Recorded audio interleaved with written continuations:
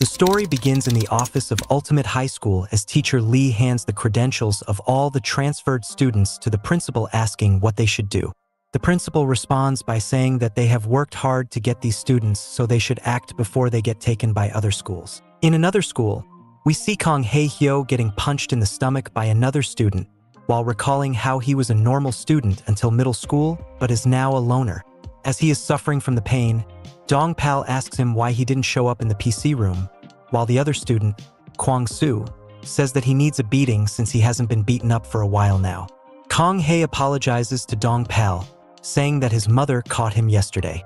Dong-pal becomes angry at him and asks him if he thinks only his mother is scary and not he. He then proceeds to grab Kong-hae's head, while saying that he does need a beating. Kong-hae asks him to forgive him this time and promises that he will show up in the evening with the money. Dong-pal ignored his pleas, and as he was about to hit up, an announcement happened calling all three of them to the school gate. Kong-hae gets relieved upon hearing this.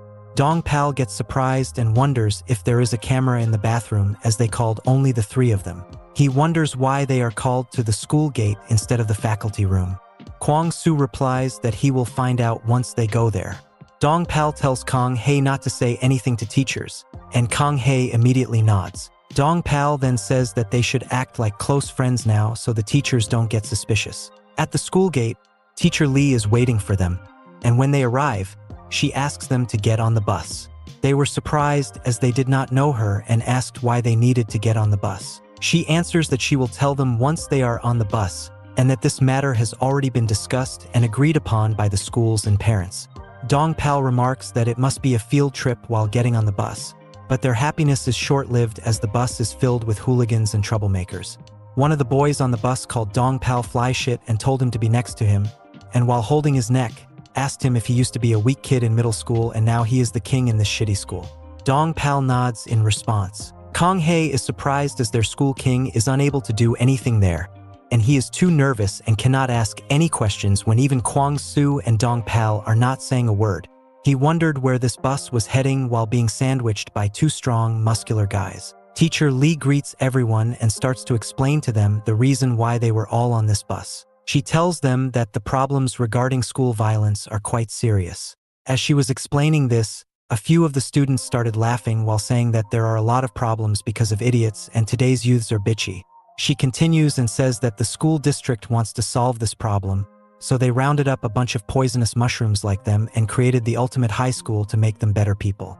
The students became angry upon hearing them call poisonous mushrooms and shouted at them why she thought they would follow this trashy work. She calmly replies yes, saying that since they got on the bus, they have no choice now. They got up from their seats and told her to move aside, saying that they would leave the school, but all of them were left shocked, as when they looked out of the window, they saw the sky, and they all shouted at once that the bus was flying.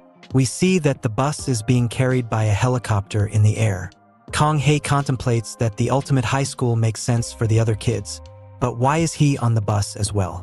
Teacher Lee thanks them for not leaving and coming here together. She then congratulates them on joining the Ultimate High School. In the sky, we see many buses like theirs being carried by helicopters heading towards an island. Upon landing on the island, as Kong-hae walked around, he bumped into a blonde guy and immediately apologized, and the blonde guy warned him to look where he was going if he did not want to get beaten up. Kong-hae nodded and apologized. He contemplates that this place is too dangerous for him and how did he ended up in such a scary place. After a while, one of the helicopters landed at the nearby cliff, and from there the principal introduced himself and welcomed them all to the Ultimate High School and congratulated them. The students started shouting at him, and there is nothing to be happy about here, and demanded that he send all of them back to their homes. He ignored their shouting and asked them if they are hungry, and then after a while tells them that if they want to eat then they should come to the school, and the helicopter flew away with this. All the students were shocked at this, and one of them started to run towards the ocean while saying that he does not care if he has to swim, he will return home at any cost, but is shocked to see a shark, and they all realize that they cannot leave here. One of them remarks that it is impossible to leave and the only way to eat is to find the school. They all started to walk through the forest while cursing. Meanwhile, Dong-pal and Kwang-soo were wondering where Kong-hae was, as they had not seen him since landing on the island. As they were talking to each other, the guy in the cap shouted, telling them to go with him. They both immediately nodded and started to run toward him. and Dong Pal cursed that he would kill Kong Hei once he saw him. Kong Hei, seeing all this unfold while hiding behind one of the bushes, lets out a sigh of relief once they leave and remarks that he should be careful not to be seen by them, as they will beat him up. He contemplates that he does not know the reason why he is here, but he has to get out of there at any cost. As he started to walk away, someone called out to him from the bushes, asking him if he had a tissue. Kong Hei replied that he did not have it and started to leave, but that person shouted at him, saying that he had seen his face already and that if he tried to leave, he would find him and kill him. Kong Hei immediately plucks a leaf and offers it to the person, who in turn shouts at him that he is trying to find a hamburger in the Stone Age. Kong Hei then offered his socks. The person yells and curses at him, saying that he is probably someone who eats from the toilet, and later Kong Hei's uniform is ripped for him. After a while, a girl walks out of the bush and thanks him. Kong Hei replies that he is happy to help. The girl then tells him that his uniform is in the bush so he can either throw it away or wear it, and she then tells him that she recommends throwing it away and then leaves. Kong Hei was left speechless on seeing a girl like this.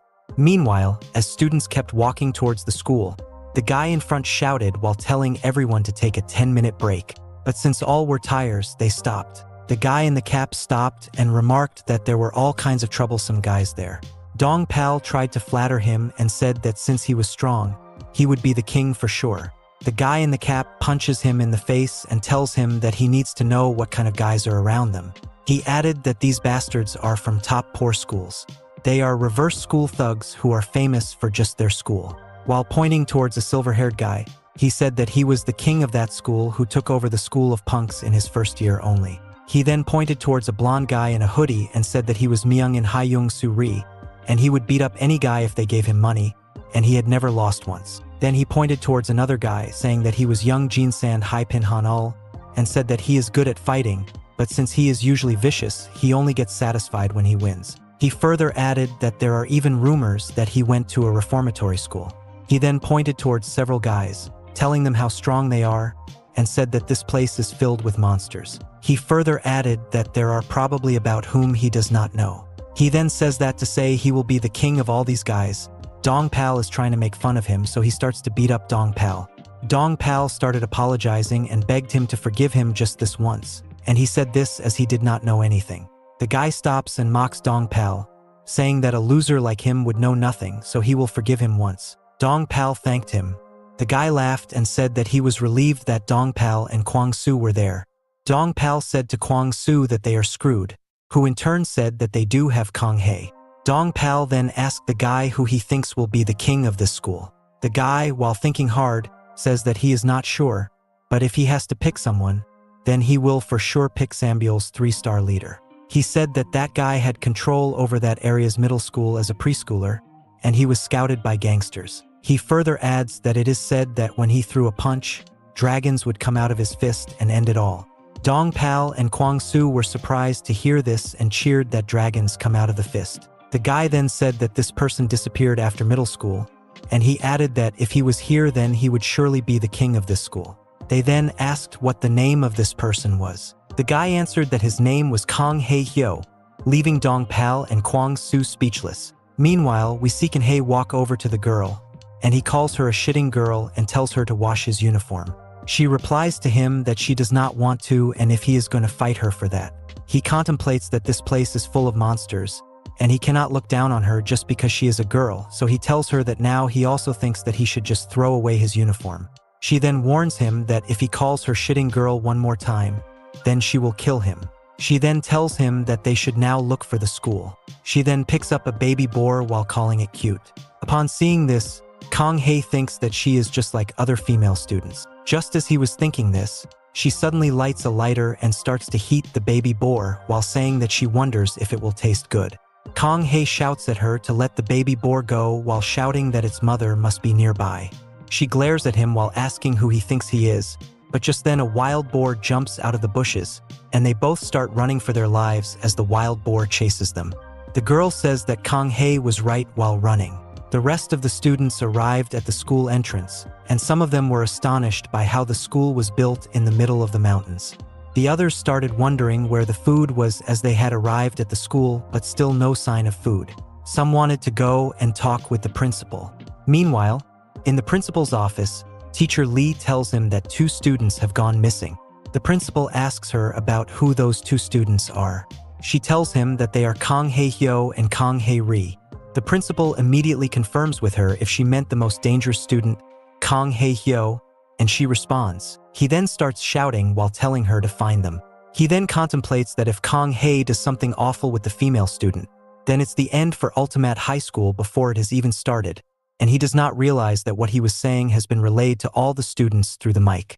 After hearing this conversation, the students started talking about it, and they were all excited after hearing Kang Hae-hyo's name. Some started saying if he was the Kang Hae who controlled the middle school in Gangbuk district, then he was the most powerful candidate for king here. The guy with Dongpal and Kwang-soo started to praise Kang Hae. He told them how awesome he was. They both were sweating. Dongpal asked Kwang-soo if surely it could not be their lackey Kang Hae, and why would the 3-star leader be their lackey. Kwang-soo mentions that he may have wanted to lead a life like a normal student, which made them both freak out. Everyone kept cheering his name. The 2 guys from the 3-star school talked with each other about it. One of them said that it was so like Kang Hae to have a flashy entrance and started to get ready to welcome him back to the 3-star school. The other mentioned that he could finally get to know why he disappeared all of a sudden. Meanwhile, in the principal's office, teacher Lee comes back with Kang Hae's dirty uniform, which had been thrown away. She tells the principal that other than this uniform with poop, she cannot find anything else. The principal responded that it would be too late even if she did find them now. He tells her that he opened this school because he wanted to give all these punks a chance by letting them know that they can be bad at studies, but that does not mean that they are useless, and he wanted to provide them with a ray of hope, but it all ends now. As they were discussing it, they heard the students cheering loudly for Kang Hae-hyo. The principal immediately jumped from his seat, cursing Kang Hae and shouting that he would kill him, but once he opened the window, he was shocked upon saying that Kang Hae-ri was supporting Kang Hae to walk as they were coming towards the school. The students were cheering loudly for his name, and Kang Hae-ri was shocked to hear that his name was Kang Hae-hyo. Kang Hae, who was almost certain that he would be an outcast here and die, was shocked to find a welcoming atmosphere for him.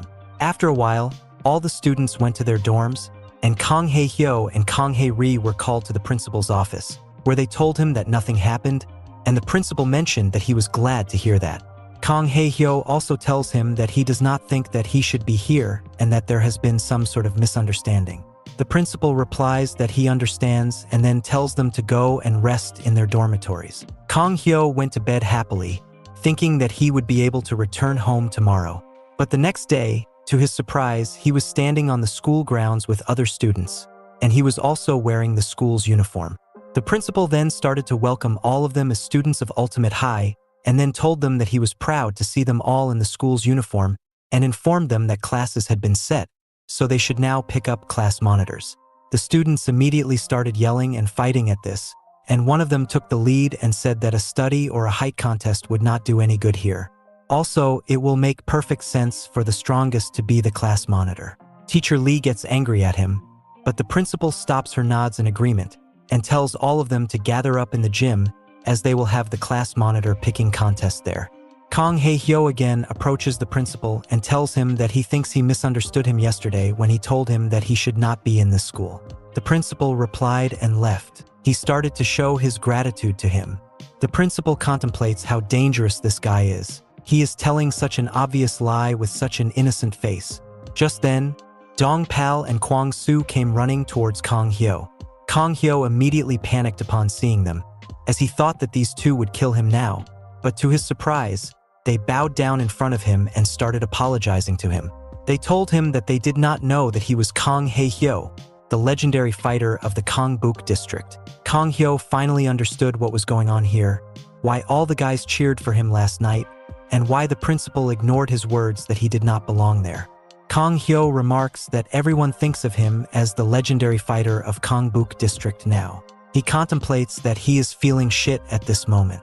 He looked at Dongpal and Kwang-soo and thought to himself that these guys only bullied him because he was weaker than them, but he then decided to have his way now that he was the legendary King Kang Hae-hyo. He bursts out laughing in front of them and tells them he cannot help now that they know his real identity. He tells them that he will not feel good even if he blends them into a smoothie and drinks them. He further adds that he will forgive them once though, as he has a kind heart. They started thanking him and promising to pay him back for everything they did wrong in the past. Kang Hyo kept laughing and told them that they would have to, and now he would make them taste hell. Dong Pal then suggested that they should now go to the gym. Kang Hyo tells him that his legs are hurting today and he is tired, so he does not feel like walking. Dong Pal and Kwang Soo immediately understood their assignment, picked him up, and started to carry him to the gym on their shoulders. Once they arrived at the gym, everyone was shocked to witness such a scene. But Kang Hyo immediately regretted his decision. He thought that he dug his own grave and started to think of some way to get out of the situation. But by then Dong Pal and Kwang Soo started shouting while telling everyone that the Class 1 monitor would be Kang Hyo, and if anyone has problems with that, then they should step forward now. The principal was joyful at this and remarked that now Nag Hyo is showing his true colors, and no matter how cheeky he tries to act, he knows that he is the best fighter in all of the schools. Kong Ri was also shocked to see this. She wondered what this idiot was doing and contemplated that he was asking for a beating.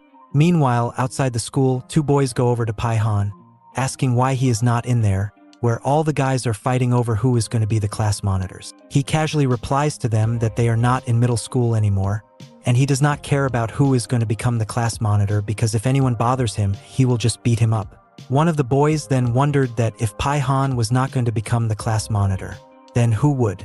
The other guy replies that maybe Kang Hyo will become the class monitor. Pihon was surprised at hearing this name, and he confirmed that they said Kang Hyo.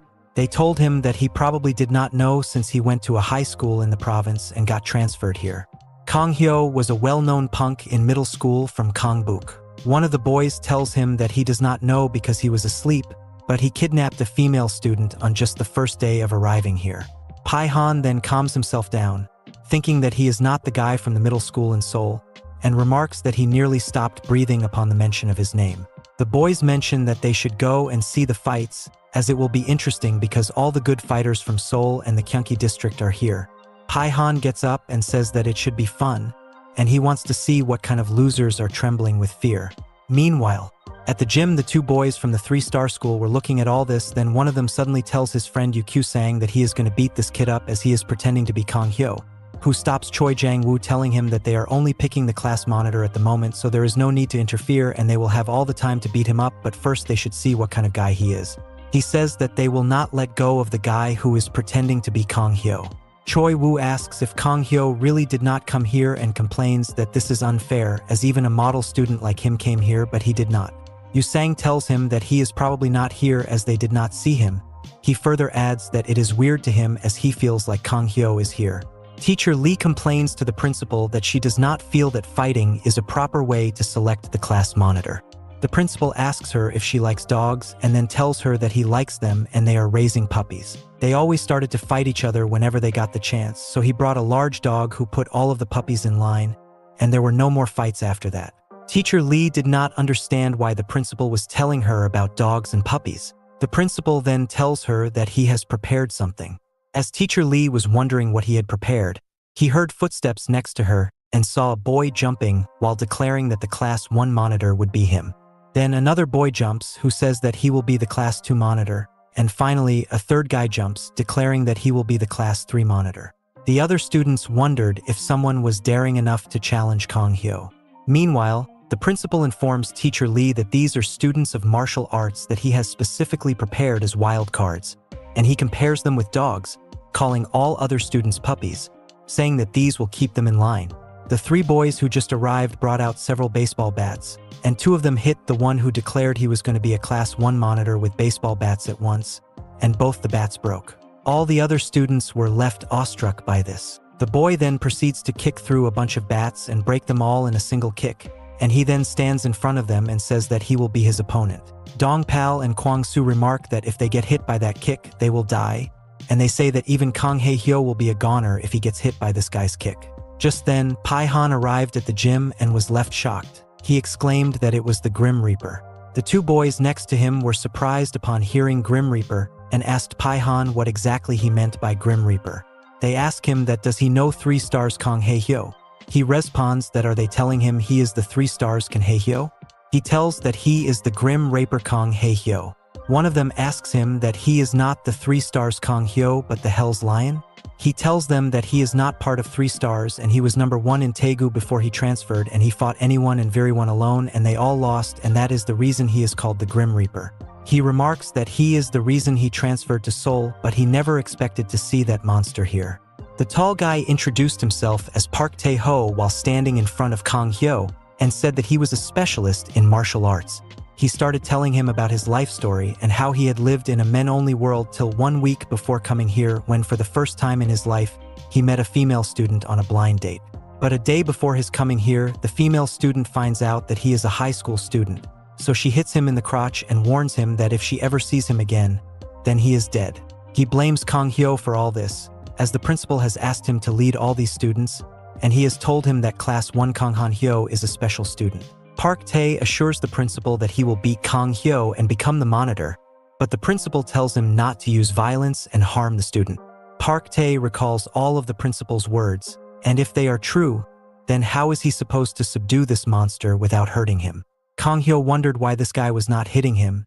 Then he thought that this guy also thought of him as 3 stars Kang Hyo, so that is why he hesitated. He then decides that he can escape this dangerous situation, and he just needs to act like 3 stars Kang Han Hyo.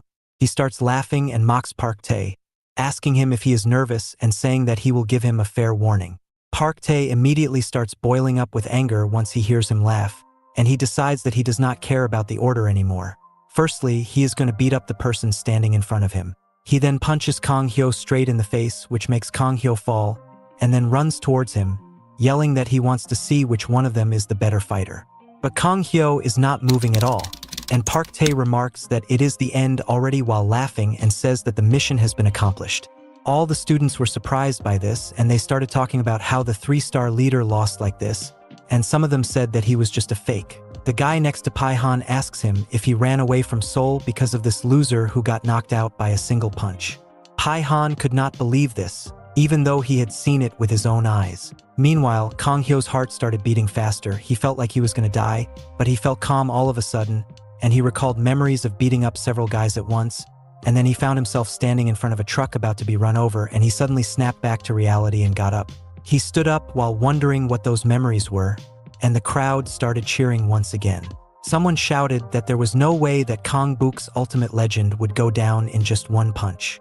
Park Tae also tells him that he was surprised, as he thought that he had passed out just from 1 punch. Kang Hyo wondered if he should be scared in this situation, but he was not.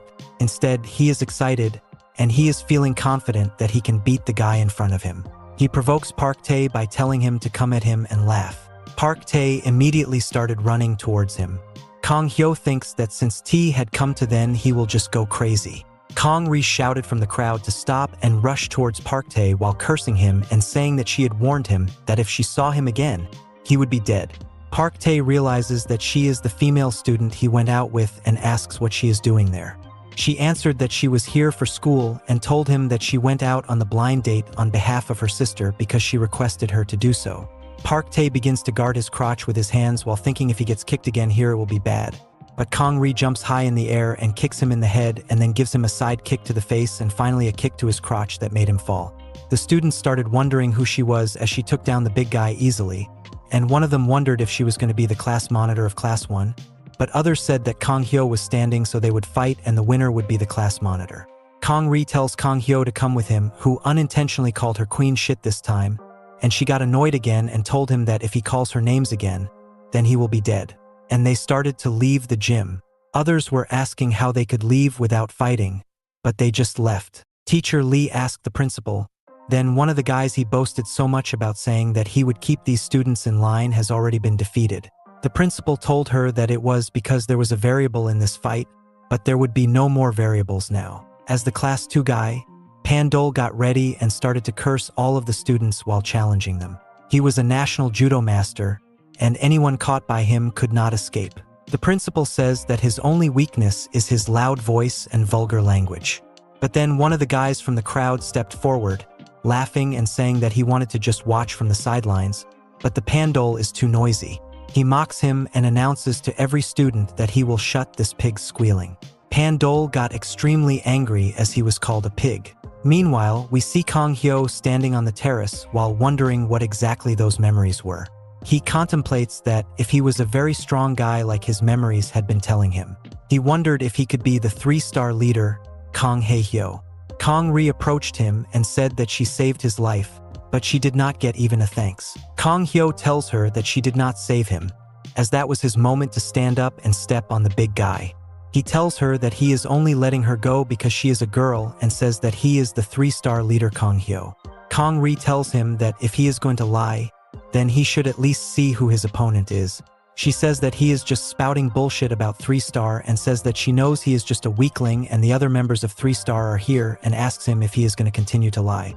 Kang Hyo apologizes to her, saying that he will not lie again, and asks her how she knows about all this. She answers that it is simple because she is 3-star leader Kang Hae-hyo. Kang Hyo was surprised at hearing this.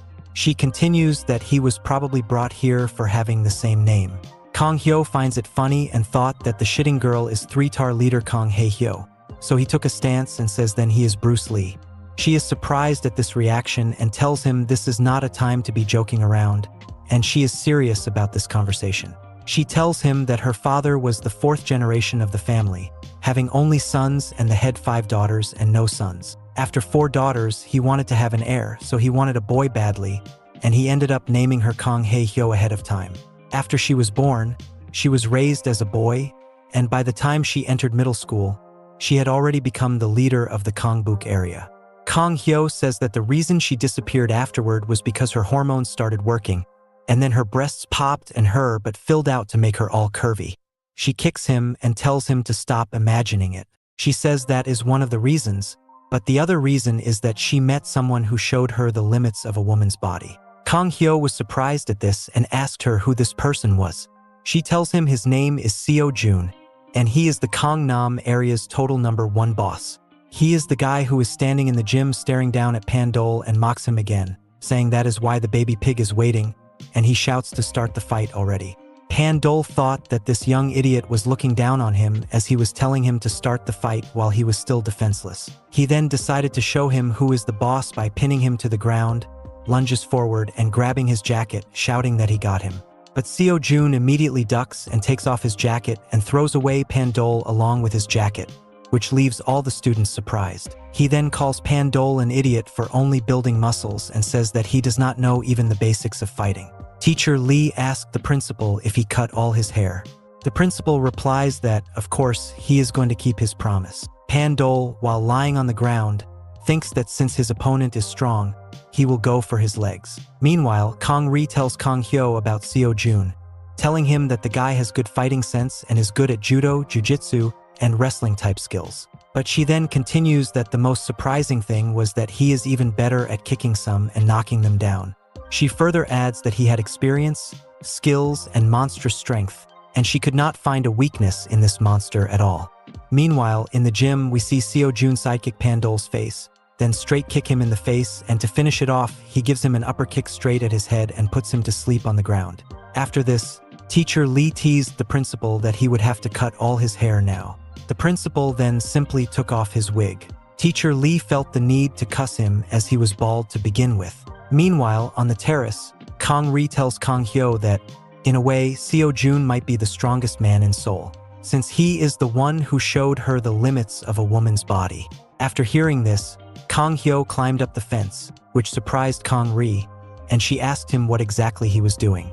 She tells him that it is dangerous there and he should come down. He tells her that in this place filled with monsters, he will just have to live with no friends and get picked on. So instead of going through all that pain, it might be better just to die now. Kang Ri calls him a loser for thinking like this and asks him if he thinks if he commits suicide then the people who did wrong with him will feel guilty. Instead, it will just make them believe that he was a loser. She then asks him to think about his parents and family. Kang Hyo asks her then what he should do in this place full of monsters. She tells him that he thinks every gangster student is a monster. They are just people like him, and she tells him that if he fights them one-on-one, then he will be able to defeat most of them. She tells him that she will teach him the technique to fight and how to defeat most of those students, so he should just get down from there. He then comes down and tells her to teach him the technique. She then tells him to go ahead and try to attack her, and she will only do defense. Kang Hyo asks her what if he hurts her. He further tells her that even if he hurts her during an attack, she cannot get mad and start hitting him back. She started laughing and asked him if he thought that he could hurt her. She tells him that there would be nothing like that, so he should hurry up and attack her. Kang Hyo then threw a punch at her, but it was so fast that she was unable to even see it. It hit her straight in the face and made blood spill out of her nose, and she fell to the ground. She was surprised as she fell to the ground and could not believe what just happened. She contemplates that she could not even see this loser's fists, and on top of that, the power of his fists is very strong. She feels embarrassed at this and gets up again and tells him to attack again. He tells her to stop, as he might really hurt her. She gets angry at this and tells him to attack. She gets ready for his punch while forming a resolve that this time she will not get hit and she will not be defeated so easily. She wondered why it was so slow this time. Maybe she just lost focus during the first hit, but out of nowhere, he kicked her in the stomach. She screamed in pain that this time it was not his fist but his kick instead. She shouts at him about why he kicked her all of a sudden. He replies that she told him to attack her and never said to use only fists. In the gym, the students were celebrating Sio Jun's victory. Some of the guys started saying that they had heard a lot about him, but now that they saw him in real life, he was even more amazing. Then Young Sang-hyun, the guy appointed by the principal to be the monitor of Class 3, took a fighting stance and told everyone that he was the leader of this class, and if anyone wanted to try to beat him, then they should come forward. Meanwhile, Teacher Lee tells the principal that the cleaver plan he thought of ended up being a failure. He replies that he knows what she means, and if Young Sang also loses, then it will be hard to control the students, and they will just have to keep an eye on them. Teacher Lee teases her that if Young Sang also loses, then his mustache should also go, and the principal agrees to it. Just then the leader of Hujin Gong Hai, Kang Chul-pan, stepped forward and called out to Young Sang, calling him a beanpole and telling him that he would be one facing him. The students were saying that beanpole must be unlucky because he was going to face Kang Chul. Young Sang was getting afraid just looking at him and was wondering how a high schooler could be this strong.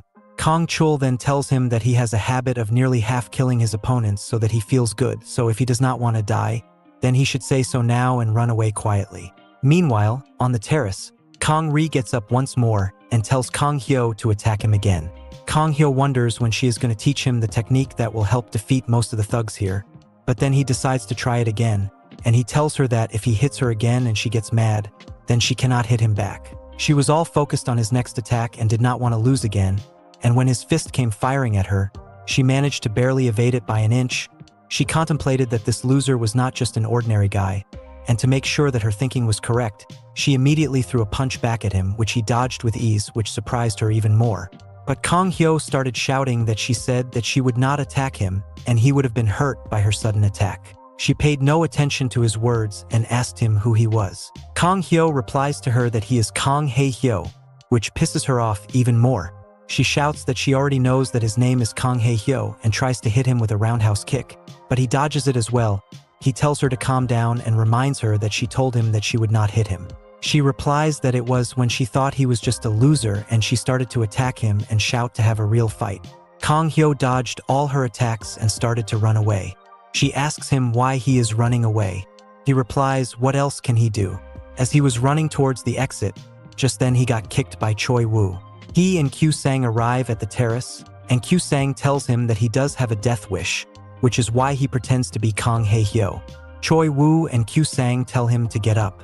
Kang Ri sees them, so she frees them and says that it has been a long time since they last met, and they came at the right time.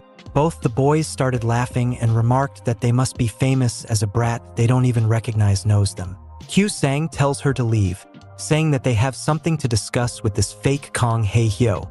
She thinks that she should just beat them up, but then realizes that they are not recognizing her because they do not know her as a girl. Just then, an idea hits her, and she decides to figure out Kang Hyo's real identity, so she tells them that before she leaves she wants to talk with him. Kyu Sang tells her to make it quick as he is getting annoyed. She then crouches to Kang Hyo and whispers in his ear, does he remember how she told him that just because they are the top dogs it does not mean they all fight well? She then proceeds to tell him that she knows these two and they are total losers and would lose to little kids in a fight.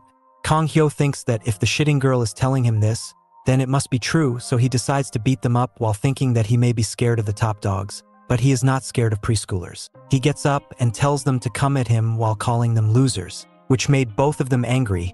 Kyu Sang immediately comes forward, saying he does want to die. Kong Ri contemplates that Kyu Sang is different from Choi Woo, as he trained in Taekwondo and is very dangerous. Kyu Sang came forward to kick Kong Hyo, and Choi Woo remarked that he had lost it again. Meanwhile, in the gym, Kong Chul tells Jung Sang that if he does not want to die, then he should just leave and he is giving him a chance to live. Jung Sang thinks that this guy looks even stronger than Class 1 and 2 monitors, and he thinks that he cannot win even if he gives in everything he has. But he cannot back down now as it will hurt his pride, so he tells him to come at him. Kong Chul, while clenching his fists, says that it cannot be helped if he does not want to live. Jung Sang thinks to himself that if he gets hit by that fist, then he will die. But then Kong Chul tells him that they should arm wrestle like men to determine who is going to become the monitor. Jung Sang was shocked at this and thought that he might not know how to fight, so he decided to take his chance and mock him, calling him a pussycat and saying that he does now know how to fight and he just looks big and strong. Kong Chul got angry at this and immediately lunged at Jung Sang while shouting that he tried to be nice to him as he looked like a wimp, but it seemed that he just wanted to die. Meanwhile, on the terrace, Kong Ri thought to herself that it had been a while since he last saw Kyu Sang's 4 consecutive kicks and remarked that average punks get knocked out at 2. But what will Kong Hyo do? To her surprise, Kong Hyo avoided the first kick by bending down, but she remarks that bending down was a mistake as Kyu Sang's second kick was a low kick right away. To her surprise, Kong Hyo managed to dodge that by moving backward and sideways. She remarks that he is not an ordinary guy, but she thinks that there is no way he can avoid the third kick as well. Kong Hyo avoided it as well, and she immediately panicked and decides that she needs to stop them now as Kyu Sang's last kick was a back kick, and if you get hit by it spot on then it will hurt like crazy, but all their surprises he managed to dodge it easily as well. But just then Kyu Sang sent a 5th kick as well. Kong Ri was shocked at this and remarks that this punk got stronger since last time they met, and Kyu Sang told Kong Hyo that he is a goner, and Choi Woo cheered Kyu Sang, telling that he was finally able to succeed in the 5th kick, but Kong Hyo easily blocked it through his guard, and they immediately punched Kyu Sang in the abdomen, which makes Kong Ri scream that this guy is a monster. Meanwhile, in the gym, Jung Sang noticed that Kong Chul's attack was way too slow. Jung Sho easily hit his vital spots in that time and knocked him out, and he realized that this guy only had a big body and strength and nothing else. The principal became happy about his victory, and teacher Lee remarked that there was nothing to boast about as they were making students fight each other. Jung Sang then took a fighting stance and announced that he would be the Class 3 monitor. The boy who was just calling him Beanhead now started to praise him and say that stance looked like a high-level martial artist stance and how he easily beat Kong Chul. But Jung Sung Ri was just laughing at it and remarks that Kong Chul would have been an even weaker bastard if he did not have his large body and strength, and he knows this as he fought and defeated him because he used to be a contracted part-time fighter. The boys next to him told him that it would be great to become a class monitor as they needed marks to get out of this school, and it would be easier to get them if they became class monitors. Upon hearing this, he declares that fine, then he will become the monitor of Class 3. While on the terrace, upon witnessing Kyu Sang get defeated at the hands of Kong Hyo, Choi Woo immediately rushes towards him while saying that he will see the end of him. Kong Hyo mocks him by saying that here comes the loser number 2, and he throws a punch at him, but Choi Woo dodges it and grabs Kong Hyo by the waist. Kong Ri remarks that Choi Woo is an expert in ground fighting, and he has conquered every ground fighting technique used in UFC, such as wrestling and judo jiu-jitsu. She remarks that Kong Hyo got way too confident after defeating Kyu Sang, and he let himself easily get caught by Choi Woo. If he manages to throw him, then it will be over. We see that Choi Woo is pushing Kong Hyo to the ground, which makes Kong Ri remark that it is over as he is falling, but Kong Hae Hyo balances himself on the ankle of one of his legs, picks up Choi Woo, and throws him away. Kong Ri was left speechless as she saw him flip Choi Woo from that position, and she again declared that Kong Hae Hyo was really a monster. After all the dust settles, we can see that both Kyu Sang and Choi Woo are lying knocked out on the ground, and Kong Hyo thanks Kong Ri, saying that now he knows that their scrubs are even here. She was left shocked as to how a nobody like him could be this strong. She goes up to him, grabs his collar, and asks just who the hell is he. Kong Hyo gets confused and asks her why she keeps asking who he is. She asks why someone like him keeps acting weak and fragile, and now that she is so close to him and looks at him, she notices that he has a fierce gaze. Kong Hyo simply said that he was weak, which made Kong Ri lose her brain. Meanwhile, in the gym, Jung Sung asks Sung Ri why he wants to fight him even after witnessing how he defeated Kang Chul, and tells him that his courage will only get him hurt. Sung Ri tells him that he already knows that Kang Chul is a weak bastard and tells him that his fighting style is too erratic and full of openings. Jung Sung starts attacking him, but Sung Ri dodges all his attacks effortlessly. Jung Sung still tells him that he cannot even hit him back as he can only dodge his attacks. Witnessing this, Teacher Lee asks the principal if the bet about saving his mustache is still on. The principal laughs and says that it will not happen, but if he loses, then of course. Just then, Sung Ri landed a punch at Jung Sung's opponent, while telling him that he already told him that his fighting style was full of openings, and he landed another punch at his face and knocked him out. Sio Jun remarks that this hired fighter Sung Ri is not bad, and the principal immediately tells Teacher Lee what he meant. If Jung Sung loses this time, then of course he will not shave his mustache. Teacher Lee curses him in her mind. Meanwhile, on the terrace, Kyu Sang and Choi Woo got up again and got ready to attack him at once. Seeing this, Kang Hyo asks Kang Ri what he should do now, and even though they are scrubs, there are still two of them. Kang Ri gets annoyed at him for acting all weak again, but then steps forward and tells Choi Woo and Kyu Sang to stop and asks them when they started ganging up on one guy and if they should accept their defeat like men. They called her bitch and asked her why she was still here. She then calls them morons and asks them if they still haven't realized who they are talking to. She tells them that she is the friend they spoke of. She is Kang Hae-hyo. Meanwhile, Kang Hyo backs away a little bit, feeling relieved that she saved him. Upon hearing these words, Choi and Kyu Sang get mad and tell them that they should get her as well, and now she is also pretending to be Kang Hae-hyo. She easily grabbed Kyu Sang's kick, and while asking if he still had the birthmark on his ass, she threw him away. Then she jumped and avoided getting caught by Choi Woo and stepped on his head while telling him that he had still not taken care of it. They both felt really embarrassed at it, but then Kyu Sang stopped and told Choi Woo to look at that girl closely and remarked that the hair had been dyed and her style had been changed. The eyebrows have been trimmed, eyelashes have been added, and she got double eye surgery and finally the style of makeup. They both get shocked to death and scream now that she is their Hae-hyo. Choi Woo once again asked if she really was Hae-hyo. Kyu Sang told him that he had already told him earlier that he felt Hae-hyo was here. Kang Ri then apologizes to them for disappearing out of nowhere and says that they could understand it as there was a situation. Choi Woo replied that they did understand and asked that they did not know that he liked to dress up as a girl, and then he pointed towards her breasts. What did he put up there? And asked if he could touch them. Kang Ri got annoyed at this and shouted at them as if she would let them touch her chest and tell them that she was a girl. Kyu Sang then recalls that she had never once gone with them to showers or pools. Choi Woo further adds that the one time they managed to get her there, she sneaked away without going in the pool with them. He then panicked and shouted that it meant she had seen their naked bodies, and tells her that it is sexual assault. She then says that this is the reason she did not say anything to them back then, as they would not have thought of her as a friend if they knew she was a girl, and then begins to tease them by saying that as she recalls back then, both of them immediately shut her down, saying she does not need to recall anything. They then ask her about other Kang Hae-hyo and add that he can fight well. She then asked him to stop pretending to be weak and come forward, but to her surprise, he had already run away, and they noticed that there was a door on that side as well. She then shouts at them to go and find him, and it is their fault that he ran away, as they are the ones who interfered, and they all immediately went out to go find them. As Kang Hyo was walking, he got kicked in the back by Dong Pal, and Kwon Soo asked him how dare he lie to them and pretended to be Kang Hae-hyo. The blonde guy in the hat then came forward and told Kang Hyo that he would be their delivery boy from now onwards, but Kang Hyo told him that he would not be their delivery boy. Upon hearing this, Dong Pan came in front of him and punched him while telling him to close his eyes. Just then, Pihon arrived there along with his minions, who were asking if that weakling was really the reason he transferred schools, and he called him the Angel of Death. Pihon shuts them up and says that he only got knocked out because of the cheap, and the likelihood of him getting knocked out again is the same as him winning the lottery. One of the guys then tells him that his so-called Angel of Death is getting beaten up there while pointing over in their direction. As Kang Hyo was getting beat up by Dong Pal, Pihon suddenly came running in front of him, punched him in the stomach, and sent him flying towards a wall. His minions called out the blonde hat guy Ma Chun Nam and said that he is still lording over worthless shits, and then told him and his minion to get out of there quietly as Pihon got some business with Kang Hyo. They immediately nodded and wondered how Pihon knew this weakling.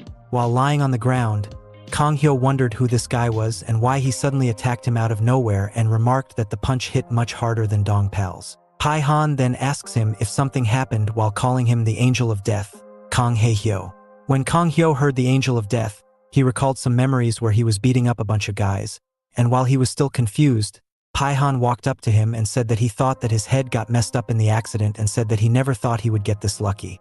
Kang Hyo thinks to himself that he remembers beating this guy's ass before, and he starts to speak that he thinks that he is, and just as he was about to finish his sentence, Pihon kicks him in the face while telling him that is right, he is Pihon. Pihon continues the beatdown of Kang Hae Hyo. He repeatedly keeps kicking him in the face, while Kang Hyo still wonders just what was his deal with this guy, and recalls that he surely must have beaten up this guy at some point. As the persistent beatdown continues, Kang Hyo tells Pihon that he can only hold back for so long, and says that he might start responding if Pihon keeps beating him up this way. This makes everyone wonder that maybe Kang Hyo wasn't as much of a coward as they had thought. However, this sudden response pisses off Pihon even more, as he walks up to Kang Hyo and starts hitting him with relentless kicks to the head. Kang Hyo tries to cover himself, however the kicks are raining down on him at a rapid rate.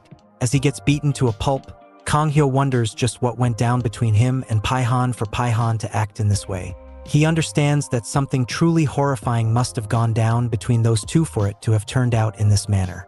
As he tries to cover himself, Kang Hyo sees the area that they are in properly, and this triggers a memory inside of him, the memory of Pihon once coming to this exact place with him in this exact place. Kang Hyo makes fun of Pihon, saying that he must be really a huge coward for him to have brought so many people to beat up Kang Hyo.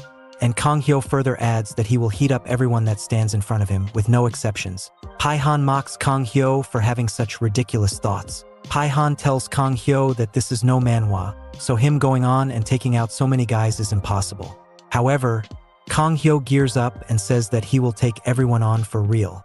This surprises Pihon, as he wonders if Kang Hyo is really brave enough to pull off a one versus all type of fight. However, just at that very moment, the fight begins and Kang Hyo makes a run for it. Pihon understands just how brave he is by this, and everyone chases after Kang Hyo, asking him about what really happened to him. Why did he say that he will beat up everyone, and now that he has said it, how is he going to do it by running away? However, Kang Hyo tells Pihon that he will be back and he will be the one that will take him out for good.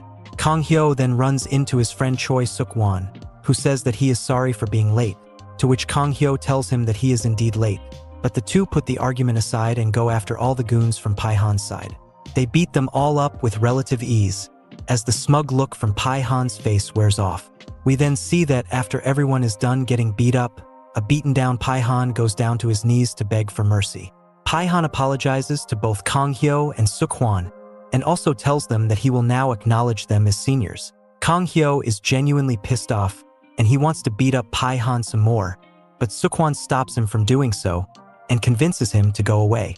Choi Suk-won then tells Pihon that they're the same age, and even went to the same elementary school as kids, so he doesn't need to respect them as seniors. They can just be friends. We then get to know that Suk-won, Pihon, and Kang Hyo become great friends and form a powerful trio of their own. However, this wasn't sitting well with Pihon, as one day, Pihon and Suk-won were waiting for Kang Hyo, wondering why he hadn't arrived yet even though he told them that he was coming an hour ago.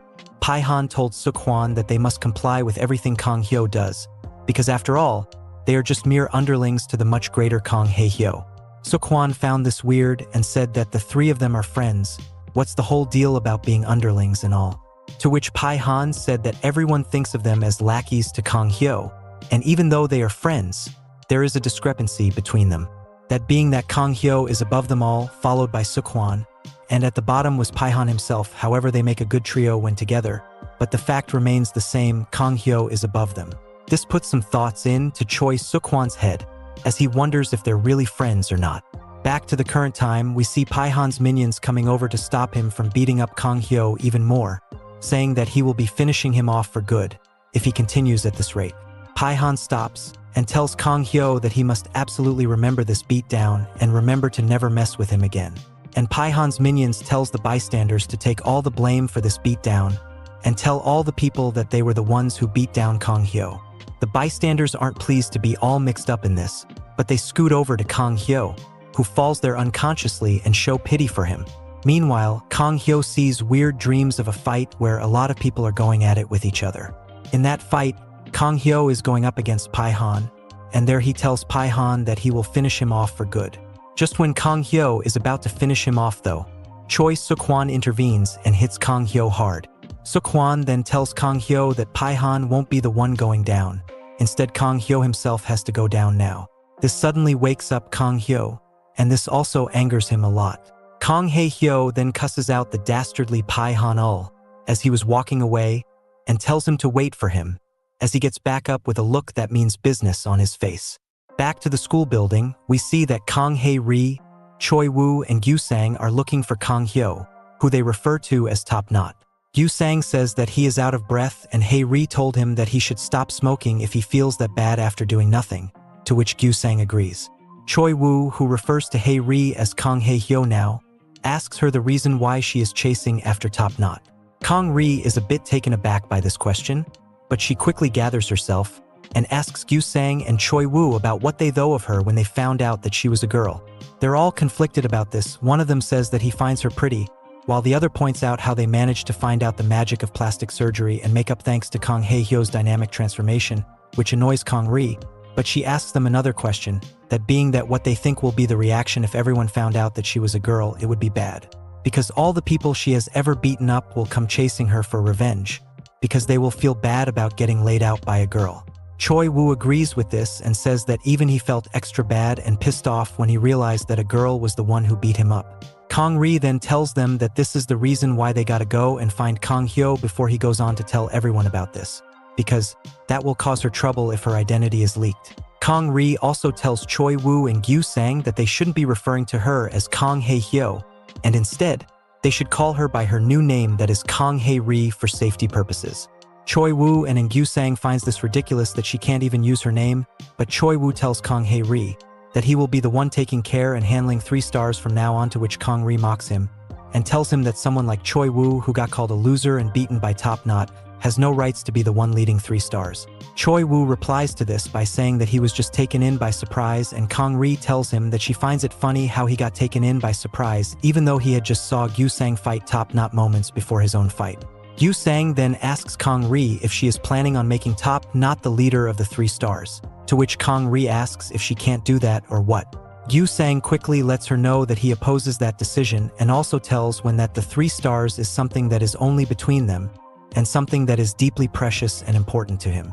Choi Woo also joins in and agrees, and they both put forward the thought that they'd much rather have her, a girl, as the leader of the 3 stars over a fake guy who doesn't have anything to do with this. After all, male or female, she is still Kang Hae-hyo, and she can really beat up anyone on her path, so who really cares? Kang Ri doesn't quite know what to say about this, but she figures something out and decides to tell them about it. As she is about to tell the real reason why she doesn't want to out herself as Kang Hae-hyo, a purple-haired girl named Sanga interferes. The girl comes out and tells Kang Ri that she is impressed that she has 2 guys around her despite being a tomboy, which gets on Kang Ri's nerves. However, Choi Woo and Gyu-sang are pleased by seeing her, as she is very pretty. Sanga then introduces her boyfriend, Sio Jun, to Kang Ri. Seeing Sio Jun pisses Kang Ri off. Back to the fight, we see that Pihon turns back around to see that it was Kang Hyo who had called him out, and he also sees that Kang Hyo is back up on his feet. Pihon then says to Kang Hyo if he wants to lose his life because it's not going to go down well for him, and that he will beat him into oblivion now. Kang Hyo got his mojo back, so he also talks back with equal confidence and anger, replying that he will be the one doing the beating up from now onwards. This pisses off Pihon, and we see that Kwang-soo and Dongpal are worried about the stuff that Kang Hyo is spouting out. Dongpal asks Kang Hyo if he is crazy, and that there is no way he will be able to take on Pihon, and that if he wants to do so, he should do it by himself. Kwang-soo also tells Kang Hyo that he should do stuff on his own and not get them dragged into his mess. Kang Hyo replies to them by saying that he doesn't have time to mess with such sorry and vile people such as Kwang-soo and Dongpal, so they should just get the heck out of his way. Kwang-soo and Dongpal realize what Kang Hyo had just called them, and this pisses them off, so they decide to attack Kang Hyo simultaneously and guarantee it that he can't make it to Pihon. As the duo are about to punch Kang Hyo, what strikes them is so quick that they can't even see it, but they sure as heck just felt it. They went down from being attacked by Kang Hyo, however, it was too quick for them to even see it. This shocks Pihon and his men too, but Pihon quickly recovers, tells his men to go and take out Kang Hyo. As his men go to take out Kang Hyo, Pihon feels quite secured, knowing that this Kang Hae Hyo isn't the Kang Hae Hyo of the past, and that he has been severely nerfed after his accident, so he doesn't need to be afraid of him. However, what happens next is shocking, as the first guy that approached Kang Hyo gets a punch from the man that knocks him out. The second guy sees this, but he knows that Kang Hyo is in a vulnerable position from the follow-through of the punch. However, Kang Hyo leans into it and performs a front hand spring to hit a kick to the other lackey, taking him out for good. This leaves Pihon flabbergasted, as he realizes that nothing has changed, and that Kang Hyo is just as scary as he always has been. Kang Hyo also realizes that Kang Hyo wasn't pretending to be weak because he got injured by his accident. It was because he really had amnesia. Just at that moment, Kang Hae Hyo delivers a solid cross punch to Pihon, which he manages to block, but the sheer impact of the punch is so much that Pihon is sent flipping back. However, the punch didn't really break through Pihon's block, so Pihon feels comfortable because unlike last time, he can keep up with the tempo of Kang Hyo to actually block the punch, and also states that he isn't the same guy from before, and that he can hold his own against Kang Hyo. Kang Hae Hyo scoffs at Pihon's false sense of hope, and tells him that he didn't even intend to hit him hard, and that he did what he did on purpose. Pihon doesn't quite understand what Kang Hyo meant, but he then checks his surroundings to understand that Kang Hyo had purposefully punched him like that to push him against the wall, and realizes that now he has nowhere to go as the dangerous angel of death Kang Hae Hyo approaches to hit him.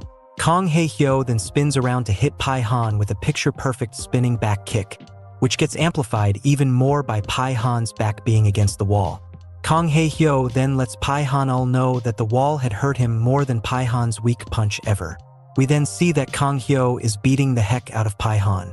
He starts kicking Pihon in the face just like Pihon had kicked him in the face, and he keeps counting the blows while he is doing so. Pihon can't really handle the beatdown anymore and decides that if he has to go down, he might as well go down swinging, and that's why Pihon tries to break free from the wall and goes ahead in hopes of landing a takedown on Kang Hyo, from where he would be able to control the fight. However, Kang Hyo is an expert at combat, so he sees this coming and counters the takedown attempt from Pihon by landing a vicious knee strike to the face, which knocks out the lights from Pihon. Kang Hyo says that it is all good because he wanted to hit a knee strike to Pihon to even them out. We then see that Pihon's lackeys are back up from the beatdown, and they tell Kang Hyo that he has to pay for what he did to them and Pihon. However, instead of taking Kang Hyo on, they run away, citing that they are going to find more people for reinforcements. This leaves Pihon alone with the monster that is Kang Hyo, and he can't believe that his lackeys left him alone, high and dry with Kang Hyo. Kwang Soo and Dongpal are also shocked seeing this monstrous version of the Kang Hyo they used as a minion. Meanwhile, back at the school, we see that Gyu Sang and Choi Woo are shocked to know that Sio Jun, the top fighter from Gangnam, is standing in front of them. Sio Jun tells Kang Hae Ri that he would like to get along with her, because he has heard stuff about her from his girlfriend Sanga. Sanga tells Sio Jun to drop the nice guy act, and tells him to go along with the original mission, which was for him to beat him Sanga. Sio Jun tells Sang-ha that he doesn't feel right about hitting girls, so he doesn't want to do it, to which Sang-ha tells Sio Jun to find people who would come and beat her up from them. This angers Choi Woo and Gyu Sang, who call Sang-ha names despite her being pretty, and asks Sio Jun and Sang-ha if they know who they are talking about. This pisses off Sio Jun, who tells both Choi Woo and Gyu Sang that they made a mistake by calling his girlfriend names, and that he might as well beat them up instead of Kang Ri. Choi Woo and Gyu Sang are also fired up. However, Kang Ri intervenes and tells Choi Woo and Gyu Sang to back off, and she starts talking to Sio Jun herself.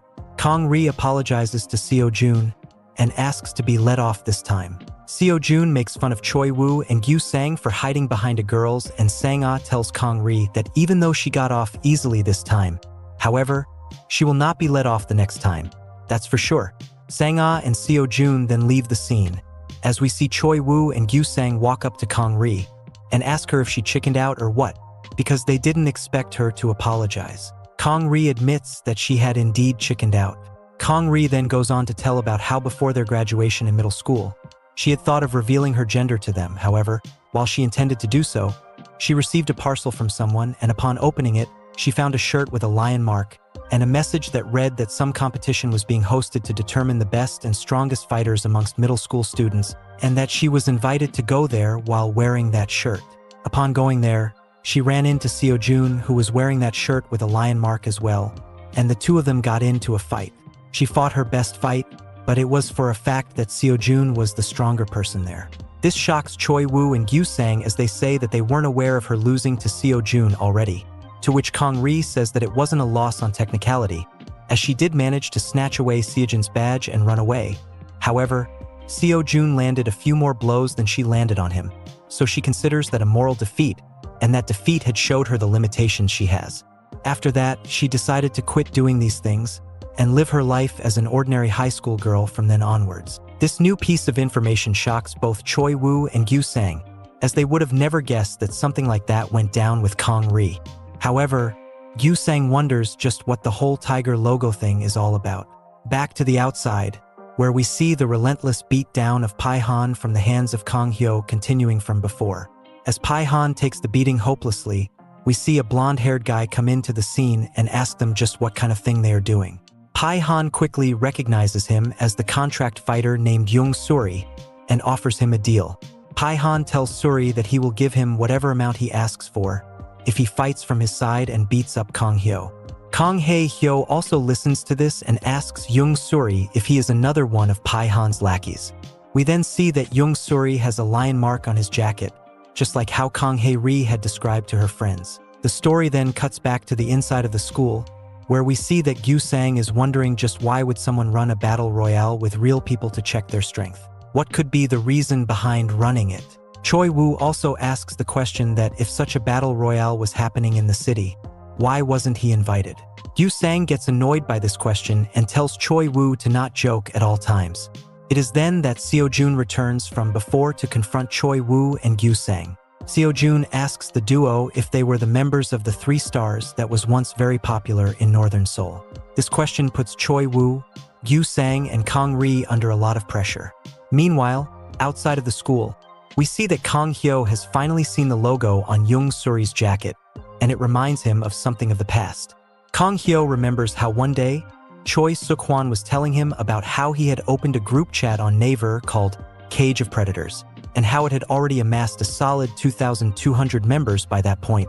Choi Suk-hwan went on about how the group is cool, but everyone in the group pretends as if they were the strongest and most skilled fighters in the world, and jokes about how if that were to be true, then their country would be dominating the UFC and other combat sports promotions. Kong Hyo then suggested to Suk-hwan that he should just open an invitational battle royale-esque tournament to actually make the people fight, and to see if they're really as good as they say they are.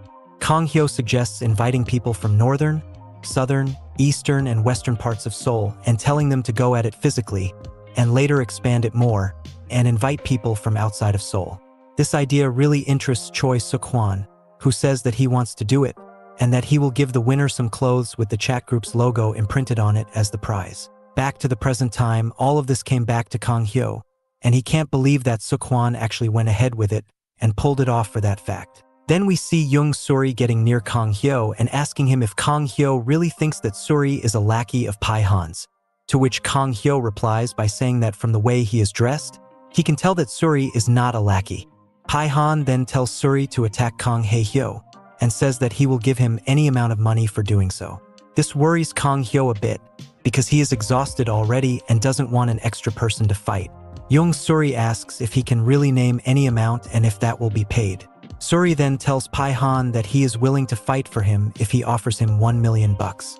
This bamboozles Pihon, as he tells Young Suri that it is a ridiculous amount and tells him to be serious about it. Suri says that he should probably retire the contract worker moniker and says that he has stuff to attend to, so he can't fight for Pihon.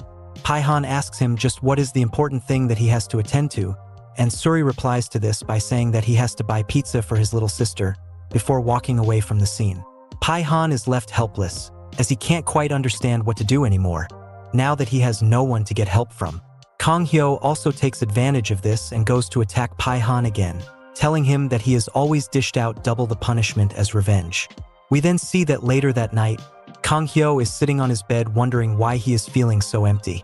Kong Hyo says that beating up Pihon was supposed to feel good, so why is it hurting him so much? We then see that earlier on, Kang Hae-hyo beat down Pihon to a pulp, and to the point that he was basically a sitting duck waiting to be hunted. Kang Hyo then told Pihon that he can apologize, and then Kang Hyo will stop the beatdown because after all, they were once friends and Kang Hyo will respect that. Pihon, despite being beaten up, is still defiant. He yells out that he will never apologize to Kang Hyo, and tells him that he might have thought of Pihon as a friend, but Pihon didn't reciprocate that feeling, because to him, Kang Hyo was a monster. Pihon told him that Sukwan turned on Kang Hyo, not because Pihon got in his ears, but because he was tired of Kang Hyo's antics. He says that Kang Hyo must now know that being a lackey feels very bad, because of how he spent his days after amnesia. However, Kang Hyo isn't much different himself. He is just as much of a tyrant as the ones who bullied him. And this is why Kang Hyo is very sad. He understands that there might be truth to what Pihon said, and wonders if he really was as bad as the people who bullied him, and wonders if that's why things went sour with Choi Sukwan. It is then that Choi Woo suddenly enters Kang Hyo's room and starts behaving with him all politely.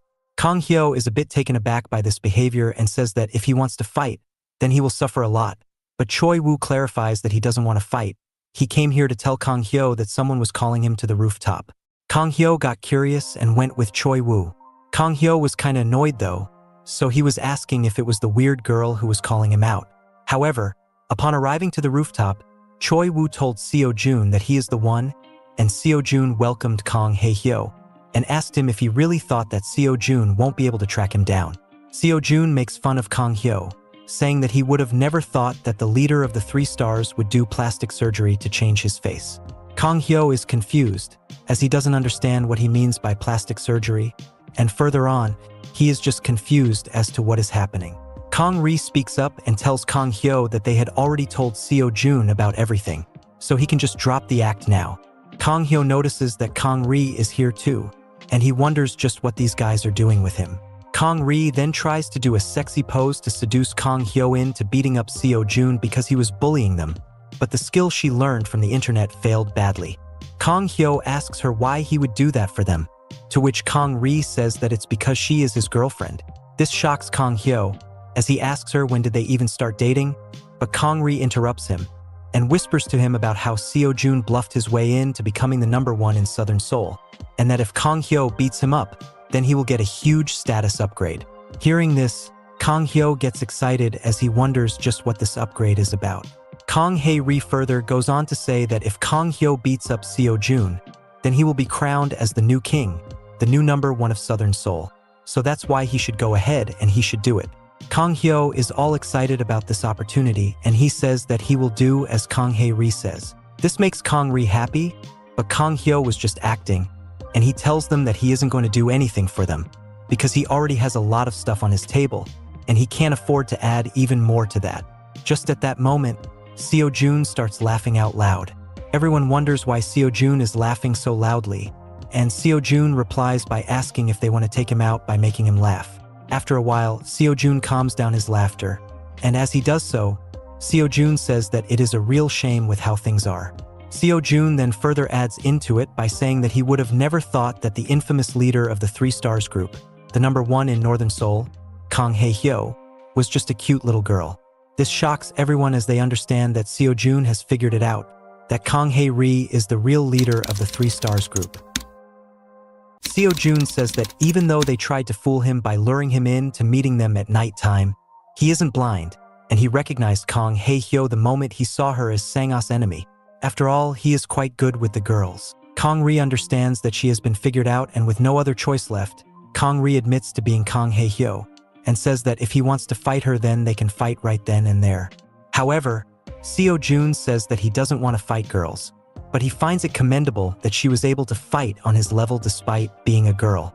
Sio Jun then says that despite all of that, Kang Ri's life isn't going to be easy, because she and her friends now need to serve as Sio Jun's lackeys. The thought of that annoys Kang Ri, and she wonders how she should get out of this. Right then, Kang Hyo starts talking and tells Sio Jun if he ever thought of this situation from the point of view of the one getting bullied. They probably want to finish off the bully in one go, because the bullies have well and truly ruined their lives. After hearing this, everyone is left speechless, as what Kang Hyo said hits home.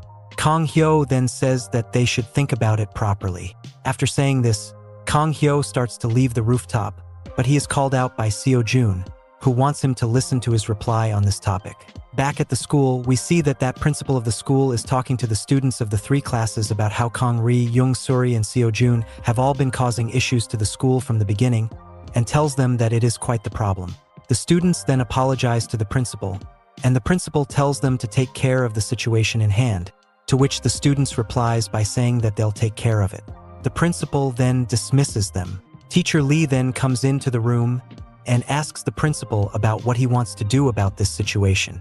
The principal says that they should focus on using the negative energy the students have and convert it into energy for self-betterment. The teacher says that these students don't really have a goal in their life, so they create problems and have unreal goals of making it to top college.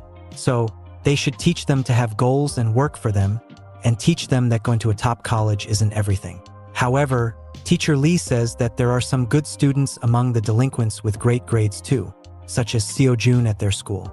Back at the rooftop, we see that Sio Jun is telling Kong Hyo how he is not one of those stupid weaklings who care about others, and goes on to attack Kong Hyo with a massive haymaker, which he manages to dodge.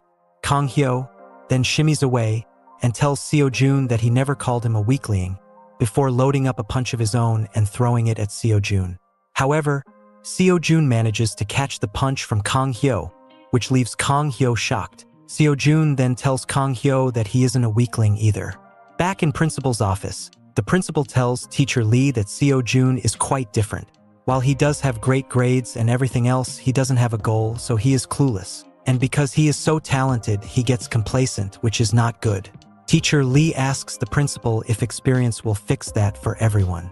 The principal says that that's what they will try to do, before correcting himself and saying that they will have to make it happen, because he wants his students to be prepared for the new students that are going to come from Outer Seoul in a month. We then see the picture of someone who is going to transfer into the school, and that someone is none other than Kang Hae-hyo and Pihon's friend from the past, Choi Soo-kwon. Back to the fight, we see that Sio Jun has Kong Hyo's punch caught up, and Kong Hyo tells Sio Jun that he doesn't want to fight him as he has a lot of stuff going on for him and he needs to focus on that, so he doesn't want to fight with him. Sio Jun says that Kong Hyo isn't as weak as he thought. However, he thinks that whatever Kong Hyo said about thinking about the weak ones is all crap, because in a world where only the strongest and fittest survive, it is only fair that the losers are treated the way they are. Saying this, Sio Jun tries to throw a punch at Kong Hyo.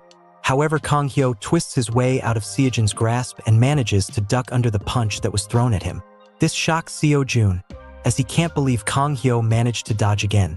Kong Hyo finds a perfect opening to land a hook to the midsection of Sio Jun. However, as he is about to commit to the punch, he remembers what Pihon told him about Kong Hyo being just as bad as the oppressors he hates, and that moment of hesitation is that's needed for Sio Jun to deliver a counter right to the chin of Kong Hyo, which knocks him down. Sio Jun then says that he thought that he had almost met his match today, and was going down. However, it turns out that no one is nearly as good as him, and everyone is a loser compared to him. Later that night, we see that Kong Hyo is lying down on his bed, with blood still dripping from his mouth thanks to the hit from Sio Jun earlier. While he lies down on his bed, Kong Hyo thinks about what just happened, and understands that the words of Pihon did leave a huge mark on him, as he can't even fight normally anymore thanks to that.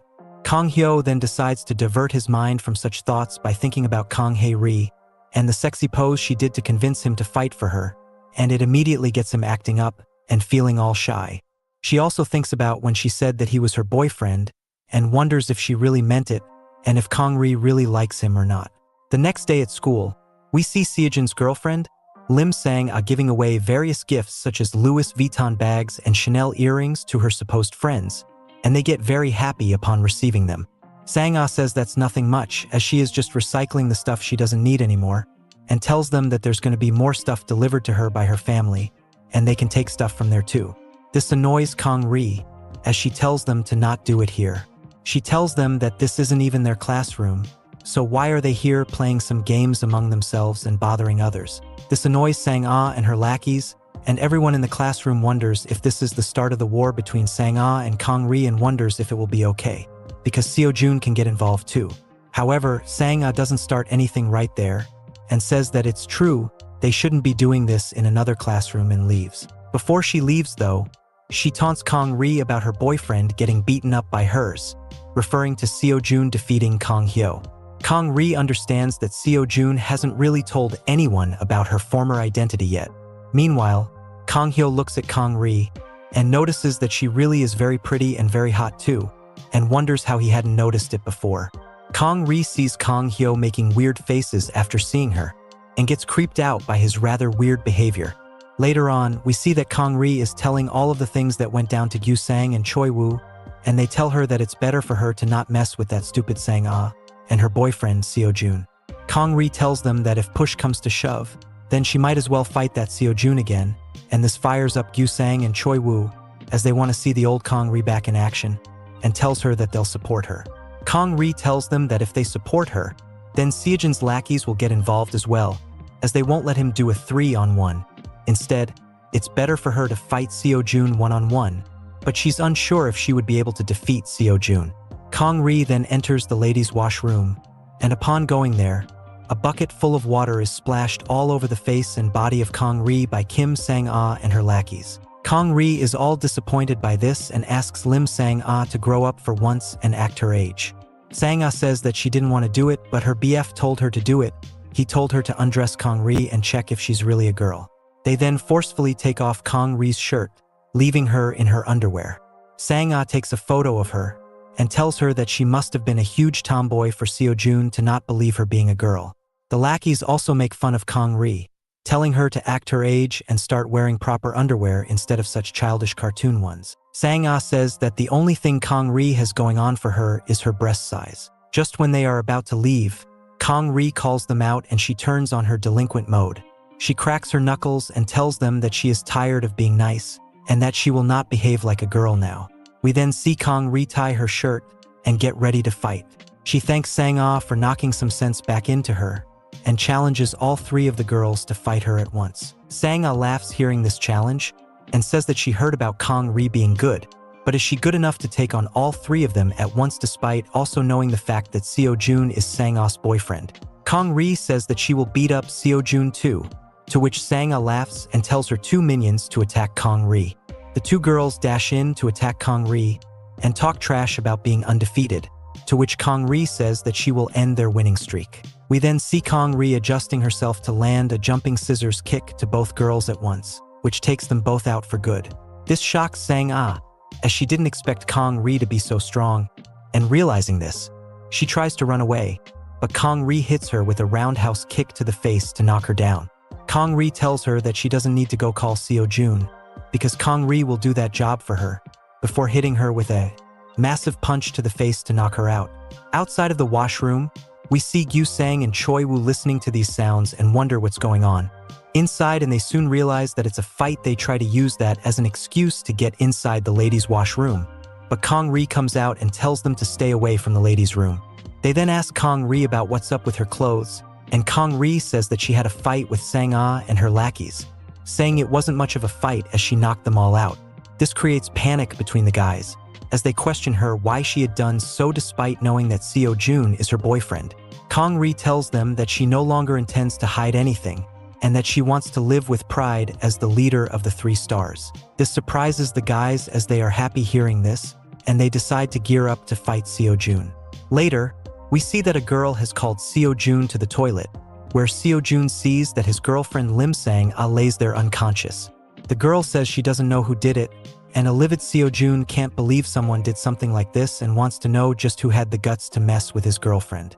Right then, he finds Sang-ah's phone lying around, which he picks up and sees that there are pictures of Kang Hae Ri in her underwear on that phone. Seeing this, Sio Jun laughs out in anger, as he realizes that it was Kang Ri who did it, and he vows to make her pay for it. He then orders his lackeys to go around and find Kang Ri and drag her to the rooftop. However, to his surprise, Kang Ri was already there and she hits him with a flying back kick. Sio Jun blocks it with his hands, but manages to feel the force of the kick on him. Kang Ri says that she came back to delete her pics from this phone, but she's glad that she found Sio Jun because she wants to beat him up. Sio Jun tells her that he won't be going easy on her just because she's a girl, and Kang Ri also replies by saying pretty much the same thing, with her saying that she won't be going easy on Sio Jun because he is a guy. Later, we see that this news was spread around everywhere in the school, and even in Kang Hyo's class, where a guy came in to report that the representatives for Class 1 and Class 2 are going at it on the rooftop.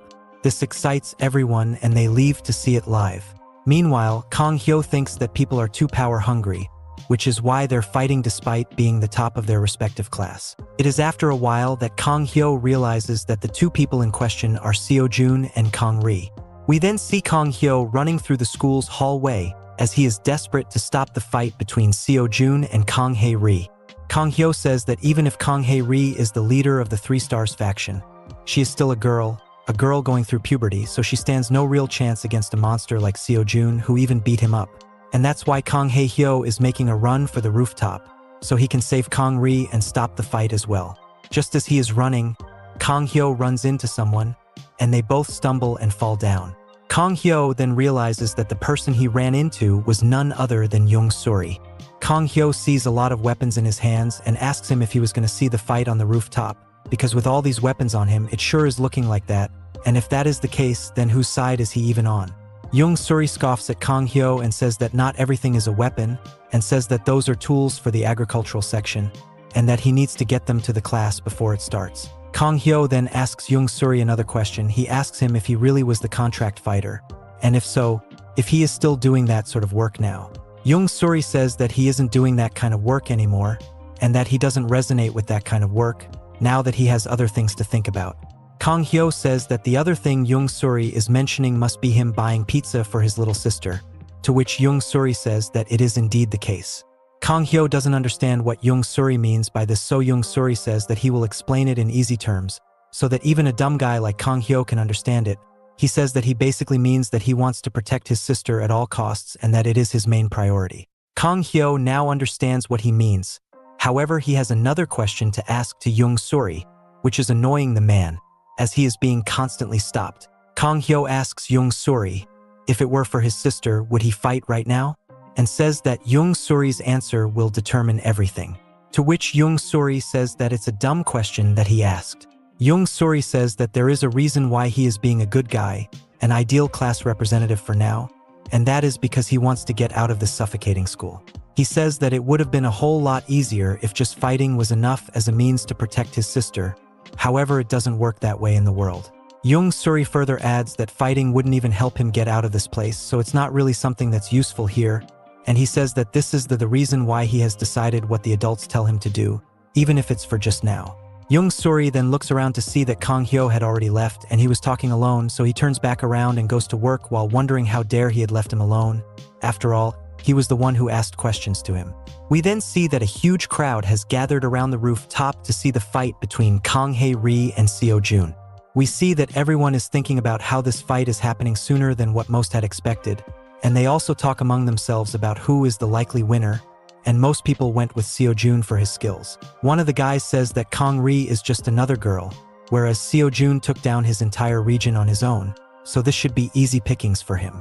And besides that, Sio Jun had come with an entire entourage of people, so it's not like they can get away with any sort of cheating. The people also wonder what a girl has to do with the Three Stars faction. Meanwhile, Kang Ri asks Sio Jun just what will be the reaction when a girl like her eventually defeats Sio Jun, to which Sio Jun says that it's impossible for someone like her to beat him. However, he is surprised to see how open Kang Ri is being about her identity. Kang Ri then decides to speak up and tell everyone about her identity. She tells everyone that what she's going to say is going to hurt the ego of a lot of people. However, she isn't going to hide it anymore. Choi Woo and Gyu Sang try to tell her not to reveal herself to everyone. However, Kang Ri tells them that they're already aware of her stubborn nature, and that if she wants to do something, she will do it. At the principal's office, we see that Pihon has snuck inside and managed to make a call to Choi Suk-hwan, who was beating up someone. Pihon tells Choi Suk-hwan that he snuck into the principal's office to call him, and that phones aren't available at Ultimate High. Suk-hwan tauntingly asks if that was the reason why Pihon has ghosted him for a year now, to which Pihon says that it's not the case. Suk-hwan says that he is not interested in his yapping, but Pihon tells him that Kang Hae Hyo is also at the same school, which shocks Suk-hwan. Back to the rooftop, Kang Ri then continues, telling everyone who gets offended by this to come at her at once, because she doesn't care. The people get restless and tell Kang Ri to speed up the introduction, and then as Kang Ri is about to out herself as the leader of the Three-Star faction, we see the sudden entrance of Kang Hyo, who proclaims himself to be the legendary leader of the Three Stars faction. This shocks Choi Woo, Gyu Sang, and Kang Ri, as they didn't think that Kang Hyo would show up. Kang Hyo then also challenges Sio Jun to a fight, saying that this time, they will have a proper and real fight to determine who the strongest is. We then see that everyone in the crowd are saying that they already know who Kang Hyo is. What they want to know is about the identity of the first-class representative. Kang Hyo walks up to Kang Ri and blushes before telling her that everyone really wants to know more about her. Kang Ri is weirded out by this, but she tries again to tell everyone that she is Kang Hyo Hae. But Kang Hyo pulls her towards him and interrupts her to tell everyone that she is Kang Hae Hyo's girlfriend. Everyone understands this, but they don't understand what this has to do with Sio Jun. Kang Ri asks Kang Hyo what this is all about, but Kang Hyo ignores this and tells her that he will be fighting for her. Kang Ri tries to clear up what she said yesterday at night was just a misunderstanding, but Kang Hyo interrupts her again to tell her that he has the same feelings as hers and apologizes for not accepting her feelings yesterday, and says that it must have been hard for a girl like her to confess. Kang Hyo then says that he will be protecting his woman from now on, and steps forward to fight Sio Jun. Kang Hyo thinks that what he is doing is very cool, and that Kang Ri will definitely fall from him. However, in actuality, Kang Ri is cringed out by this, and wonders if Kang Hyo has gone mad. Gyu Sang and Choi Woo tell Kang Ri that it's best that she doesn't fight Sio Jun because if she wins, then it'll be good. However, if she loses, she will have extra targets on her back. Kang Ri says that she understands that very well. However, Kang Hyo was already dropped by Sio Jun once last night, so there's no one but her who could take him on. Gyu Sang replies to this by saying that maybe Kang Hae Hyo can pull off something with the power of love. We then see Kang Hyo making eye contact with the much taller Sio Jun, as they get inside each other's hitting zones. Sio Jun scoffs at Kang Hyo and asks him if he really means all this, and asks if he really is going to claim to be Kang Hae Hyo now, because it is getting comedic with how they're treating this. Kang Hyo says that Sio Jun might as well fight him, because Kang Ri is a girl, and Sio Jun doesn't feel good fighting with girls, so it's a lose-lose situation for him anyway, because he doesn't want to beat up a girl. However, he can't even afford to lose to one. This angers Sio Jun, who says that Kang Hyo sure does talk a lot for someone who got himself knocked out by a single hit from him. Saying this, Sio Jun lunges forward with his hook-adjacent punches, which Kang Hae Hyo ducks down with rather ease. Sio Jun throws another hand at Kang Hyo, which he once again dodges. As more and more blows are being thrown at Kang Hae Hyo, he manages to dodge them all and create momentum for himself. Kang Ri sees this and gets hope because Kang Hyo is fighting exactly how she planned on fighting. Kang Hyo then uses the momentum he gained to hit a spinning leg sweep. However, to his surprise, Sio Jun manages to dodge it easily. Kang Hyo is a bit shocked seeing Sio Jun dodge the kick, and Sio Jun wastes no time by going for a kick, which Kang Hyo is ready to parry away. But this kick was different from other roundhouse kicks, and it knocks Kang Hyo down. Turns out, this kick was a Brazilian kick, a kick popularized by Glob Feitosa. This kick functions as a normal roundhouse kick. However, instead of the upward motion, the one executing needs to twist their hips at the final moment to create a downward slashing method. Seeing Sio Jun pull this off also shocks Kang Ri, who can't believe that Sio Jun had such a tough move at his disposal. Meanwhile, at the principal's office, we see that Pihon is still talking to Seok-hwan, saying that he had already been beaten up by Kang Hyo, and that nothing has changed about him. Seok-hwan is annoyed by this, and tells Pihon that he doesn't want to hear his whining. Pihon thinks to himself that Seok-hwan has changed a lot, before he notices the documents on the principal's desk. The documents are about Seok-hwan, and Pihon tells him on the phone that there are documents about him at the Ultimate High. Pihon then says that they seem to have the documents for all the tough and gritty delinquents in the country, and Choi Seok-hwan wonders if that is because they plan to gather all the tough ones to the same place. Just then, Pihon hangs up on him, and this annoys Seok-hwan. However, Seok-hwan says that he doesn't really care about any of that. Even if he is drafted to the Ultimate High, it will just make his job to find the wannabe tough guys and beat them up much easier. Seok-hwan's friends also seem excited knowing that this school will fit them like a glove, whereas Seok-hwan is excited because he will finally get to have his hands on Kang Hae Hyo. Meanwhile, back at the fight, it seems like Kang Hyo is tumbling down from the Brazilian kick, and the crowd are all riled up by Sio Jun's prowess. Sio Jun wastes no time and tries to double down on the kick with a finishing blow. However, Kang Hyo uses the motion of falling down to suddenly spin around and land a combo kick. He lands a spinning hook kick, and immediately follows it up with a roundhouse kick on the follow-through, and this draws blood from Sio Jun.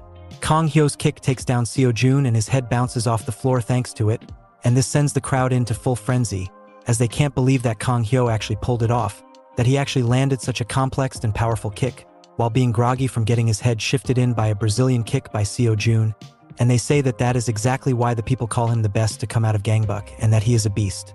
Kang Hae-ri is shocked too. She couldn't believe what Kang Hyo pulled off. Kang Ri already knew that Kang Hyo is a strong guy, but she would have never expected him to be this strong and skilled. We then see that both Sio Jun and Kang Hyo are making it back on their feet after that explosive round of fighting, and Kang Hyo taunts Sio Jun by telling him that he had already said to him that he isn't the same guy who Sio Jun knocked out the night before. He is a changed guy. Sio Jun, still groggy, replies by saying that maybe he wasn't lying when he said that he was a different dude. The first one to make it back on their feet is Kang Hyo, and he uses that as an advantage to hit a capoeira-esque kick to Sio Jun, who wasn't fully back up. However, Sio Jun is a very skilled fighter himself, so he quickly manages to get out of the way from the oncoming kick. Kang Hyo is disappointed because he knew that if he was a bit faster and managed to land that kick, it was lights out for Sio Jun, but he also praises Sio Jun for his skills, saying that he isn't half bad either. Kang Hyo then moves forward and starts throwing rapid fast combo punches which keep pushing Sio Jun back. Sio Jun tries his best to defend himself, however the punches are too fast and too strong, and even his block isn't working against Kang Hyo. The crowd goes bananas seeing this. They're talking about how this is not a fight, but a one-sided beatdown from Kang Hyo, and they say that if and when Kang Hyo wins this fight, he will not only be the best of Gangbuk, but also the best of Gangnam, such as his skills. Kang Hae-ri is also seeing this, and Gyu Sang, who is all excited from seeing this, tells Kang Hae-ri that he already told her that Kang Hyo might just beat Sio Jun because of the power of love. Kang Hae-ri is calm in her assessment as she tells Gyu Sang that it is not the power of love that has suddenly made Kang Hyo strong. Instead, it is just the fact that Kang Hyo was always better than Sio Jun. Kang Ri continues by saying that Sio Jun has finally met his match today, and that he, himself, is probably having a tough time believing what is happening with him, as no one, in their right mind, would have expected the mighty Sio Jun to fall prey to a third-rate loser like Kang Hae-hyo. However, from what it seems like, that is what's happening. As the systematic beatdown of Sio Jun continues, we see that the principal has made his way back into his office, and to not get caught, Pihon has snuck underneath the work table.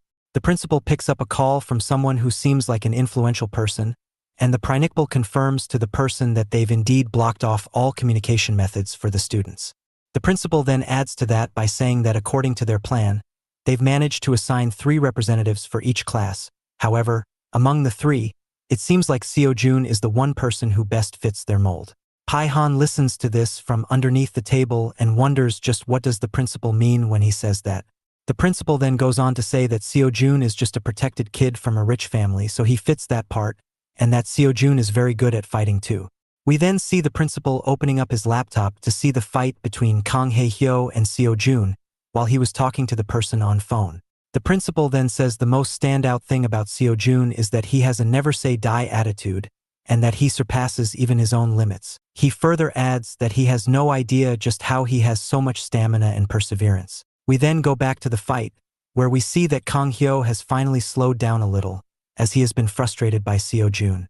Kang Hyo wonders just how Sio Jun is capable of taking such damage. Sio Jun then finally speaks up after a while, and he taunts Kang Hyo by asking if he is done already, and that he looks tired. Kang Hyo gets riled up by hearing this, and to prove Sio Jun wrong, he loads up and tries to go from the finishing blow, saying that he ain't tired, because he isn't the one who took the bulk of the hits so far. However, as he is in motion, Sio Jun replies by saying that it doesn't matter if he gets hit, as long as he isn't hit in the head, his opponents will be the ones getting tired, and right then Sio Jun lands a massive back fist that knocks down Kang Hae-hyo to the ground. This shocks everyone as they can't believe how Kang Hyo suddenly went down, while others understand that Sio Jun isn't called the number 1 for no season. Kang Ri also sees this and she can't quite compute why Sio Jun has such otherworldly stamina, while to others, it's already a foregone conclusion that Sio Jun has won the match, as he has his finishing blow loaded up. Just as Sio Jun is about to hit the final blow though, Kang Hyo lands a massive kick from the ground to Sio Jun's face, which changes the momentum of the fight again. We then also see that the principal said to the person on the phone that their actual ideal choice for this project is Kang Hae-hyo. We then see that the kick has made Sio Jun groggy and, Everyone, including Kang Ri and her two friends, are shocked after seeing the tides turn again. Kang Hyo sees Sio Jun struggling after the kick to the face, and he quickly follows it up with a round sweep kick, which connects and makes Sio Jun fall down, and his head bounced off the floor, it making a thudding sound.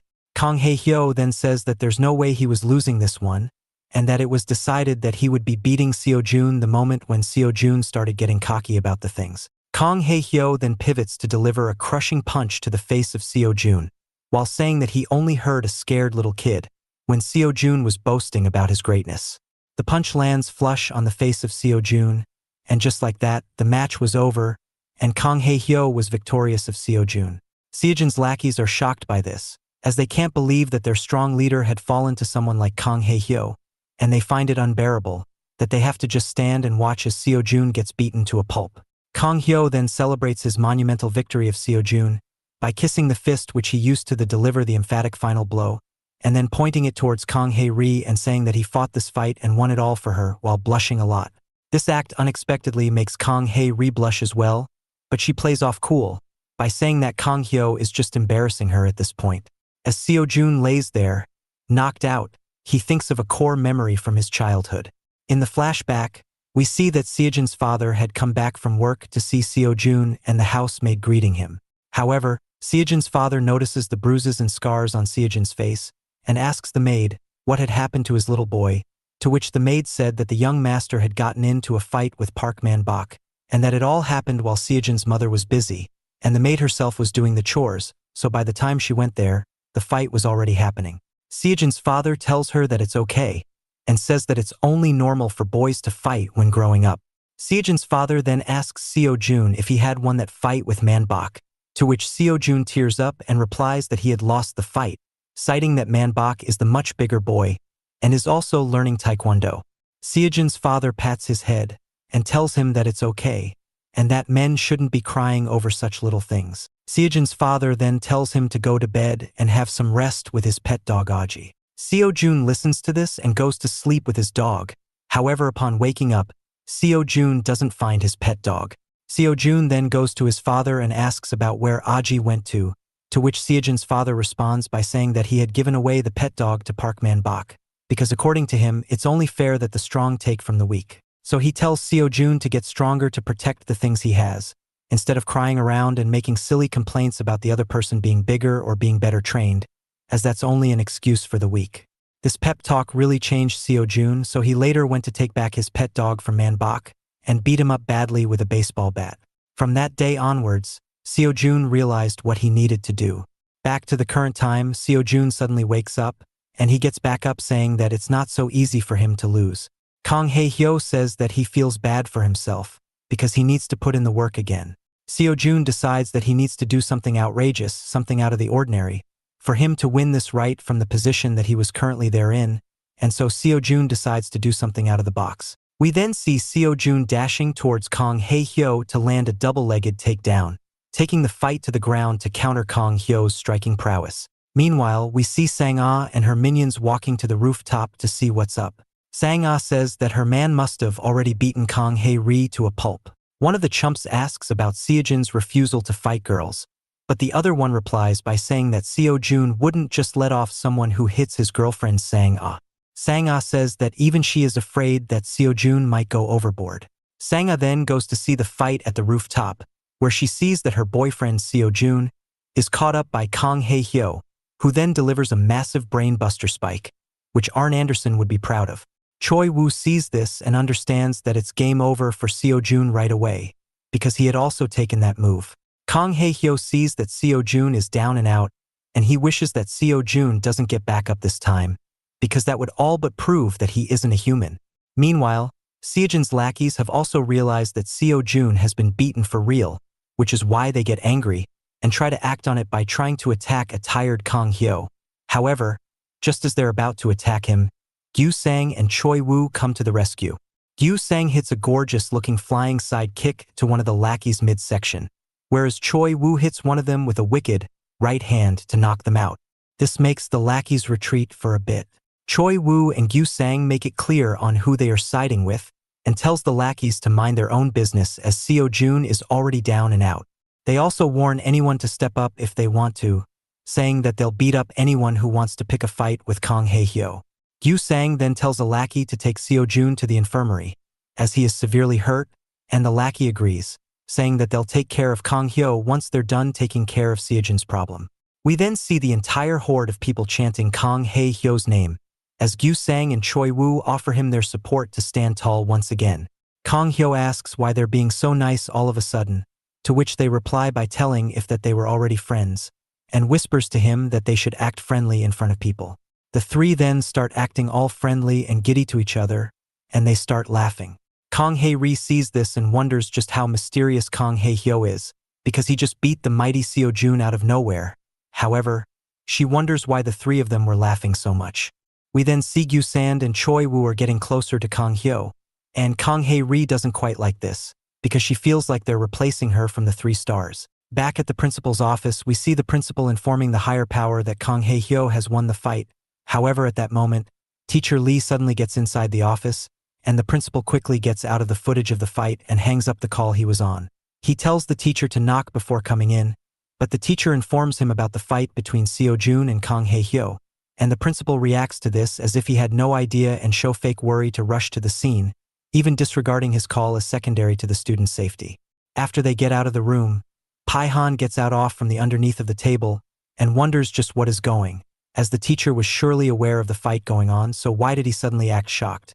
Later on, we see that Kang Hae-hyo has gotten out of the principal's office after some talk. Choi Woo and Gyu Sang are worried about the punishment that was being served to Kang Hae-hyo, so they get extra shocked to learn that not only was he left off the hook after a simple warning, but was also told about receiving a parcel from home.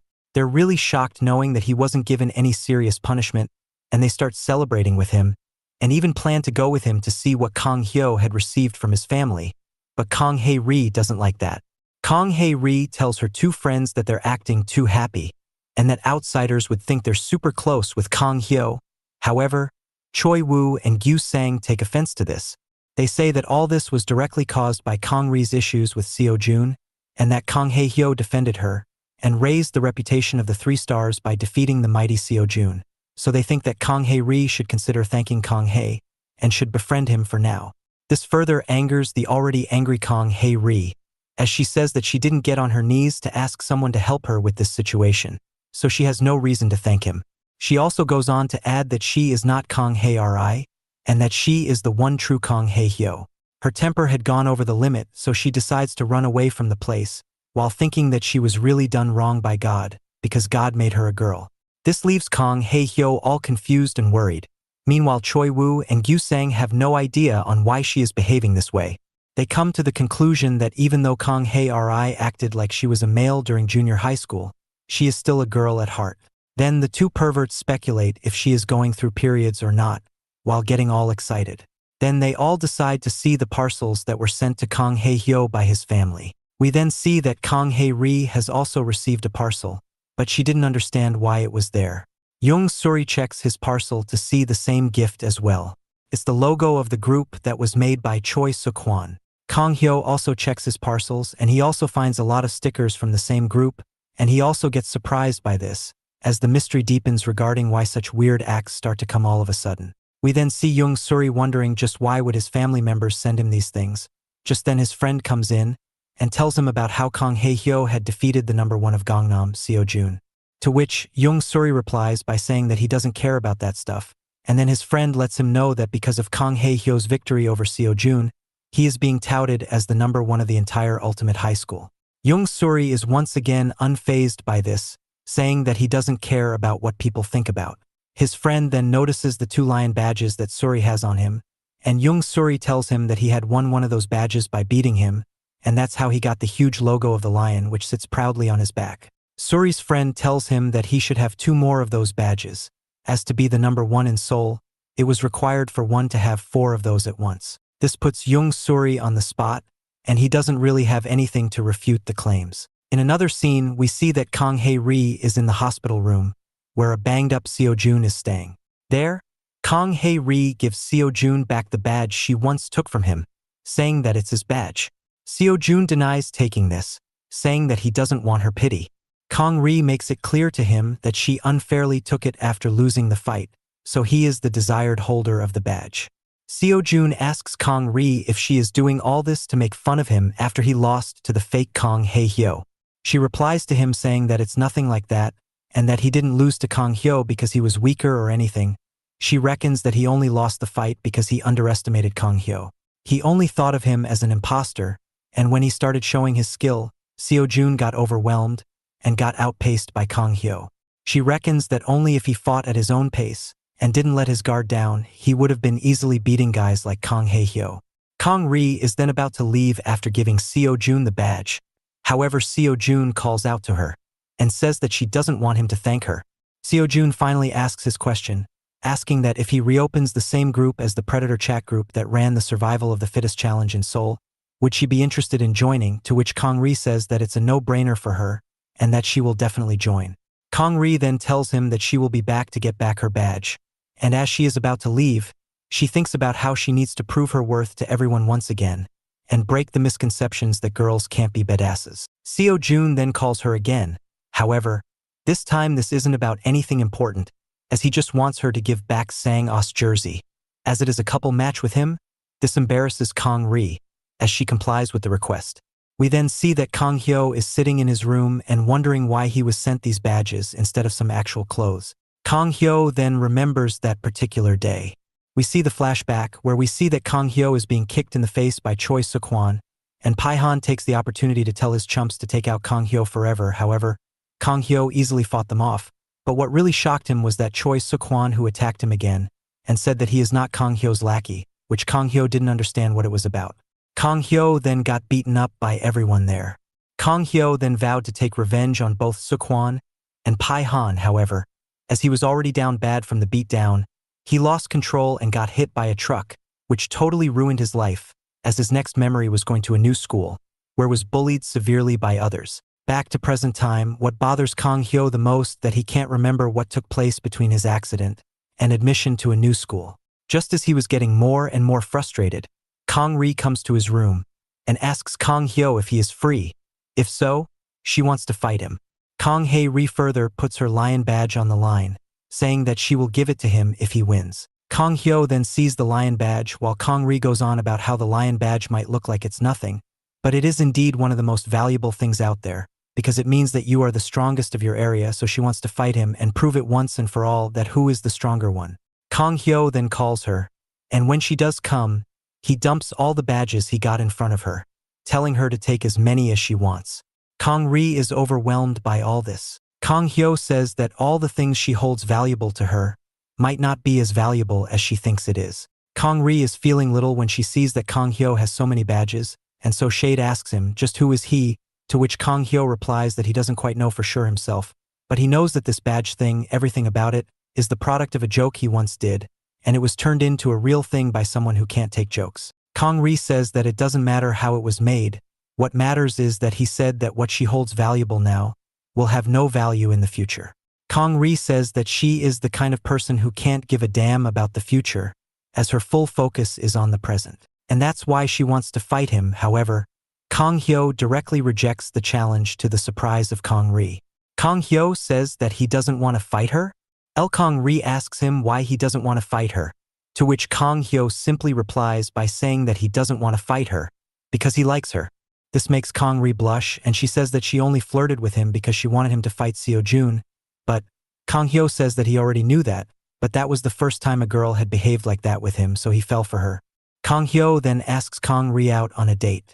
Kong Ri starts blushing profusely and says that she doesn't want to date him and calls him stupid for asking out the person who wants to fight him on a date.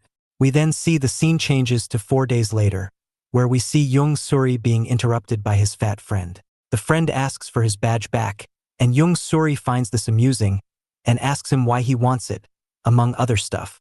The friend replies by saying that he feels ashamed, knowing that he was the only one Suri beat while on his path to winning the crown of #1, and so he wants it back. Young Suri tells him about how he had challenged leaders from all regions, however, all of them were scared, and that they ran away like kids hearing that he was in their area. The friend understands this situation, decides to hold back on fighting.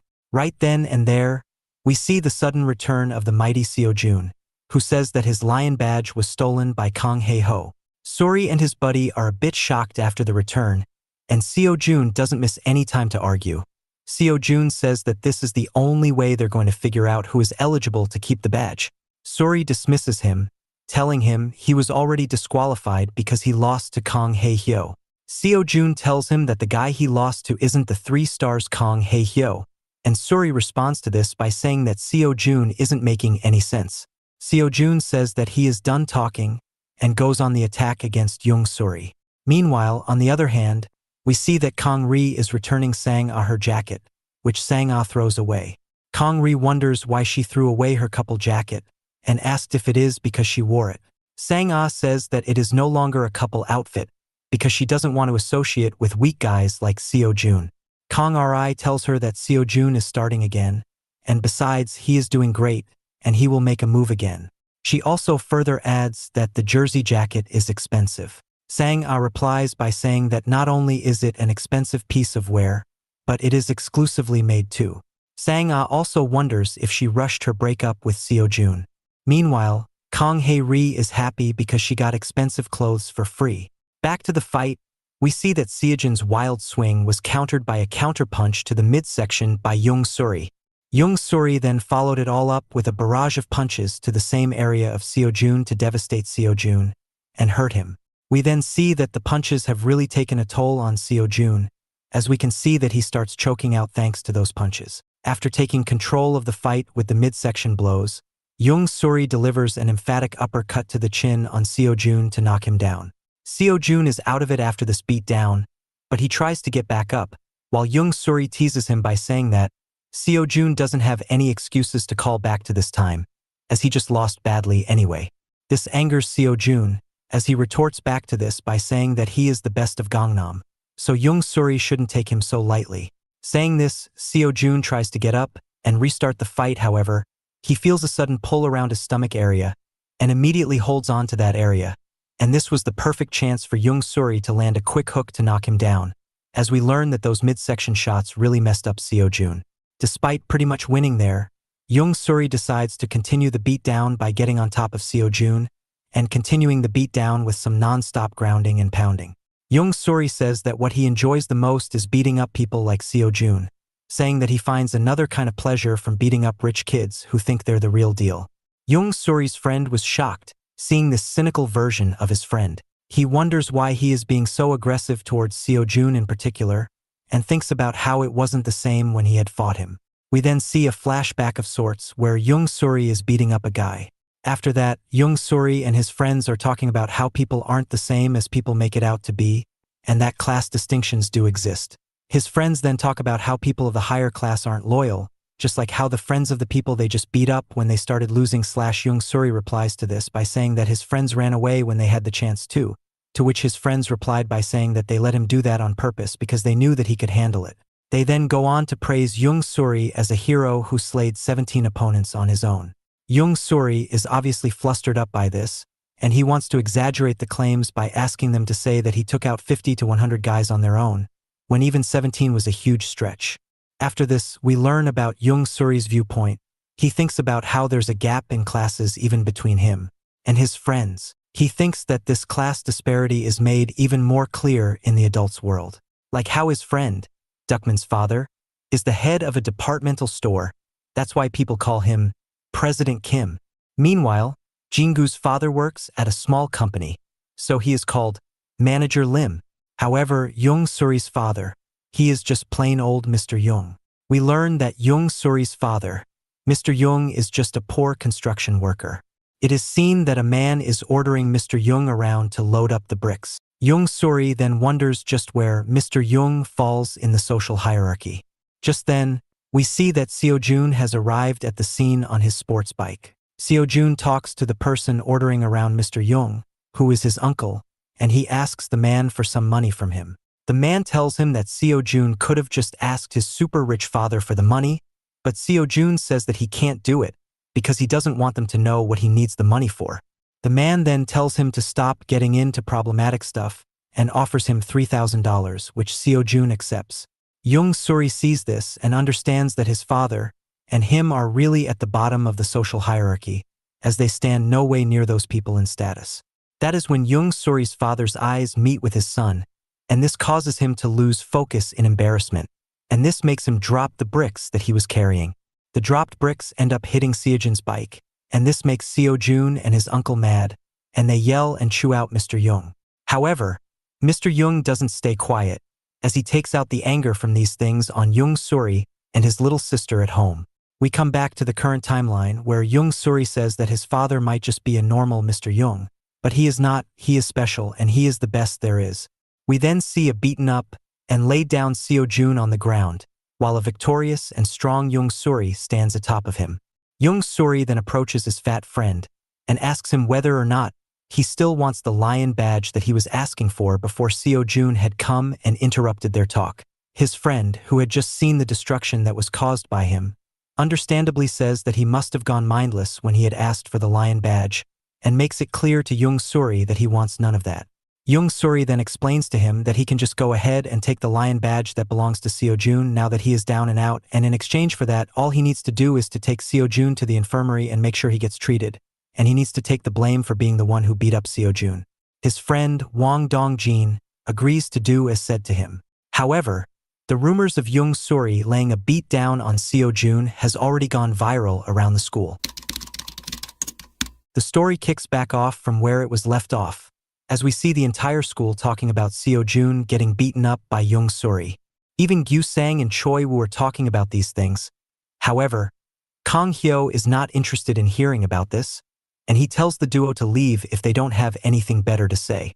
Gyu Sang replies that he should care about this, as Young Suri is a potential threat to him. However, Kang Hyo seems out of it.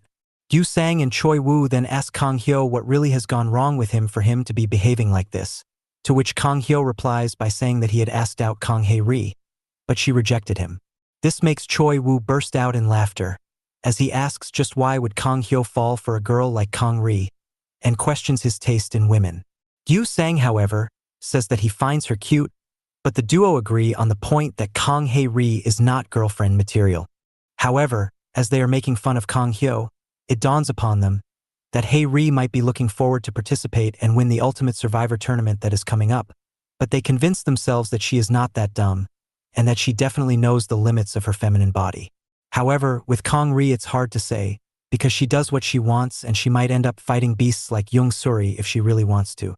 This part in particular strikes Kang Hae Hyo, as he wonders what would happen if his beloved Kang Hae Ri were to fight someone as infamous as Young Suri. However, he remembers how Young Suri says he is not into fighting anymore, because he needs to buy pizza for his sister, and assures himself that it will be all okay going forward. Meanwhile, in the ladies' bathroom, we see that Kang Hae Ri is looking in the mirror and checking out her appearance.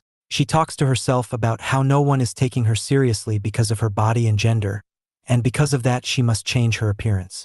We then see her use contact lenses to change the way her pupils look, and use water to restyle her hair. She also uses bandage tape to tape her chest up to give it a more masculine look. After doing so, Hae Ri gets out of the ladies' bathroom, and all the girls are shocked seeing a guy walking out of there. We then learn that Hae Ri has decided to dial it back and become the 3-star leader Kang Hae Hyo again, and to prove her worth and gain necessary amounts of respect, she has decided to take on Young Suri and beat him to a pulp. As this is going on, Young Suri is seen in the school corridor with his 2 badges in hand. Young Suri thinks about how he is better than his father, and how he is so very close to being crowned the winner of the Ultimate Survivor, and that the only person remaining for him to beat is 3 stars Kang Hae Hyo. Just then, the principal runs in to Young Suri and asks him if something good has happened, as Young Suri was looking very happy. The principal then asked Young Suri if he had received the belongings from his parents, to which Young Suri replied that it was obvious that the school had told their families to pack up and send these things to them. The principal replies to this by saying that despite that, the feelings of Young Suri's father could be felt within that package, so he should be happy.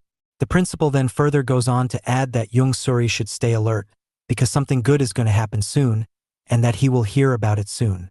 Saying this, the principal left the scene, and it left Young Suri wondering just what had the principal meant when he said that something good is going to happen.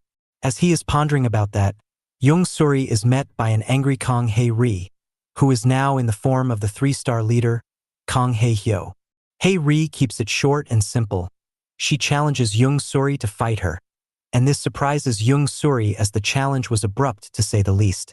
Hae-ri then introduces herself as the 3-star faction leader, Kang Hae-hyo, and puts her lion badge on the line. Saying this, Hae-ri tries to ambush Young Suri with a quick right hand. However, despite the quickness of the blow, Young Suri easily manages to dodge it and get into fighting position for himself. This leaves Hae-ri shocked, as she didn't see Young Suri being this quick. However, as she observed his footwork and stance, it became obvious to Hae-ri that Young Suri is someone who specializes in the art of boxing. Young Suri then tells Kang Hae-ri that it was cheap of her to attack him so abruptly. However, he is glad to have found her so quickly, because he was going to look for her and fight her anyway. Young Suri accepts Hae-ri's challenge and puts his lion mark jacket on the line, saying the winner of their bout will be the only deserving holder of the said jacket. As the fight is starting between the 3-star leader and Young Suri, we see the conversation between Kang Hyo, Gyu Sang, and Choi Woo continue. Gyu Sang and Choi Woo are a bit shocked on how confident Kang Hyo is about Hae-ri and Young Suri not fighting. Kang Hyo reassures them, saying that Young Suri does not want to fight anyone because he has a sister who he wants to buy pizza for. The duo seem a bit skeptical because of this. However, Kang Hyo tells them that Young Suri is not the type of guy to fight girls, and that he is not that big of a deal. Kang Hyo says that Sio Jun wouldn't have lost the fight against him if it weren't for Sio Jun misjudging him. Kang Hyo adds that Sio Jun is not used to fighting strong guys, which is why he takes everyone lightly, and he also adds that Sio Jun is fighting wrong, because despite having very strong kicks, he focuses on punches only. He adds that one should focus on their strengths to win fights. Choi Woo and Gyu Sang are curious to know what is Kang Hyo's specialty, to which he replies by saying that he has none. This leaves the duo confused, as Kang Hyo is a very good fighter. Kang Hyo then explains it by saying that he is someone who has mastered the arts of fighting in general, so he is good at grappling, kicking, fighting, everything. This makes Choi Woo and Gyu Sang are a bit annoyed by Kang Hyo's arrogance, but they get the point. The duo then asks Kang Hyo what he will do if Young Suri were to beat up his girl, to which Kang Hyo says that he will definitely beat up Young Suri, as he had already promised everyone that he would be protecting his girl no matter what. The duo makes fun of him for saying this, as despite calling Hae-ri his girl, he actually got rejected by her. Kang Hyo then tells them about how he is someone who has never had a girlfriend. Maybe it was because of him being too preoccupied with his fighting and whatnot, but love was something which had always avoided him. So when Hae-ri told him that she liked him, it was the first time he ever felt that way, because it was the first time anyone had told him that they liked him. Even if it was fake, it was special to him. Just at that moment, we see Sio Jun's ex-girlfriend, Sanga, show up out of nowhere and tell Kang Hyo that he should date her instead, because she is way hotter than the tomboy that is Kang Hae-ri. Gyu Sang and Choi Woo are shocked by this, as they see Sanga as Sio Jun's girlfriend, but Sanga tells them that it is old news and that she left Sio Jun. Sanga then gets near Kang Hyo and tells him that he should definitely choose her, as she will give him anything he wants, be that money or anything else. Sanga is an attractive girl, so Kang Hyo can't help but feel a bit shy from this sudden burst of attention. However, just then, someone comes to the classroom to report about the fight between 3-star factions Kang Hae-hyo and Young Suri going on. This shocks Sanga, as she thought Kang Hyo was the leader of the 3 stars. Whereas Kang Hyo, Gyu Sang, and Choi Woo also rushed to the scene, as their worst nightmare had come true. As they arrive there, what they see shocks them, as they see a male version of Hae-ri standing tall and donning the jacket of the lion mark, while Young Suri is down on the ground. Kang Hae-ri notices that Kang Hyo is also there, and she uses this as an opportunity to lay down the challenge. Kang Hae-ri calls him the fake 3-star leader and tells him that as the winner of the Ultimate Survivor, she is the best, and she would love to solidify that by beating Kang Hyo. However, Kang Hyo doesn't even recognize her and thinks about just who she is. As time goes on, Kang Hyo feels like he has seen her somewhere, but just then, Sanga gets near Hae-ri, thinking she is a guy. Sanga says that she would love to date a sexy and strong man like Hae-ri, because after all, she has beaten up the man who had beaten up her ex-boyfriend, so it puts Hae-ri on the top of the food chain, which is why Sanga wants her. However, Kang Hae-ri doesn't have any of it, and pushes away Sanga like she was an afterthought. Kang Hae-ri then tells everyone to move aside, asking why they have gathered, and if they have never seen a fight taking place before. Sanga feels weird. She has never been rejected by anyone, yet here she got rejected by the leader of the 3 stars, and not only that, she has also been pushed down by this person, and despite that, it makes Sanga like Kang Hae-hyo even more because she sees them as a bad boy. Kang Hyo wonders just who this guy is, and why they are calling themselves the leader of the 3-star, when it was supposed to be Kang Hae-ri. Yu Sang then informs Kang Hyo that the person challenging to her fight is none other than the Kang Hae-ri that he likes. This shocks Kang Hyo as he doesn't believe that Kang Hae-ri has gone on to become like that. Kang Hyo then tells Gyu Sang and Choi Woo to fix Kang Hae-ri and tell her to go back to being Kang Hae-ri, as she looks weird this way and that it doesn't suit her. Choi Woo and Gyu Sang apologize to him, which leaves him confused, as he has no idea why they are apologizing. However, the duo then explain themselves, saying that they apologize because they won't be able to take his side in this battle, because whether she is a girl or guy doesn't matter, because she is their leader and they will be taking her side no matter what, because she is their friend. We then see the duo, and even Sanga leave with Kang Hae-ri. This leaves Kang Hyo alone and wondering just what is even happening. We then see the 3-star faction going to meet Sio Jun, who lays down all injured. Hae-ri then informs Sio Jun about how she had defeated the unbeatable Young Suri.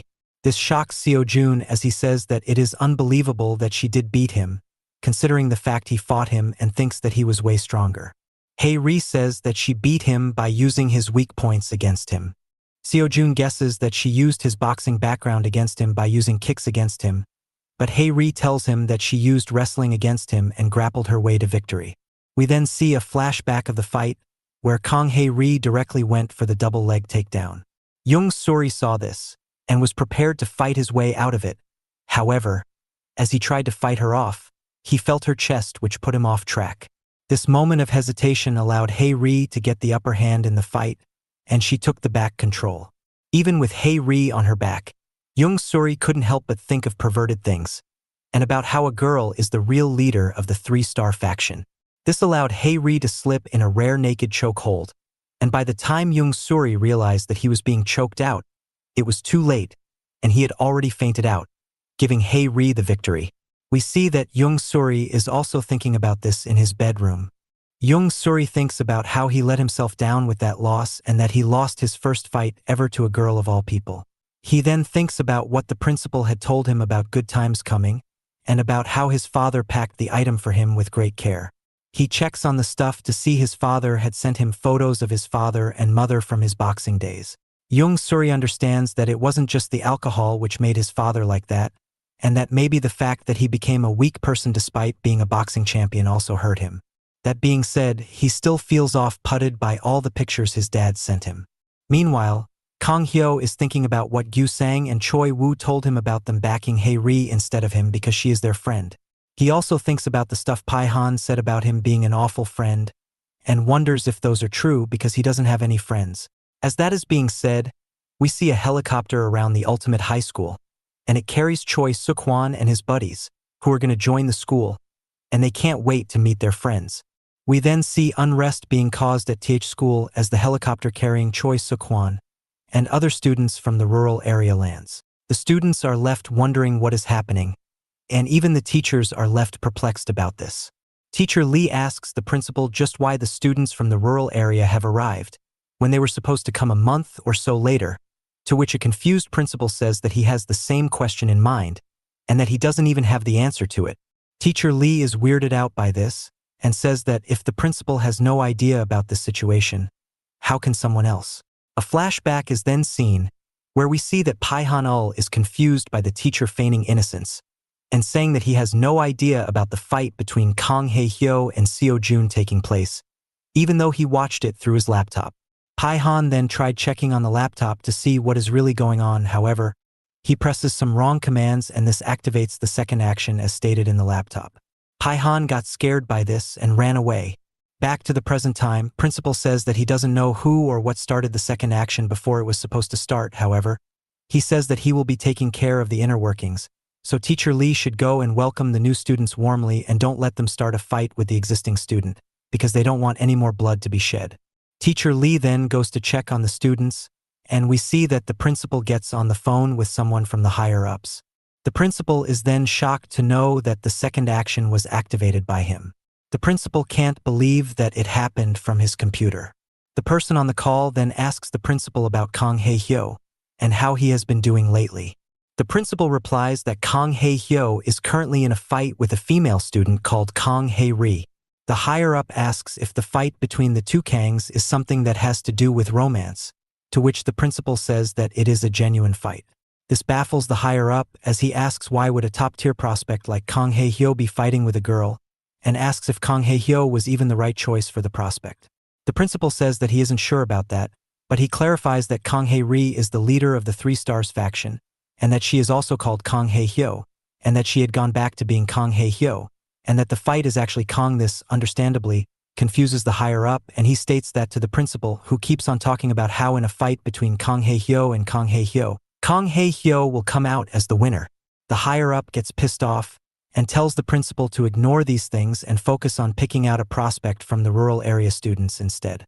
He specifically tells him to keep an eye on the student called Choi Suk-hwan. We then see that Choi Suk-hwan has stepped foot within the grounds of the school, and everyone has gathered to see just who he is. Choi Suk-hwan, however, only has Kang Hyo in his mind, and he is thinking about getting his hands on the man who he has been yearning to beat up. Choi Suk-hwan then yells out Kang Hae-hyo's name and asks him to come forth, so that they can meet up after ages and settle their differences. Everyone, including Kang Hae-ri, is left confused by what Choi Suk-hwan means. Pihon notices Choi Suk-hwan from a distance, and he quickly runs towards him to meet up.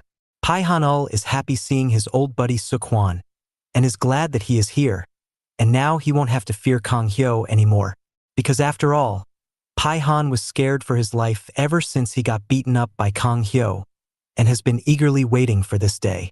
However, instead of getting accepted and embraced by his friend, Pihon gets kicked in the guts by Suk-hwan. The kick is quite strong, and it drops Pihon to his knees.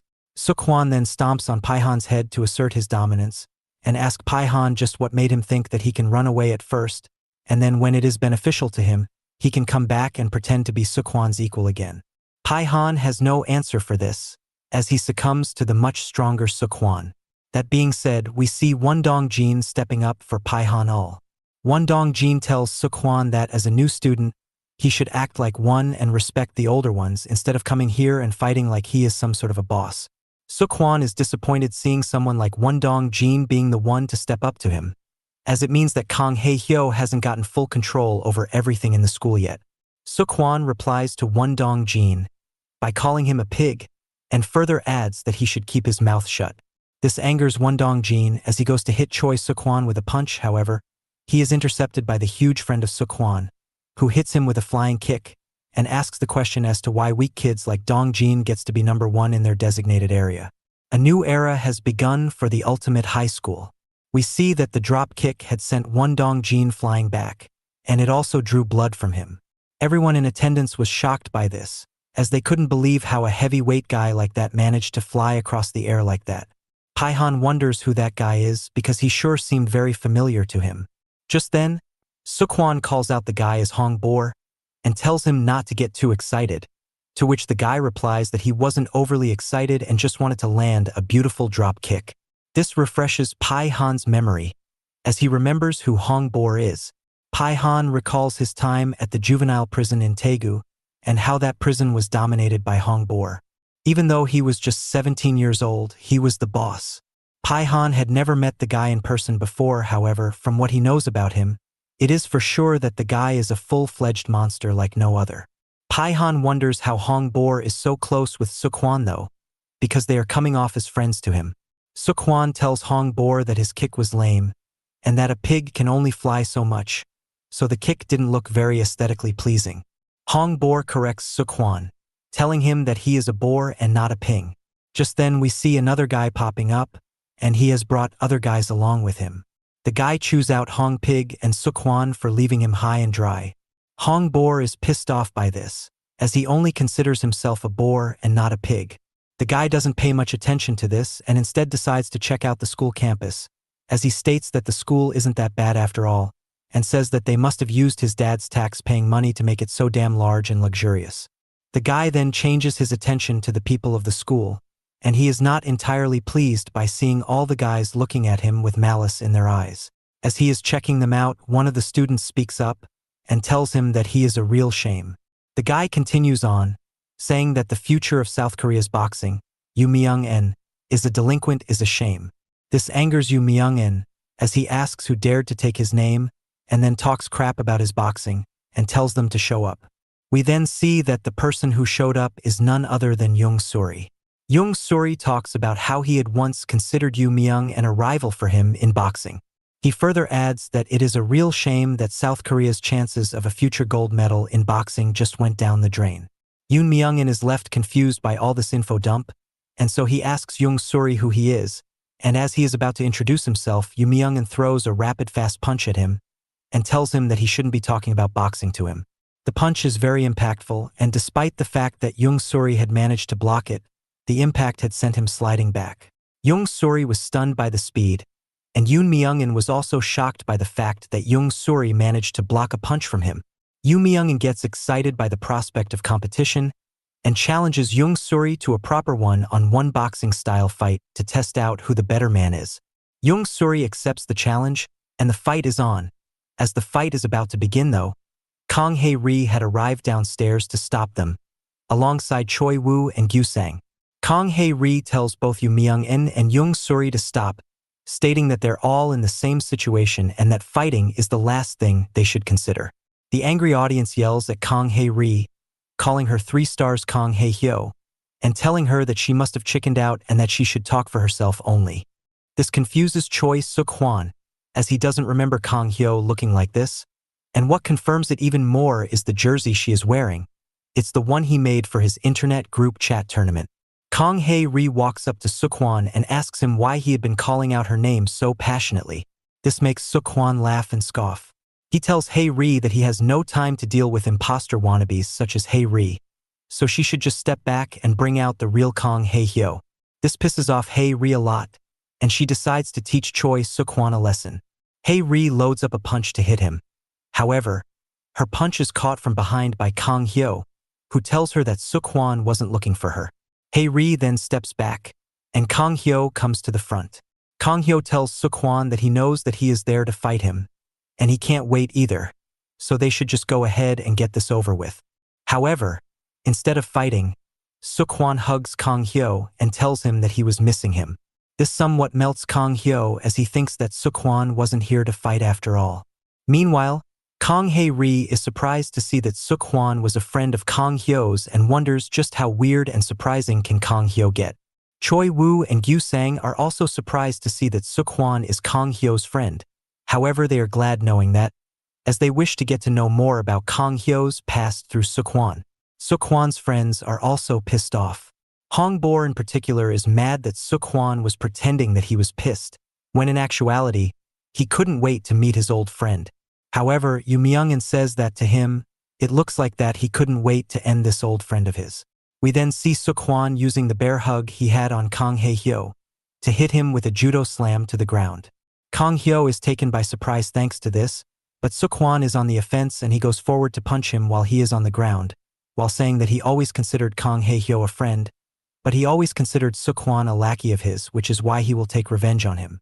As he is about to land the punch, Kang Hyo gets his legs up to block the punch, and Kang Hyo asks Suk-hwan just what he means by lackey. Kang Hyo then flips out of the ground and gets into position, before telling Suk-hwan that he never considered him a lackey. In fact, he considered Suk-hwan to be his best friend. Kang Hyo tries to retaliate with a punch of his own. However, Suk-hwan dodges it and tells Kang Hyo that he doesn't believe the best friend crap that he is sprouting. This pisses off Kang Hyo, as he dodges a kick by Suk-hwan and about to hit him with a shot of his own. However, Hong Boar intervenes and hits Kang Hyo with a kick. Suk-hwan uses this chance to punch him in the face, which makes Kang Hyo bleed. Hong Boar and Suk-hwan then make fun of Kang Hae-hyo, saying that he lacks friends as always. The beatdown of Kang Hyo then continues, as Suk-hwan and Hong Boar unload their best blows on a helpless Kang Hae-hyo, who is unable to defend himself from said beatdown. Kang Hae-ri sees this, and being unable to see such an unfair beatdown continue, Kang Hae-ri decides to step in and help out Kang Hae-hyo. But before she is able to do so, Choi Woo stops her and tells her that it is for the best that she doesn't step in. Kang Hae-ri is confused by this, but Choi Woo explains that despite being unfair, the fight is taking place between two old foes, so it should stay between them. Meanwhile, we see that Seok-hwan and Hong-bor are still continuing their relentless beatdown on Kang-hyo, and Seok-hwan says that he is doing this for all the times Kang-hyo has tricked him, and that he will have none of that anymore. As he is getting beaten up, Kang-hyo wonders just what is Seok-hwan even on about, because Seok-hwan was the one who stabbed Kang-hyo in the back and not the other way around. Hong-bor then says that he is going to finish this off with an emphatic blow, as he jumps up to drop his body weight on Kang-hyo. Seok-hwan tells him to stop, as he wants to be the one to finish this fight. However, it is too late and Hong-bor is going to do it. Just as he is about to crush Kang-hyo, Sio Jun suddenly comes to the scene and hits Hong-bor with a kick which sends him flying back. Sio Jun's sudden appearance shocks just about everyone, and even Hong-bor acknowledges that the kick from Sio Jun was a damn strong one, despite the man's skinny build. Sio Jun then speaks up and says that it is very unfair how two people are beating up one guy. Sio Jun then yells out at everyone who watched this all go down and made fun of them, saying that they should be embarrassed for staying put when new guys like Seok-hwan and Hong-bor were acting up, and pretty much made them all look like clowns. Sio Jun then riles up everyone, telling them to man up and step up to the front lines, saying that if they really are the #1 fighters from their designated area, they should show it. This fires up everyone, and they are ready to step forward to help take out these new kids. Sanga is once again back on the Sio Jun train thanks to this, as she finds his leadership capabilities incredibly sexy, and thinks about not letting him go after all. Meanwhile, we see that Kang Hae-hyo is losing the consciousness that he had till now, and he says that his head has been spinning wildly. We then see a mini flashback where someone random is seen asking Kang Hae-hyo about who Seok-hwan is to him, if he is a friend or not. To which Kang Hae-hyo replied by saying that he is like an errand boy at best, and that he is not a friend to him at all. Back to the present time, Sio Jun is seen telling Choi Seok-hwan to stay in his limit and behave like ideal freshman. Seok-hwan replies to this by saying that he is willing to behave like the average freshman in high school. However, just the fact that Sio Jun and everyone else in the school is so weak makes him not want to respect them, and so he has decided to not show them respect after all. This was the final straw for everyone watching, as they say that they had enough and charge on to attack Seok-hwan and other new guys to show them what is needed to be done to people like them. Whereas Seok-hwan also charges towards them with his lackeys and several other guys who had joined the school that day, to show the old guard that they are nothing but a bunch of second-rate losers. As this is going on, Kang Hae-hyo revisits the scene of him getting run over by a truck, which caused the major memory loss for him again. And while he is at it, he notices that the person who ran him over was none other than a very pissed off and jealous Choi Seok-hwan. This fires up Kang Hae-hyo as he gets up from falling flat. This shocks everyone, and Choi Seok-hwan is impressed too, as he says that Kang Hae-hyo has the same incredible endurance as he always had, and says that he is glad that he is back up, because he still has a lot of pent-up anger to take out on this friend of his. Kang Hae-hyo means business though, as he tells Choi Seok-hwan to get ready and drop the whole friend act. The big fight is on. Kang Hae-hyo then tells Choi Seok-hwan that they should keep this fight between themselves and not let others get involved. Seok-hwan replies that he is fine with fighting Kang Hae-hyo one-on-one, and in fact, he actually wanted to fight one-on-one with him for a long time. After all, they never had the opportunity to fight properly despite everything. As this is being said, Seok-hwan already threw the first kick of the fight to the head of Kang Hae-hyo, which Kang Hae-hyo manages to block swiftly. Kang Hae-hyo then swiftly turns around and hits a spinning heel kick to Choi Seok-hwan, as he said that he never had a reason to fight trash like Seok-hwan or his buddies, and that is why they have never fought. The kick is parried away Choi Seok-hwan, however, he still felt a bit of the impact from it. We also see Kang Hae-ri and others saying to Kang Hae-hyo that he shouldn't keep this one-on-one, because their sentiments were also hurt by these new lads, so they want their share of the meat too. It is seen that the old guard of Ultimate High School start their battle with the new rural area students, and it soon gets very ugly. As the fight is going on, Yoon Myung-in watched on carefully, but he is once again called out by Young Suri, who challenges him to a fight, saying that even though he is ashamed to consider someone like Myung-in a rival, it is best for them to fight each other. Yoon Myung-in makes fun of Young Suri, saying that he is really something for randomly calling a top-tier boxer like him a rival. Young Suri replies to this by adding that he is not challenging him to a boxing bout, but a fight, and that a fight is much different than a boxing bout. This angers Yoon Myung-in as he says that people like Young Suri deserves a proper beatdown for being brats, and he throws the first punch saying that. Young Suri avoids the punch. We also see that a fight between Sio Jun and all the bullies are going on. As Sio Jun is fighting those bullies, he is hit with a flying kick by Hong Boar. Hong Boar then tells Sio Jun that he is a great kicker, and that his kicks are quite expensive. Sio Jun, who manages to take the kick well, says that he is quite rich, so he can pay for the expensive kicks. But that being said, Sio Jun wants to pay for this all by beating up Hong Boar. We then see both Hong Boar and Sio Jun going at it with their kicks. Just as the fight is going on, another helicopter arrives to the scene, and it makes everyone stop fighting for the moment being. The helicopter lands, and the ones to come out from it are none other than the father of Young Suri and his little sister, Soo Young. Young Suri is shocked after seeing this, and he wonders just why his father is there, and realizes that he might have joined to be a teacher.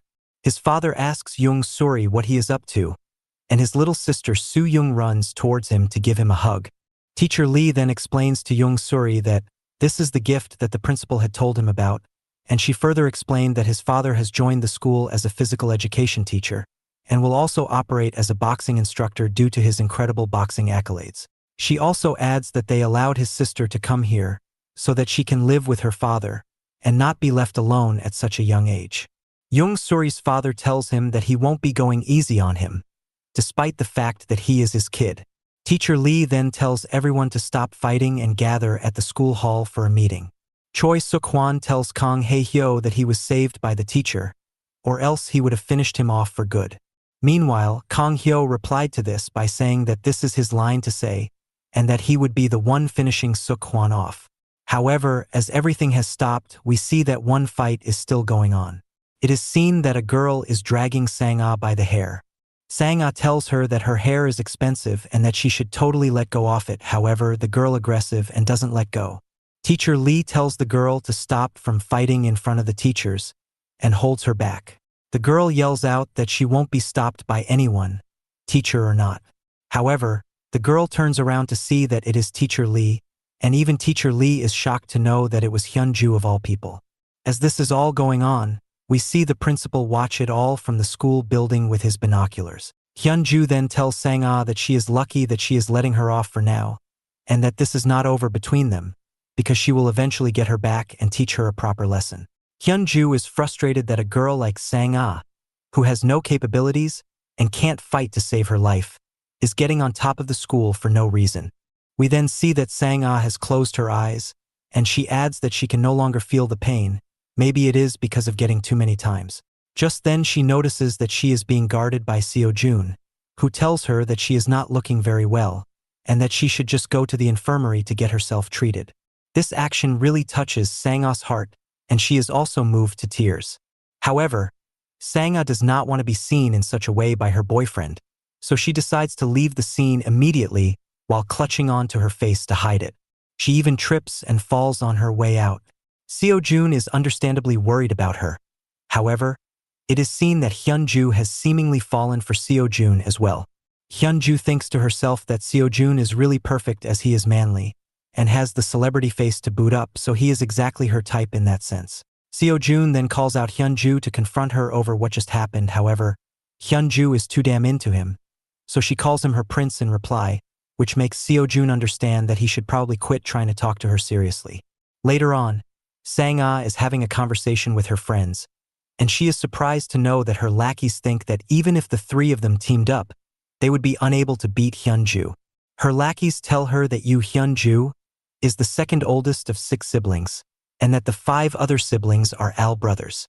Maybe it is because of the fact that she grew up with only brothers, but she is really a tough girl, and the 3 of them would stand no chance against someone like her. Sanga is at a loss of words after hearing this, and she adds that maybe they can't really do anything after all, and that they would have to live under the shoes of Hyunju from now on. However, one of her lackeys tells Sanga that there is someone who can definitely fight her and beat her, and that someone is none other than Kang Hae-ri, because like Hyunju, Hae-ri can also beat up guys. Sanga is skeptical of this idea, because of the obviously sour relationships between her and Hae-ri. However, her friends tell her that there is no other way out of it, because Yoo Hyun-ju is not a normal girl, and she did tell her that she will come back to get the better of Sanga again, and not to mention, that girl didn't even bother hitting her in front of the teachers, so even if their relations with Hae-ri is bad, they need to approach her for help. The lackey adds that Hae-ri does not really have any friends, so if they behave well with her, and ask her nicely to be friends with them, she will definitely help them with this Yoo Hyun-ju situation going forward. Sanga understands the point. However, she adds that she has no idea about the whereabouts of Kang Hae-ri, and says that she hasn't seen her in ages, to which her lackeys also say that they have not seen her either. Sanga wonders just where is Kang Hae-ri nowadays. As this is going on, the scene changes and we see that Kang Hae-ri, in her Kang Hae-hyo form, is fighting on Choi Suk-hwan. We see that the fight is not going well at all for Kang Hae-ri, as she is getting beaten to pulp by Suk-hwan. Suk-hwan dodges through several kicks from Hae-ri, and uses his palm to block her vision and disguise a punch, which he hits her with and it sends her go flying back. Suk-hwan tells Hae-ri that even though she has some decently quick kicks, and has the necessary technique, she does not have the power to compete with him, and that is why he is going to put her down with ease now. Hae-ri does not like the fact that Suk-hwan is looking down on her, and tries to attack him front on. However, she is no match for the speed and brilliance of Choi Suk-hwan, who picks her apart like she is nothing. Choi Suk-hwan makes fun of her for being the number one, and laughs at how weak she really is, before he once again uses his palm to distract her from the real punch combo which he throws at her, and the combo knocks her out cold, and leaves her bleeding. Sanga saw all this happening at the rooftop, and went back to report it. As all of this takes place, we see Kang Hyo going up to Sio Jun, who asks him if he has anything important to say to him about anything. Kang Hyo blushingly tells Sio Jun that he is thankful to him for helping him out with the fight against Suk-hwan, and says that if it wasn't for him, he would have been crushed by Hong Boar. Sio Jun gets annoyed by this, as he says that he had expected something important from him when he wanted to talk this late at night instead of going to sleep. Sio Jun tells Kang Hyo that he had no intentions of helping him, and that he only went up there because he felt disrespected by the freshmen, and says that he found the whole situation rather unfair. Kang Hyo says that he does not know why he helped him, but he adds that he did something for him which no one else did at that point, and that it was something only friends do. Sio Jun replies saying that Kang Hyo is very childish for someone who is such a deadly fighter. He says that friends are nothing special and that friends are someone who you hang out with a few times. Sio Jun also adds that he had though that Suk-hwan was also a friend of Kang Hyo's, despite him fighting with Kang Hyo. Kang Hyo understands the point he was making, and realizes that from the bits and pieces of his memory of the past, he does remember being great friends with Choi Suk-hwan, and remembers hanging out with him a lot. However, he recently also remembered a memory about Suk-hwan being a total nobody, and that he only considered him a lackey of his and not a friend. Kang Hyo wonders just why had he thought of his best friend as some errand boy. Kang Hyo's head then starts hurting as he wonders just what even are these memories of the past, and why do they always leave him with more questions than answers. Sio Jun tells Kang Hyo take these things easily and tells him to go to sleep, as he himself is also very sleep. However, just at that point, Sanga comes to the scene and tells Sio Jun and Kang Hyo that Kang Hae-hyo is fighting with Choi Suk-hwan on the rooftop. She then explains that it is the second Kang Hae-hyo who is fighting Suk-hwan up there. Kang Hyo understands that she is talking about Kang Hae-ri fighting Suk-hwan and rushes up to the roof to see it. Upon going there, Choi Suk-hwan asks Kang Hae-hyo why he is there, and that he thought he was already fast asleep. Choi Suk-hwan then tells Kang Hae-hyo that he is done beating up the fake number one with ease. Kang Hae-hyo sees the knocked out Kang Hae-ri and gets pissed off real bad. Kang Hae-hyo then asks Choi Suk-hwan if he feels happy about this whole situation. Choi Suk-hwan is confused by this, and asks Kang Hae-hyo just what he means. Choi Suk-hwan then asks him if he had lost to this fake number one Kang Hae-hyo, because from what he can tell from fighting the person, he can tell that they are quite weak. However, Kang Hae-hyo is very pissed and he directly goes on the attack against Choi Suk-hwan with a punch, while asking if he is happy about the fact that he just fought and beat up a girl so badly. The punch by Kang Hae-hyo lands on Choi Suk-hwan's face, and it sends him flying back down to the ground. Suk-hwan starts bleeding from the blow, while everyone else goes into shock knowing that the three-star faction's Kang Hae-hyo is a girl. Sanga then asks Sio Jun about this whole situation, and what Kang Hyo means when he says that the other Kang Hae Hyo is a girl. Sio Jun then tells her that 3 stars Kang Hae Hyo was a girl all along, and this makes Sanga giggle. Sanga is quite happy to learn that Kang Hae Hyo is a girl, because she thinks about the time she got rejected by her, and understands that she was only rejected because Kang Hae Hyo was a girl. She finds happiness knowing that her charm is still well and truly alive. That is when Sio Jun tells her to stay there and take care of Hae Ri. This shocks Sanga, as she asks Sio Jun what he means by taking care of Hae Ri all of a sudden. Sio Jun then reluctantly informs her that the 3 stars Kang Hae Hyo is actually Kang Hae Ri, and this sends Sanga into a state of shock. Sanga feels disgusted that she actually asked to go out with Hae Ri, and instead of taking care of her, Sanga runs away from the scene in embarrassment. This confuses Sio Jun, because he has no idea what happened.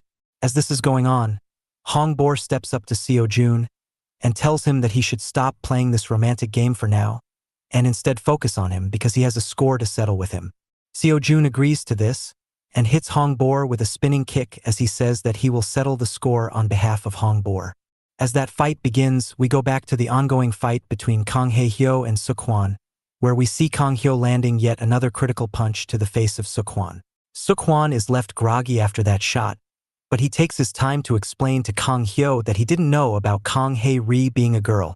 However, as they have started fighting over that, Seokwon wants a genuine fight to take place between the two of them. Suddenly Kang Hyo feels curious, and he asks Seokwon if they were ever really friends, and this question pisses off Seokwon, who replies by saying that they were never really friends from Kang Hyo's side, as he always saw him as nothing more than a slave. This makes Kang Hyo giggle a bit, as he says that Seokwon was his lackey after all. And this manages to piss off Seokwon even further, as he swings hard for a hook and misses, all the while saying that from his end, they were friends. Kang Hyo gets away from him, and says that his suspicion was true after all, as he assumes that Pihon and Choi Seokwon had betrayed him, but an angry Choi Seokwon replies by saying that he was the one who had betrayed Han-ul and Seokwon.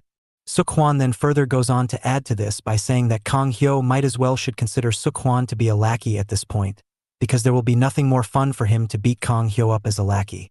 We then see Choi Seokwon putting his patented technique to use, as he uses his palm to block Kang Hyo's vision, and uses that as an opportunity to land a thunderous punch. Choi Seokwon then speaks up and says that today he will show Kang Hyo who is stronger between a bona fide badass and a mere lackey. Saying this, Choi Seokwon once again uses his palm technique to land a solid blow to the chin of Kang Hyo, which shakes him up. Kang Hyo wonders just what is this weird technique that Choi Seokwon is using, and why is a mere lackey beating him to an inch of his life. Choi Seokwon keeps mocking Kang Hyo, and hits him with a straight kick to the sternum, before he hits a kneel-down Kang Hyo with a devastating elbow to the shoulder blades. As Kang Hyo is left devastated by all of this, Choi Seokwon explains his technique, saying that a fight is about landing the strikes, and that a fight is won 90% of the time by the ability of dodging and making your opponent miss. Which is why fighters spend their blood, sweat and tears to go out there and train themselves to accommodate these skills into their repertoire. They train their bodies so much that it starts moving the way they want it to on instinct without any input from the brain. And that is where Seokwon's new technique comes into play. He uses his palm to create a distraction, which triggers the body's instincts, and this allows Seokwon to pick apart the opponent at will. Saying this, we see Seokwon deliver an otherworldly right to the face of Kang Hae Hyo, which knocks him down. Choi Seokwon then brings out another example. He talks about the former WBC flyweight champion of the world, Chang Yong-koo, and how he uses to randomly raise an arm while fighting to throw his opponents off guard, and that is where Choi Seokwon has gotten the inspiration to create his own move to cause distraction. Choi Seokwon then goes on the attack once again as we see Kang Hyo getting back up. Seokwon says that this is the moment he waited his entire life for, and went to deliver a punt kick, but Kang Hyo is able to slide away from harm's way. Seokwon notices this, before scoffing at Kang Hyo and saying that even if he manages to dodge a few blows, it will be all thanks to luck, and that he is too much in the deep for him to make a comeback from here. As this is going on, we see Kang Hae Ri slowly opening her eyes, and she sees that Kang Hyo is getting beaten the heck out of by Choi Seokwon. Kang Hae-ri notices this and gets shocked seeing Kang Hyo going into such a dangerous fight for her. And as we see that Kang Hae-hyo is nearing the end, Choi Suk-hwan loads up one final blow to finish off Kang Hae-hyo for good. And as he is about to pull the trigger on it, Choi Suk-hwan notices a hand popping up in front of his face. He is left baffled by this, and as the scene pans out, we see that Kang Hae-hyo has already adapted to Choi Suk-hwan's special technique, and has put it in to use against the guy who specializes in it. Kang Hae-hyo asks Choi Suk-hwan if that was all he had to offer, before committing in to delivering a huge punch of his own to turn the tides in this battle of attrition. The punch connects flush on the mouth of Choi Suk-hwan, and it sends him down to the ground on sheer force. A groggy Choi Suk-hwan wonders just how did Kang Hae-hyo pick up on this tactic so quickly as he falls down, as if he wasn't telling him about it the entire time. Kang Hae-ri also sees this go down, and can't help but be impressed, seeing how skilled Kang Hae-hyo is, and how he managed to use the opponent's move effectively against him. Choi Suk-hwan comes back into the senses, and Kang Hae-hyo notices this, so he tells him to get back up soon, as he is very pissed off and wants to end him quickly. Choi Suk-hwan gets annoyed by Kang Hae-hyo, and quickly regroups himself into first, trying a spinning double leg sweep. Kang Hyo is able to dodge both attempts with ease, however, Choi Suk-hwan uses the momentum from the spin to get back up, and use the motion to try a spinning hook kick to the head, which Kang Hyo also dodges. Kang Hae-ri is impressed by the skills of Choi Suk-hwan this time, as he had thought of him as a one-directional upper body fighter. However, his kicks are just as technically adept as her taekwondo master friend Gyu-sang, as he just pulled off the triple kick. Kang Hae-hyo is also a bit taken back by this maneuver, and he asks Choi Suk-hwan if he is going to depend on kicking to get away with this fight now. However, Choi Suk-hwan once again uses his palm technique, as he tells Kang Hae-hyo that he just fell for the trick he was pulling off. Kang Hae-ri sees this and understands that Choi Suk-hwan is going to hit the Superman punch after the triple kick, and she realizes that the move is very dangerous if it hits. As Hae-ri predicts, Choi Suk-hwan goes for the Superman punch. However, to his utter disbelief, Kang Hae-hyo manages to catch the punch in mid-air, and he twists the arm of Choi Suk-hwan for added damage. This leaves Choi Suk-hwan squirming in pain, but Kang Hae-hyo still had his arm in his grasps. So Kang Hae-hyo used his elbow to attack the vital elbow fold of Choi Suk-hwan. Choi Suk-hwan is hurt a lot by this, however, he knows that he can't stop in this fight, so he goes forward to do his next move, which is like a hybrid version of a bicycle front kick. As he is about to hit the move, Kang Hae-hyo sees this coming and hits him the knee with the elbow, destroying all momentum gained for the kick. Kang Hae-ri is shocked seeing how Choi Suk-hwan is getting dominated by Kang Hae-hyo, and she understands that even Suk-hwan is no match for him. Kang Hae-hyo then loads up a punch and tells Choi Suk-hwan that his life as a lackey was coming to a crushing end. The scene then changes, and we see an embarrassed Sanga running away. Sanga can't get over the fact that Kang Hae-ri was the 3-star faction's Kang Hae-hyo, and that she asked her out. However, it soon dawns upon her that Kang Hae-ri is the leader of the 3-star faction, which means that she is one of the strongest people in the entire school. Sanga realizes that with the help of Kang Hae-ri, she will be able to easily destroy someone like Yoo Hyun-ju without any problems. Sanga then makes up her mind that she will be going to Kang Hae-ri now, and befriend her, which is how she will use her against Yoo Hyun-ju and destroy her. She just doesn't want to get Yoo Hyun-ju beaten up. She also wants her to be her lackey moving forward. As a giddy Sanga is making her way back to the rooftop, she notices that all the girls she knows is captured in the same spot, and being bullied by Yoo Hyun-ju and her friends. Yoo Hyun-ju also notices Sanga walking away, so she calls her, presumably to teach her a big lesson for her big mouth and cockiness. Meanwhile, back to the rooftop, Kang Hae-ri is left wondering just how strong Kang Hae-hyo is, as we see him beating the ever-living crap out of Suk-hwan.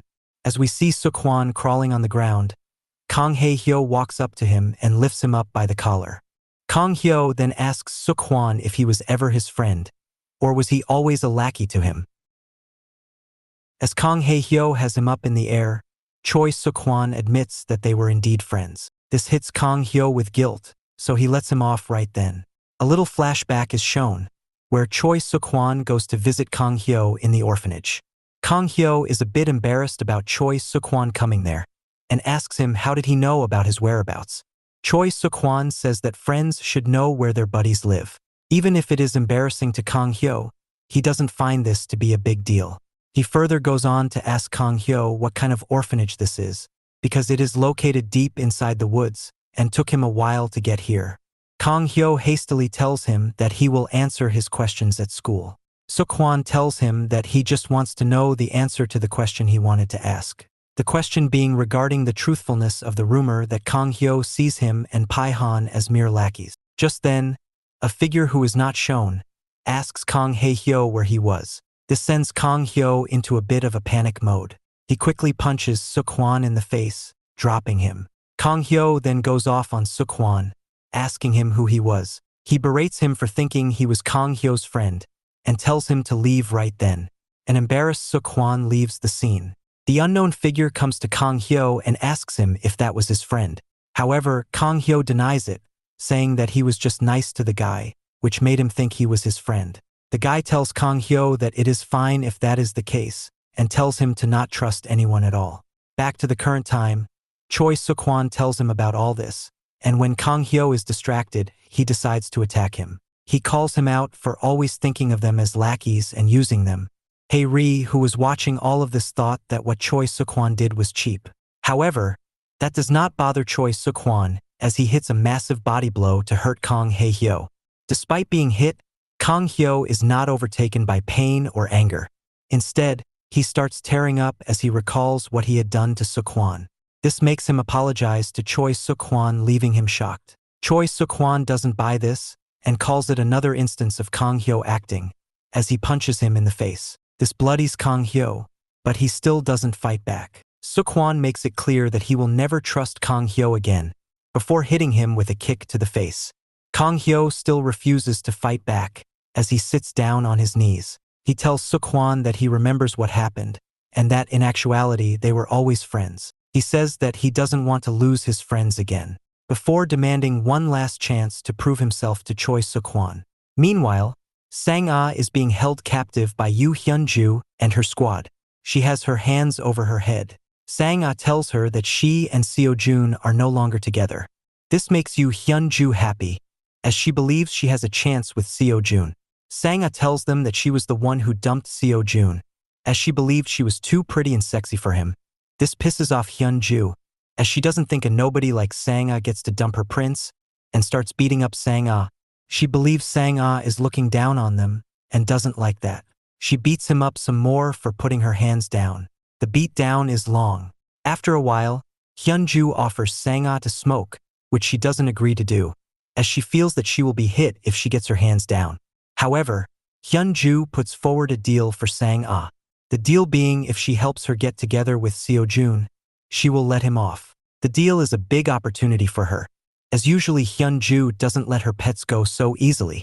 Sanga considers it, but she doesn't want someone like Hyun-ju to go after Sio Jun. Hyun-ju tells her to have a smoke with her to accept the deal, but Sanga denies it. She states that she doesn't smoke, because smoking affects the softness of one's skin. This angers Hyun-ju again as she starts beating her up. She doesn't like the fact that Sanga is implying that they are not going to be a good match for Sio Jun, and besides that, it seems like she is jealous and doesn't want to share her ex-boyfriend with anyone.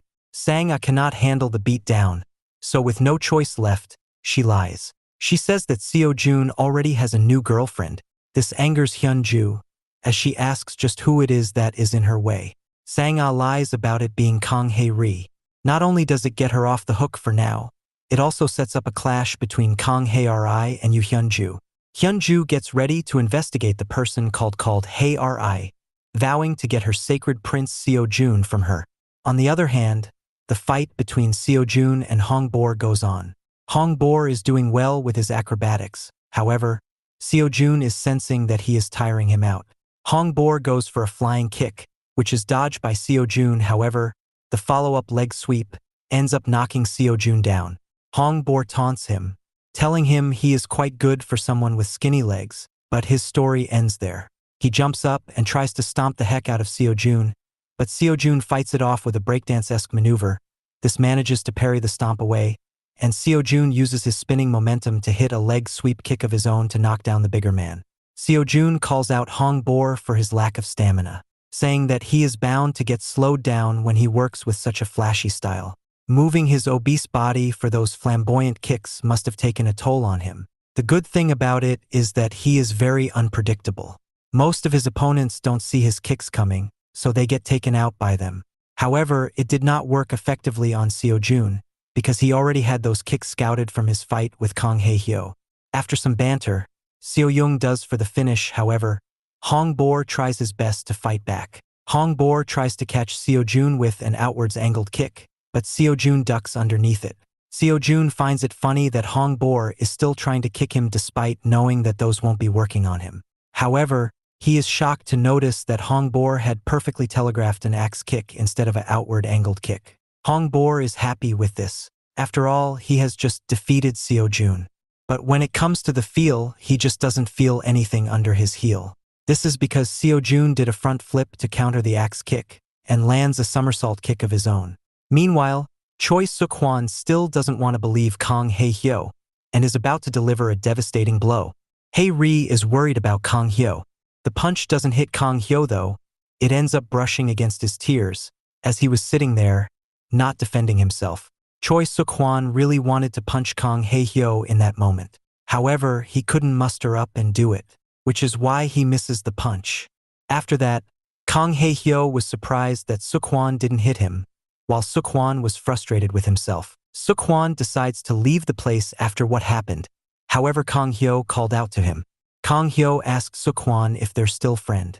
This question seemingly messes up Suk-hwan even more, as he frustratingly tells Kang Hyo that he is open to thinking whatever he wants to think. This ends up making Kang Hyo very happy, while Suk-hwan wonders just why does Kang Hyo have to ask such difficult questions in a blunt manner.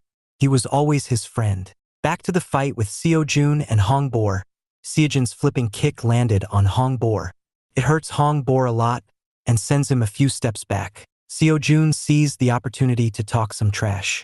He asks Hong Boar if that crappy kick he just attempted was his best move, before telling him to get ready for Seo Jun's best kick. Seo Jun brings his leg up for a straightforward roundhouse kick, which leaves Hong Boar confused. He thought it was going to be a special kick. However, at the very last second, Seo Jun changes the angle of his kick to catch Hong Boar with a Brazilian stab kick. The kick knocks Hong Boar down for the count. Hong Boar tries his best to get back up, while Seo Jun asked him if he really wanted to continue, because it looks like he can't even get back up at the moment. Hong Boar notices that there's no chance for him to get back into this fight, which is why he calls it quits. Seo Jun stands tall as the victor of the battle. After the fight, Seo Jun wonders what's up with Kang Hyo's situation and if he is done with his fight. Subsequently, Seo Jun goes to see what's up with Kang Hae-hyo and sees him crying. Seo Jun asks him just why he was crying, to which Kang Hyo replied that he was crying because he found his old friend back. Seo Jun understands the sentimental value of that and asks Kang Hyo if he can be his friend too. Kang Hyo is too caught up in the moment to answer, which places doubt in the mind of Seo Jun. As this was going on, Kang Hae-ri was shocked to see just how good Kang Hae-hyo is at attracting people to him. The school principal watches this on his laptop. The guy can't help but laugh when he realizes that Kang Hae-hyo is indeed the person he thought he was. The scene changes to the school ground, where Young Suri's sister is seen. She walks around the plain ground, looking up at the night sky. There she sees the shining stars, and thinks that one of those stars must definitely be her mother. As she is too concentrated on that, the little kid falls down and scrapes her knee. During this time, two bullies had come to the ground to do their usual stuff. They're a bit amused to see a little girl there, as she makes for a good bullying target. However, the little girl is innocent and refers to them as appas, while asking for help. The appa coming from her totally melts the two bullies, and they quickly attend to her wound. She says that she's fine but it hurts a bit, but the guys are adamant. One of them picks her up on his back and takes her to the infirmary. On their way, Young Suri's sister says to them that they're really good people, to which both the guys are happy and agree with. That being said, the little girl did ask them what they were doing at the ground during that time. She hears that only bad boys and girls go there during that time. The guys are a bit taken aback by this, but they make up a lie. They say that they go to that place to teach good stuff to those bad people and make them good again. The little girl buys that and starts respecting them for it. Eventually, the girl asks them for a favor, saying that she wants them to teach good stuff to her brother too. She states that her brother, Young Suri, was a nice guy, but nowadays he has gone rough. She adds that Young Suri started fighting with their father after her mom passed away. The duo condemn this type of behavior, stating that no son should act roughly with their father. They also accept her request to fix her brother, unknowing of who it really is. Later, Yu Sang and Choi Woo rush to the school to check on Kang Hae Ri, as they had learned about her fight and subsequent loss against Sukwan. What they see upon getting there ends up surprising them. Kang Hae Ri had stopped cross-dressing and pretending to be like Kang Hae Hyo, and was back to being a girl again. They're a bit shocked, but in a glad way about it, as Hae Ri tells them that she has decided to accept her identity. As the three-star faction trio have a conversation among themselves, Yu Hyun-ju shows up. She came prepared with her crew of lackeys. Yu Hyun-ju asks Kang Hae Ri if she is the so-called Hae Ri that everyone talks about. At the principal's office, Teacher Lee informs the man himself that there are lackeys developing within the school. The principal finds this quite absurd. How can lackeys develop in a school with the strongest students in the region? He asked. Teacher Lee explains that even though the students are all strong, there is a hierarchy within the system.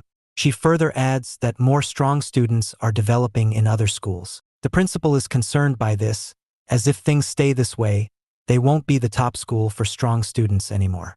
He then asks Teacher Lee about the students who are lackeys. Lee tells him about Nam Dongpal and a few other guys. She also talks about a particular group of students who aren't lackeys, but group up and have a hierarchical system. She further adds that there are some cases among female students too. Principal is shocked by this and wants to know more. Teacher Lee says that recently, Im Sang-ah was beaten up by a student because she wanted to steal Sang-ah's boyfriend. The teacher finds this incredibly childish and wonders just who had done it. Teacher Lee informs that the student is none other than Yu Hyun-ju. Principal asks if she's talking about that Hyun-ju, to which Teacher Lee confirms that it is indeed his daughter. Principal is shocked by this, as he didn't expect his own daughter here. She was supposed to be a good student. Teacher Lee blames the lack of parents ruined her upbringing, as her father was always busy with the school. Principal disapproves of that theory and asks to see his daughter right away in anger. Meanwhile, Hyun-ju started telling Hae Ri that she wants to fight him for her boyfriend Sio Jun. Hae Ri has no clue why she thinks that about Sio Jun and Hae Ri, so she denies both the claim and the challenge. Hyun-ju says that Hae Ri is lying and trying to act all tough. Hae Ri asks her just who was it that told her this, to which Hyun-ju asks Sang-ah to explain. Sang-ah lies, saying that Hae Ri was the one who said this to her. Hae Ri is stunned by this, and her hair is immediately grabbed by Hyun-ju. Yu Sang and Choi Woo try to intervene, but are stopped by Hyun-ju, who wants this to be a girl's only matter. Hae Ri tells her to let go, stating that if she does not, there will be hell to pay. Hyun-ju calls bullcrap on that, saying that Hae Ri can't do anything when her hair is caught up. But Hae Ri proves her wrong right away, as she throws a punch to her abdomen. This hurts Hyun-ju. She says it was a cheap shot and she tries to retaliate right away, but Hae Ri catches her with a kick to the face, which knocks Hyun-ju down. Hyun-ju's lackeys rush towards Hae Ri to attack her, but are immediately taken out by a Hae Ri who is cake walking through all of it. Once the lackeys are down, Sanga realizes just how good this all turned out and wants to be on good terms with Hae Ri. Hae Ri tells a knockdown Hyun-ju that she didn't take a cheap shot. It was Hyun-ju who grabbed her hair first. Right then, Sio Jun walked in and was amused by the fight. Hae Ri immediately starts teasing Sang-ah by flirting with Sio Jun. She refers to Sio Jun as her boyfriend. Sio Jun is shocked by this and makes it clear that his girlfriend is Sang-ah. Hae Ri tells Sio Jun that this was made up by Sang-ah herself, so she thought of giving it a shot. Sio Jun is at a loss for words when Sang-ah admits to her misdoings. She says that she said this on a whim and didn't mean it. She hugs Sio Jun and asks for his forgiveness about the whole situation. Yu Hyun-ju understands that she got played by Sang-ah and vows to get her revenge. Meanwhile, Kang Hae Hyo stands on the rooftop, wondering about what Sukwan said to him. Sukwan told him that he didn't lose his memories because of a truck accident. That day, Sukwan didn't run him over. They just went there to beat Kang Hyo up. However, they were stopped by the mysterious figure from before. The mystery figure was mad at Kang Hae-hyo for not having the capability of handling a few lackeys. This angers the group that Seok-hwan brought along, and they wondered if the mystery guy can still talk this way when they attack him. They all charge at the mystery guy at once. The one to take the lead at first was Pihon. He attacked the mystery man, hoping to teach him a lesson. However, he gets countered and beaten up badly for his attempt. Following that, another guy jumped into the fight, but he got his leg caught. The mystery guy elbowed his leg and broke it. Suddenly, all of the guys who attacked the mystery man start falling. One by one, he clears out the field. Seok-hwan wondered just what is happening at this point. He also recognizes the guy as the same person he saw at Kang Hyo's orphanage. The mystery man notices Seok-hwan watching all the chaos in shock. He asks Seok-hwan if he won't be attacking him. Seok-hwan knew oh too well that he stood no chance against such a monster. He saw how he cleaned up the field in no time, so there is no point in doing that. The guy starts digging into Seok-hwan, calling him a mere lackey. He calls him someone with a lack of resolve and calls him out for cowardice. Seok-hwan starts getting pissed off by this and starts walking towards him. The guy calls him a lackey of Kang Hyo's and tells him to come crawling to him if he seeks forgiveness. This angers Choi Seok-hwan even more, as he stares at the guy with malice. However, Kang Hae-hyo intervenes. He tells both of them to stop where they were. The mystery man ends up berating Kang Hyo for not being able to manage a lackey. He said that loser lackeys like Seok-hwan need to be brought back to their places from time to time. They are not deserving of kindness. This angers Choi Seok-hwan beyond the point of holding back, as he tells the guy he is not a lackey. Seok-hwan is about to punch the man, but Kang Hyo once again tells them to stop, and suddenly, Seok-hwan gets punched in the face for his efforts. Meanwhile, back at the school, Young Suri's little sister, Soo Jong, is playing around in the garden. She is brought beautiful flowers by the two bullies she called Appa, Na Dong Pal and Want Gwang Soo. She is very happy to see those beautiful flowers, and asks the duo where they had gotten it from. They say that they had gotten the flowers specially for her, and that is their gift to her. Soo Jong is elated thanks to this. In actuality, they had stolen the flowers from the principal's personal botanic space. As Soo Jong is conversing with Dong Pal and Gwang Soo, a few other guys come to the scene. They call out Dong Pal and Gwang Soo and ask him why they are playing around with a little girl. Dong Pal and Gwang Soo are dreaded to see those guys and hope that nothing bad happens. However, those guys accuse Dong Pal and Gwang Soo for being weirdos who are going after a little girl, Drake style. Dong Pal and Gwang Soo bid farewell to Soo Jong, telling her that they'll meet later. After Soo Jong leaves, the guy introduces Dong Pal and Gwang Soo to the boxer guy from earlier, Yu Myung-in. He tells Yu Myung that those two are useless pieces of crap, so he can have his way with them. Soo Jong overhears this and retaliates right away. She says that her appas are not useless by any means. She tells them how Dong Pal and Gwang Soo are nice guys who help re-educate bad guys. This makes the guy laugh out. He finds it hilarious that Dong Pal and Gwang Soo lied to the little girl about their identity. The guy then starts bullying Dong Pal, as he slaps him around and asks him to re-educate them. This continues for a while, until Soo Jong is pissed off. Soo Jong bites the guy in the hand to take revenge. The guy is annoyed by this, so he pushes Soo Jong down to the ground. This extracts a sense of anger out of Dong Pal, as he talks back to the bully. The bully is shocked by this show of defiance from Dong Pal. He questions just how did Dong Pal dare to talk back rudely to him. Dong Pal instantly regrets the decision he made, because he pays the price for it. The guy starts beating up Dong Pal in all kinds of ways. Punches, kicks, headlocks, etc. After a while of getting beaten up, Dong Pal realizes the reason why he fears the guy. He feared him because he didn't know how the guy was as a fighter. The mystery created a sense of intimidation within him. However, now that he knows what the guy is like, he doesn't care anymore. He wonders just how worse can it get, as he decides to throw hands. He loads up and throws a punch at the guy, but before he could hit him with it, another guy's punch did. It's Young Suri, who quickly attends to his sister. Soo Jong lets her brother know how those bad guys were the ones who had attacked Dong Pal first. Dong Pal and Gwang Soo are shocked to know that Soo Jong was Young Suri's sister. As Young Suri looks up, he sees that Yu Myung-in was standing there. This makes Young Suri mad, as he confronts Yu Myung. He asks him just how big of a turd does he have to be to stoop down so low. Meanwhile, inside the school, Kang Hae-hyo is walking around.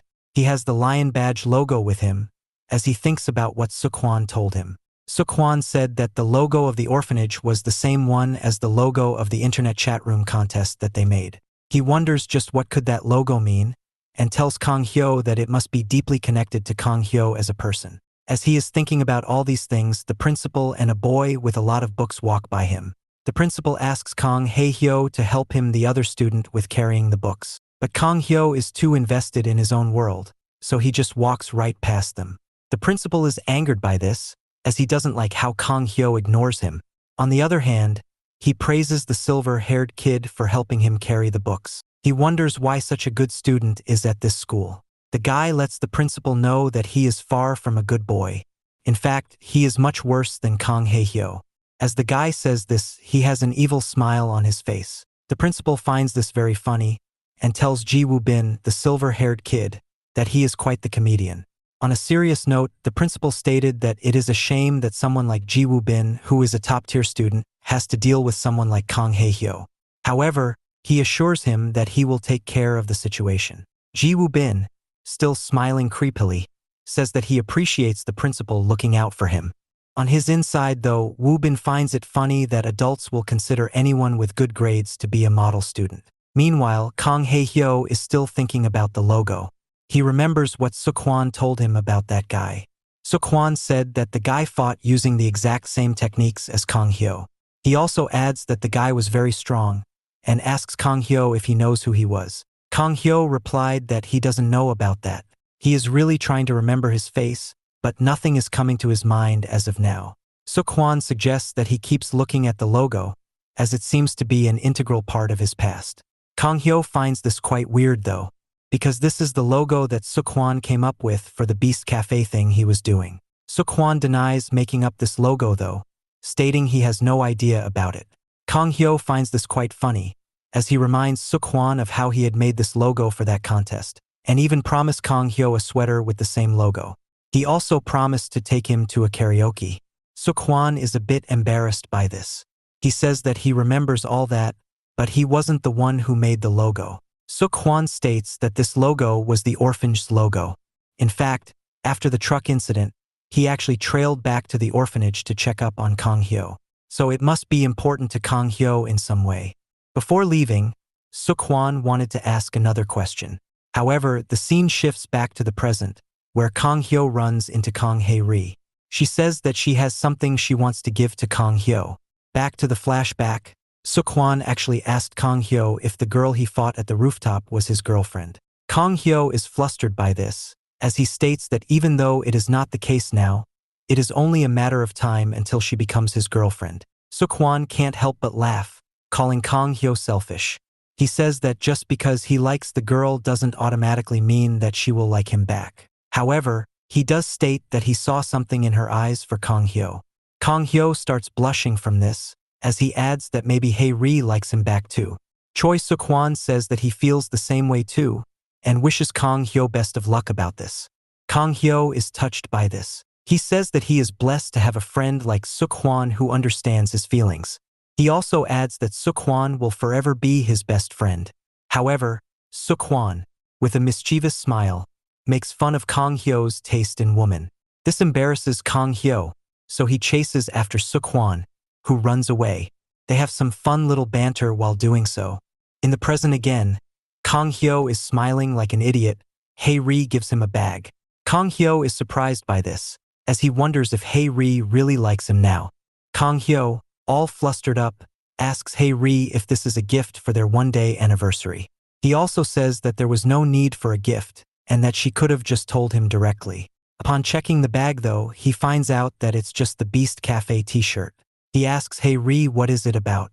Hae-ri replies that it seemed to her like Kang Hyo was the rightful owner of this shirt, so she is here to give it to him. Saying that, Kang Hae-ri leaves the scene. However, Kang Hyo goes into almost instant depression, followed by emotions of anger and frustration. As he empties the bag in frustration, all the Beast Cafe badges fall out. Suddenly, someone picks one of the badges up. In the forest, Dong Pal and Guang Su realize that Su Jong was asking them to help fix her brother, and that brother is Yung Suri.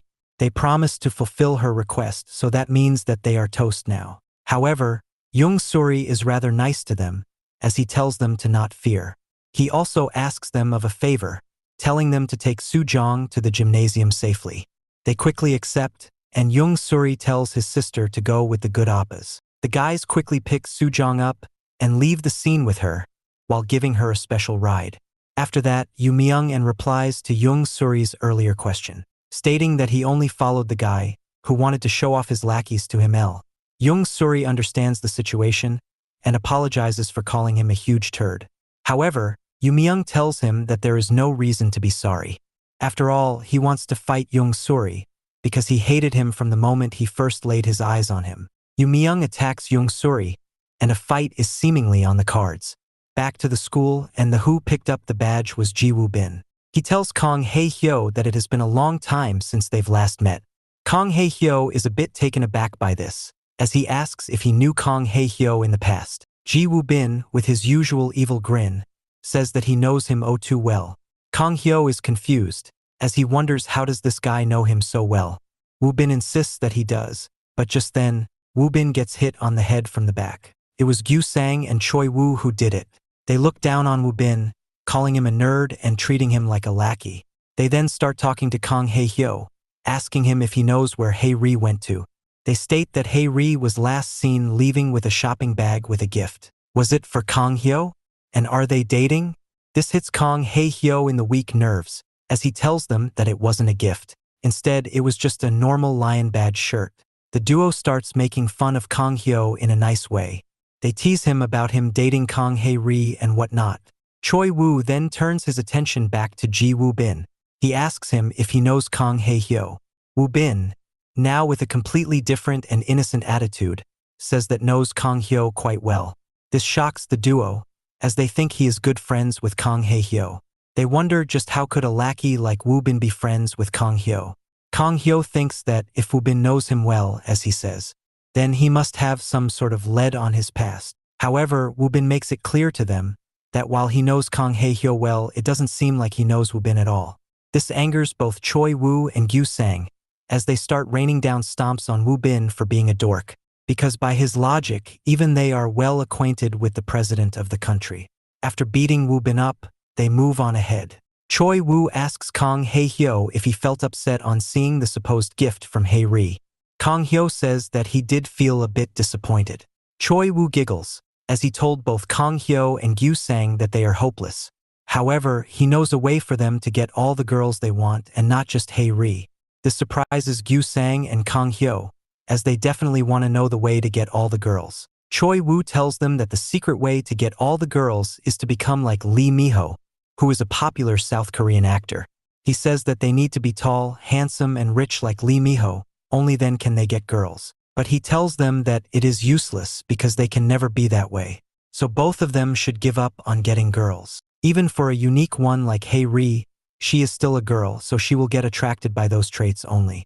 As Choi Woo makes fun of them, it dawns to Kong Hyo and Gyu Sang that Choi Woo is worse off than them. They point out how he is the shortest one of the group, probably has the smallest house, and has the worst percentile in the national exams. Now they start laughing at Choi Woo, which annoys him. Just then, Sio Jun shows up with Sanga, and Sio Jun asks just what is it that they are laughing about. He offers them to join him for snacks. Sanga lets them know that Sio Jun rented out the entire cafeteria for them. But the trio deny to go there, stating that Sio Jun is a bad luck sign for them. After all, he fits all the criteria of being an ideal man. Sio Jun is left perplexed as to why he is supposedly a bad luck sign. Back to the fight between Yu Myung and Yung Suri. Both hit each other with simultaneous punches and go down. Yu Myung admits that Yung Suri is better than he thought, and that he needs to get serious now. Yung Suri finds this funny, as Yu Myung is trying to imply that he was going easy on him until now. He throws a punch at Yu Myung which is blocked, but Yung Suri tells him that boxing is different from fighting on the streets. Yu Myung starts fighting back, as he tells Yung Suri that boxing and street fighting aren't different at all. Both have you wanting to hit your opponent, and both have you wanting to knock your opponent out. Saying this, he delivers a solid punch, which is blocked by Young Suri. Young Suri can't help but admit to himself that Yu Myung is just the better boxer of the two. He follows it up with a left hook which connects, and he closes it out with an overhand right to shake up Young Suri. Back in the school, Kang Hyo asks Gyu Sang and Choi Woo about Woo Bin, stating that he wanted to know if Woo Bin knew about his past. The duo play down Woo Bin, calling him a loser. They say that he might be handsome and has good grades, but that doesn't matter anything here. Besides, they aren't sure how someone like him even made it to the school in the first place. And tell Kang Hyo that Woo Bin probably remembers wrong about knowing him. Meanwhile, a beat-up Woo Bin was walking by when Choi Suk-hwan runs into him. Choi Suk-hwan is flabbergasted upon seeing him, as he realizes that Ji Woo Bin is the same guy who was mentoring Kang Hae Hyo in the past. Woo Bin also recognizes Suk-hwan, greeting him as he walks right past him. A look of dread flashes across the face of Suk-hwan as he realizes just who Woo Bin is. Woo Bin notices this and makes fun of Suk-hwan for being so scared. Suk-hwan comes back to his senses and lets Woo Bin know that he is not scared at all. In fact, he was waiting for an opportunity to meet him because he wanted to beat him up as revenge for the past. Woo Bin says that Suk-hwan has sure grown a pair since last time. However, he wonders just how will someone who got the piss beaten out of him last time going to beat him now. Suk-hwan gets pissed off and decides to show off just how he will beat up Woo Bin. He uses his signature palm to the face distraction technique, but it seems to be not working on Woo Bin, until suddenly, Woo Bin starts acting scared and ducks down. Suk-hwan wonders why he is behaving that way and decides to punch Woo Bin in the face. As he punches him down, Suk-hwan notices that the principal and Yoo Hyun-ju were behind him. Suk-hwan is scared. The principal tells Woo Bin that he will make sure that appropriate punishment will be given to Suk-hwan for what he did. Suk-hwan realizes the reasoning behind the sudden personality change of Woo Bin, as Woo Bin laughs at him discreetly. To the principal's office, Yoo Hyun-ju and Ji Woo Bin have been summoned. Hyun-ju asks why she was called. The principal is pissed off at her and is about to yell, but he remembers what Teacher Lee said.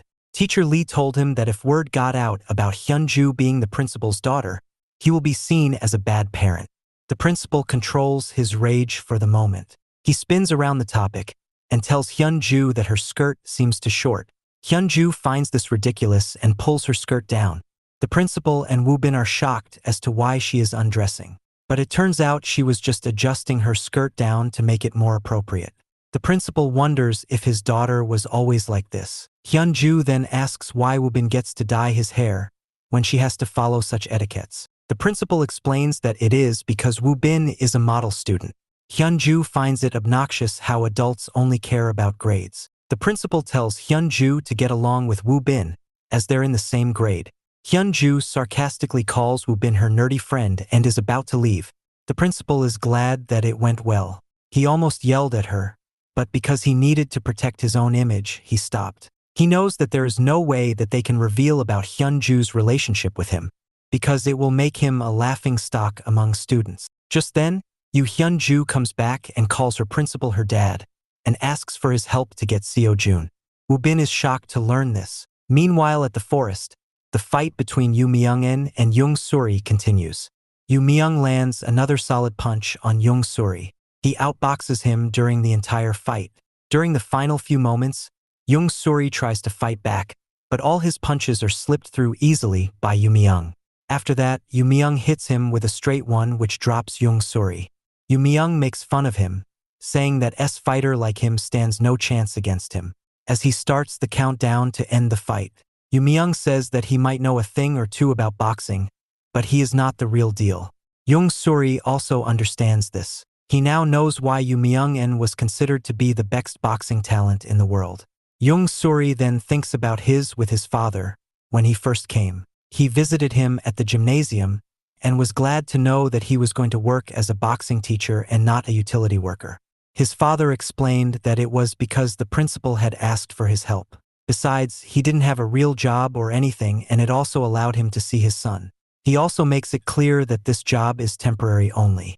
Young Suri doesn't quite understand this part. However, his father explains that he is going to be a temporary coach to build a boxing team for the school. It's the principal's way of showing off the school's prowess. King of like how prisons also make boxing teams. That being said, Young Suri's father doesn't see much potential for boxing at the school. Young Suri explains that the school has the strongest fighters in the region, so this shouldn't be hard for him. But his father disagrees, stating that street fighting and boxing isn't the same thing. A street fighter is strong, but no match for a real boxer in a ring. Young Suri informs his father that he is also a trained boxer. His father said that he is aware of that because the gym he trained at was his students. Young Suri is shocked to know this. His father explained that this was the reason behind the gym not charging his son for training. He further adds that he heard his son's abilities from his student. He said that he is quite good and has potential, but he doesn't have the work ethic to improve, which is why his father makes it clear to Young Suri that he is of no use to him in the school boxing team. Back to the present, Yu Myung counts to 10 and calls a knockout. Young Suri gets up and praises Yu Myung for being really good at boxing. Yu Myung asks Young Suri if he still wants to fight more. Young Suri says that he definitely wants to, but they need to raise the stakes. He adds that if he loses again, he will be Yu Myung's lackey. But if Yu Myung loses, he needs to rejoin boxing. Yu Myung finds this quite weird. He doesn't know why Young Suri wants him to rejoin boxing. Young Suri informs him that he is really good at it, so his father would love him in the boxing team. Besides, Young Suri doesn't know why Yu Myung quit in the first place. This seemingly hits a note for Yu Myung, who tells Young Suri to not talk about what he doesn't know. He starts the fight right away, stating that he can never lose, so he is fine with the term. If anything, he is excited by the prospect of Young Suri being his lackey. The fight starts off like a boxing match, Yu Myung showing early dominance. Eventually, Yu Myung is left shocked as he was going for a punch. It is because Young Suri had stopped boxing and hit Yu Myung with a kick to the body. The kick takes the wind out of Yu Myung. He struggles right away from it. He can't believe that he just got kicked so hard. Young Suri asks him if that kick hurt too much and if he can even stand up now. Yu Myung swings wildly for punches, stating that one kick is not going to bother him. Young Suri dodges his punches and adds that it looks the kick already bothered him. He has already slowed down from it, and it looks like he is extra cautious of the kick now. Yu Myung denies this and tries to fight. However, deep down, he knows that the kick got him good and that he is now going to be worried about the kick. Young Suri hits Yu Myung with a low kick next, followed by head kick, which is mostly blocked. Yu Myung realizes how dangerous the kicks are and that the longer this fight goes, the worse it will be for him. Young Suri hits another leg kick which hurts Yu Myung. This makes Yu Myung decide that he has to end this as soon as possible. He waits for the right chance, and as Young Suri goes for a body kick, he manages to catch his leg. Yu Myung tells Young Suri that his kicking game is over now, before going for the big shot to end it all. However, before he can do so, Young Suri uses the caught-up leg as leverage to get up and hit Yu Myung with a question mark kick. This knocks Yu Myung out cold. Young Suri tells him that he now must join the boxing team as was promised. After a while, he realized that Yu Myung is unconscious and says that he expects Yu Myung to be a man of his words. Dong Pal and Guang Su are back and are amazed at the skills of Young Suri. Just then, Young Suri notices that they are back and asks them for another favor. He asks them to take Yu Myung to the infirmary. This shocks Dong Pal and Guang Su though, as Young Suri had referred to them as his good friends. They get to work when the first bully who had been knocked out wakes up. He thinks that he got knocked out by a useless guy like Dong Pal. However, upon waking up, he sees Dong Pal standing over Yu Myung. This makes him think that Dong Pal beat Yu Myung too, and he starts wondering just what will happen to him now because Dong Pal is a beast. Dong Pal instructs Guang Su to pick up the guy, while he takes Yu Myung with him. Back inside the school, Sanga thanks Hae Ri for getting the jacket back from her. Hae Ri asks her why she is taking back a jacket that was given to her. Sanga says that it is because it's a couple jacket that matches with Sio Jun, so she must keep it.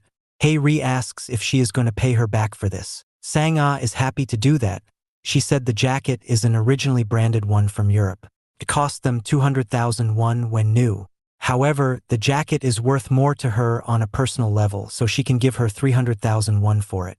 Hae Ri is shocked by this and asks if Sanga is a charitable monk or something, because who in their right mind pays 300,000 won for a jacket that is worth 200,000 when brand new? Sanga says that Hae-ri wouldn't know, because she says never fallen in love. This makes Hae-ri laugh a lot, as she asks how is it love when Sanga dumped Sio Jun for losing a fight. Sanga admits that she made a mistake, but she has now realized that it is true love. She also advises Hae-ri to find love for herself if she wants to live like a girl. Hae-ri is still laughing at this, as she finds this true love thing to be quite hypocritical coming from Sanga's mouth. Sanga finds this annoying and leaves, telling Hae-ri to be lonely forever if she doesn't like the concept. Hae-ri is also unsettled by this, as she wonders what true love even is. She thinks about the time when Kang Hae-hyo asked her out when she wanted to fight him. He seemed quite serious about her. However, she found it weird that he was asking her out when she wanted to fight him. Later, he protected her and claimed to be her boyfriend during one of her fights. This makes Hae-ri realize some unknown feelings within her, as she wonders if Kang Hae-hyo loves her. Meanwhile, Yoo Hyun-ju and Ji Woo-bin make their way out of the principal's office. Once they are out of there, Yoo Hyun-ju makes it abundantly clear that she doesn't consider Ji Woo-bin to be a friend of hers. She only acted friendly with her because her father wanted her to. Outside of this, she doesn't even want to associate herself with a loser like Woo-bin. So she tells him to act like a friend around her father, but don't even try to do so away from him. As she is saying all this, she notices that Ji Woo-bin is looking the other way. She yells at him, asking if a loser like him is avoiding her. That's when we see that Choi Suk-hwan has brought along Kang Hae-hyo to introduce him to Woo-bin, telling him that he is the mysterious guy that they were talking about all this time. Kang Hae-hyo and Ji Woo-bin stare at each other, as their fated clash is on the cards. Choi Suk-hwan says with great assurance that the guy in front of them is indeed the mystery guy. So he tells Kang Hae-hyo to beat him up and figure out the stuff from his past. Kang Hyo seems a little reluctant about all of this. Yoo Hyun-ju is worried about this, and asks Woo-bin how he had gotten into trouble with someone like Choi Suk-hwan. She tells him that he might not know about this, but Choi Suk-hwan is one of the strongest guys in the school. So if he doesn't want to get beaten to a pulp, he should just beg for mercy. Woo-bin finds this laughable, as he tells Yoo Hyun-ju to not be afraid. He says that if he wants, he can send Kang Hyo and Suk-hwan running back like chickens. Hyun-ju replies that even though he is in front of a girl, there is no need for him to act so brave in front of her. Suk-hwan intervenes and says that they have a score to settle with Woo-bin, so he should come with them to the rooftop. Woo-bin scoffs, saying that he doesn't know about any scores to settle. He adds that if Suk-hwan wants to apologize, he should do it here by getting on his knees. Suk-hwan gets pissed off by this and is about to throw a punch. Hyun-ju is scared, as what she thought ends up becoming a reality. Right at that moment though, Woo-bin calls out to the principal for help. Suk-hwan and Kang Hyo can't believe the trick Woo-bin just pulled off, so they quickly run away from this situation. As the two of them are running away, Woo-bin shows Hyun-ju that he just did what he said he could do. Hyun-ju finds this extremely foolish of Th guy, as this just made Suk-hwan even madder than before. She also wonders just where is he getting this kind of confidence from. On the other hand, Woo-bin is thinking about Kang Hyo, and how it must be bothering him because he doesn't remember his past. However, he thinks of the past, where Kang Hyo was seen standing alone in a group of people with blood all over his body. He thinks of that and wonders why he wants to know his past, as the past memories will be even worse for him. He giggles thinking of this when the principal comes out of his room, asking why he was called. Hyun-ju is about to explain what happened, but Woo-bin stops her. Woo-bin instead tells the principal that he and Hyun-ju have started going out. The principal is proud of her daughter for making such a good choice. Meanwhile, Kang Hyo and Suk-hwan have successfully managed to flee. Suk-hwan states that he didn't quite believe that Woo-bin would call the principal. He also wonders if they were seen. Kang Hyo says that he doesn't feel that Woo-bin is the mystery guy. After all, Woo-bin is a coward lackey who always gets bullied. Suk-hwan shuts him down, stating that Woo-bin is just a fox under the mask of a sheep. Kang Hyo makes fun of him, saying that he probably meant wolf instead of fox. Suk-hwan thinks that it doesn't matter. After that, Suk-hwan talks about how Woo-bin is acting like a victim for some reason. But that acting won't fool him, because he recognizes him as the guy who once humiliated Suk-hwan. Suk-hwan is about to tell Kang Hyo that Woo-bin pretty much admitted that he is the same guy to him. However, Kang Hae-ri shows up and asks if she can talk with Kang Hyo. Suk-hwan is initially angered by someone interrupting him, but upon seeing Kang Hae-ri, he is mesmerized. He instantly falls for her and asks Kang Hyo about who she is. He tells Kang Hyo to hand her over and step aside, because Kang Hyo already has a healthy and strong crush on someone else. Kang Hyo steps up and says that the girl is Kang Hae-ri of the 3-star faction. She is the healthy and strong crush he talked about. This shocks Suk-hwan as he thinks about the version of Kang Hae-ri he saw and the version that he is seeing now. He can't believe that the two are the same people. Kang Hae-hyo then tells Suk-hwan that he will be going with Hae-ri now and walks away with her. While Suk-hwan is left feeling jealous as he finds Kang Hae-ri to be quite beautiful. That is when he learned to not judge a woman by her looks alone. Later, at the classroom, a class is being conducted, and all the students are bored as heck. After all, they're all delinquents. However, Ji Woo-bin is paying attention to the teacher. Hyun-ju finds this obnoxious, as she doesn't know how one can be that diligent. She then thinks about how her plan to start dating Sio Jun got ruined by Kang Hae-ri, and now Woo-bin is trying to ruin it even further. She understands that nerds like him are also interested in pretty girls like her. But she has to make it clear to him after the class that she doesn't like him at all. Woo-bin notices that Hyun-ju is staring at him and mocks her, while wondering why she stared at him that much. Hyun-ju is mad about it, but controls her anger. After the class is over, Hyun-ju goes over to Woo-bin and tells him that they need to talk outside. Woo-bin cockily tells her that they're already talking, which angers Hyun-ju. Just then, Woo-bin gets kicked in the head by Suk-hwan. Suk-hwan, flanked by Hong Boar and others, calls Woo-bin a two-faced person. He says that he has had enough of that, so he will expose him now at the rooftop. Choi Woo and Gyu Sang wonders just what is it that Woo-bin did to get on Suk-hwan's bad books while laughing. Meanwhile, other violence mongers can't wait to see Woo-bin get beat up. Woo-bin knows that the rooftop has cameras, so he doesn't want to fight there and ruin his reputation. He should have realized that he can't depend on the principal forever and get away with this, which is why he cooks up an idea. Woo-bin tells Suk-hwan and Ko that they don't need to go to the rooftop. He suggests they fight right there, because it won't take much time for Woo-bin to beat up Suk-hwan and his friends. Hyun-ju wonders if Woo-bin has gone mad. At the rooftop, Kang Hae-hyo stands with Kang Hae-ri. A certain amount of tension could be felt between the two. Hae-ri tells him that there is something that she wants to tell him. She then asks Kang Hae-hyo if he would like to go out with her. Kang Hae-hyo is totally bamboozled by this, as he didn't expect it at all. Hae-ri asks him why he is shocked now. Wasn't he the one who asked her out in the first place? Does he not want to go out now? Kang Hyo tells her immediately that he would love to go out with her. He starts getting too excited and borderline creepy at one point, attempting to hold Hae-ri in an inappropriate manner and telling her that he loves her. Hae-ri quickly stops him and tells him that she doesn't want that. Kang Hyo is confused. He thought that Hae-ri wanted to go out with him. Hae-ri says that while they are going to date, she has some rules to lay out before they do so. Hae-ri says that there will be no skin touching involved in their relationship going forward. She says that he can't be hugging her, holding hands with her, or even put his arms around her. This also includes no kissing. She also puts it down so that no one else other than the two of them will ever know that they're dating. This should be a secret. Kang Hyo listens to this, with a disappointed look on his face, and walks away. Hae-ri calls out to him, asking where he is heading to.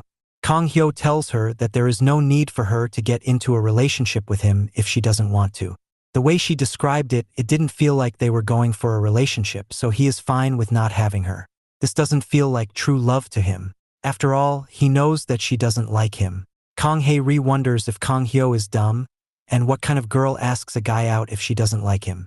She soon realizes how hard love really is, and starts feeling the pressure. Meanwhile, Choi Suk-hwan and Ji Woo-bin are getting ready to duke it out in the school hallway. Everyone is quite impressed by Woo-bin's courage to step up against Suk-hwan, as they think of him as a loser, while others think of him as someone who has gone out of his mind. Gyu Sang wonders if they should let this go on, as Ji Woo-bin can get seriously hurt in this fight. However, Choi Woo doesn't want them to stop. To him, this is going to be a fun watch, so he wants it to continue. As the two stand face to face, about to go at it, Hyun-ju comes to Woo-bin. She tells him that it's obvious that he has gone mad, but she will still suggest him to stop this and make a beeline for the principal's office. That way, he will be saved. Woo Bin finds this assessment quite interesting and asks Yoo Hyun-ju about the possibility of him winning. He wonders just what will she do for him if that was the case. Yoo Hyun-ju finds this hilarious, as she is sure that there is no way that Ji Woo Bin will beat Choi Suk-hwan. Woo Bin says that if he ends up winning, she wants her to do one thing. Yoo Hyun-ju, still not serious, says that she will do anything that he wants if he wins, which won't happen. Ji Woo Bin is quite happy with the deal he has on hand and gets ready to fight. Choi Suk-hwan wonders how Ji Woo Bin is so confident all of a sudden. He also asks Ji Woo Bin if he will be dropping his innocent boy mask now. Ji Woo Bin replies by saying that Choi Suk-hwan will need to pay a big price for interfering with his plans and messing them up. Choi Suk-hwan says that Woo Bin needs to pay an even bigger price for getting into it with him. He informs Ji Woo Bin that not even Kang Hae-hyo was able to handle him and his buddies. Saying that, Choi Suk-hwan throws his palm forward to create a diversion, as he usually does. Ji Woo Bin is unaffected by it. He grabs Suk-hwan's hand and starts breaking his fingers one by one. Suk-hwan feels the bone-breaking pain. Ji Woo Bin is shocked to know that someone like Kang Hae-hyo lost to Suk-hwan and his buddies. He ducks down and hits Suk-hwan with a thunderous open hand strike to the chin. Woo Bin quickly follows it up with a straight punch to the face, knocking out Suk-hwan on the spot. As he is doing so, Ji Woo Bin says that Kang Hae-hyo must have gone easy on Suk-hwan and his buddies. If it weren't for that, the old Kang Hae-hyo that he knows would have destroyed both Suk-hwan and his friends with ease. This one-sided beatdown of Suk-hwan leaves everyone in utter shock. As Suk-hwan goes down from the blows of Ji Woo Bin, no one can quite comprehend what just took place. Yu Sang says that for a loser, Ji Woo Bin sure fights really well. However, Choi Woo has seen through the facade. He tells Yu Sang that he isn't a loser, he is a proper monster. Hong Boar watches Suk-hwan down and out, and in an attempt to take revenge, he decides to take on Woo Bin. Hong Boar starts the proceedings with a skipping head kick, but Woo Bin manages to duck through that. As Hong Boar is in mid-air and out of control, Woo Bin decides to attack. He hits him with a leg kick. This disbalanced Hong Boar. And to end it, Woo Bin hits Hong Boar with a swift head kick which knocks him down and out. Everyone was left in utter shock, as they couldn't believe that the nerd of the school would so easily beat Suk-hwan and Hong Boar too. Yu Sang and Choi Woo wonder just what was the reason behind Woo Bin acting like a loser until now. Woo Bin himself says that he kept his promise of it not taking too long to finish off Suk-hwan and his friend. He then turns his attention to a Yoo Hyun-ju, who was in utter shock. He walks up to her and asks her if she remembers the promise of doing any one thing he wants if Woo Bin won. Saying this, Woo Bin starts getting closer and closer to Yoo Hyun-ju. As he nears her lips, Hyun-ju thinks that just a kiss wouldn't be too bad, so she closes her eyes to get it done and over with. However, Ji Woo Bin was just teasing her. He didn't go for the kiss. Instead, he teased her more by asking her if she thought he was going to kiss her. This embarrasses Yoo Hyun-ju. After this, Woo Bin says that he will be saving up his wish for later, before walking away. This leaves Hyun-ju wondering just who is the guy. Why did he act like a nerd until now? Whatever that it may be, Hyun-ju started to find him quite hot. This leaves her in a dilemma. After he leaves, other students start the cleanup procedure by dragging away Suk-hwan and Hong Boar. Hyun-ju's friends ask her what is the whole deal with her. She explains that Woo Bin actually likes her, and she finds him quite cool after this fight too. One of the friends doesn't understand the problem part of this, but the other one explained the situation Hyun-ju has with Sio Jun. They weigh up both options. Woo Bin is the guy with 4-star looks, 5-star intelligence, 5-star fighting skills, and 3-star money. Woo Bin also seemingly likes Hyun-jo. On the other hand, Sio Jun is the guy with 5-star looks, 3-star intelligence, 4-star fighting skills, and 5-star money. Sio Jun doesn't like her and needs to be seduced. One of the girls vouches for Woo Bin, saying that he is the better choice overall. And besides that, Woo Bin already likes Hyun-ju, so it is going to be easier than Sio Jun, who has a girlfriend already. However, the other one is still firmly on Team Sio Jun, saying he is the one with a lot of money. He is the heir to a big company, so he is the better choice, even if it means seducing him. They argue quite a lot, going back and forth on how intelligence matters more, which is why Woo Bin will get a great paying job. However, the other one thinks it doesn't compare to the money that Sio Jun will get from his inheritance. It's basically an argument between someone who doesn't think money is the most important part versus someone who considers it the most important thing in life. The two girls get close to getting physical with each other as their ideals clash hard. Seeing this, Yu Hyunju steps in and tells them to stop. She says that she already has her stuff figured out, so there's no problem. The girls get excited and wonder if she chose Sio Jun or Ji Woo Bin. After building it up for a bit, Hyunju reveals that she has decided on going for a love triangle.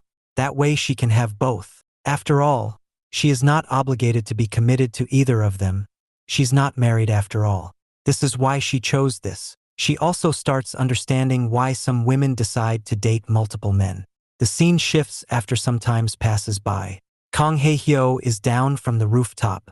As he is walking, he thinks about the stuff Hae-ri said and the conditions she presented to him.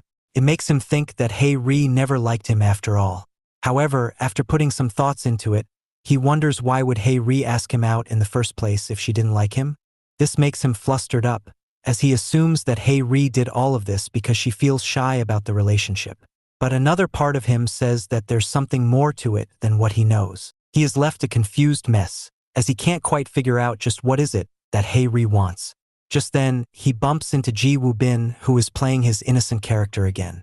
Kang Hae-hyo is a bit pissed off, but Woo Bin apologizes. As they ran into each other, Kang Hae-hyo asks Woo Bin for some advice. He asks Woo Bin what should he do when he likes a girl but can't quite figure her out. He asks him because he knows that Woo Bin is smart. Woo Bin says that he has no idea about these things. He is good at solving mathematical equations and doing entrance exams, not romance. Kang Hae-hyo is disappointed by this, as he thought that Woo Bin was smart enough to give him a solution. As Kang Hae-hyo is about to leave, Woo Bin calls out to him. He tells him that he should not be focusing on girls at this, because he has a lot coming up in the future. Kang Hae-hyo is bothered by this, as he wonders what right does Woo Bin have to tell him what to do. Woo Bin then tells him to visit the infirmary when he can, because he has left a few gifts for him there. This makes Kang Hae-hyo happy, as he forgives Woo Bin for now as he has prepared gifts for him. Later on, Kang Hae-hyo goes on to visit the infirmary, as was suggested by Ji Woo Bin. Upon arriving there, he notices that his friend, Choi Suk-hwan, is severely injured. He has bandages on his face and nose, while his fingers are broken. Seeing him in this stage makes Kang Hae-hyo mad, as he wonders if nerdy Ji Woo Bin is the perpetrator behind all of this. Kang Hae-hyo is worried about Suk-hwan. He tried to call out to him, but Suk-hwan didn't respond. That is when Hong Boar gets up from his bed and tells Kang Hae-hyo that it was indeed Woo Bin who beat them both up. Choi Suk-hwan had asked for Hong Boar's backing for this fight, because apparently it had something to do with Kang Hae-hyo's past. This shocks Kang Hae-hyo, as he asks Hong Boar if they both had gotten beaten up by the nerd. Hong Boar says that they did. It was because Ji Woo Bin uses a technique that they had never seen before. He them in an instant, and this caused them both to go down. He clarifies that he got kicked in the knee very early on, which rendered him useless. He also adds that Suk-hwan didn't want to tell Kang Hae-hyo about this. This makes Kang Hae-hyo emotional, as he realizes that Suk-hwan wanted to protect him by not letting him know of this. He understands just how great of a friend Suk-hwan really is, and declares to himself that Suk-hwan is his greatest friend ever. He asks Hong Boar if Suk-hwan had gone into coma from the beatdown. Hong Boar, kind of embarrassed, says that Suk-hwan was only sleeping. Kang Hae-hyo thinks Hong Boar is hiding something, as he points out at his serious injuries. Hong Boar tells him that he only broke his pinky finger, and the rest are cuts. Kang Hae-hyo asks him if that was the case. Then why did Suk-hwan tell him to not tell Kang Hyo about it? Hong Boar replied that it is because the whole situation was embarrassing. He didn't want to admit that he got his butt hooped by the nerd. Kang Hae-hyo immediately takes back all the great things he said about Suk-hwan as a friend. On the other hand, Pihon invites Ji Woo Bin to a discreet place to discuss something.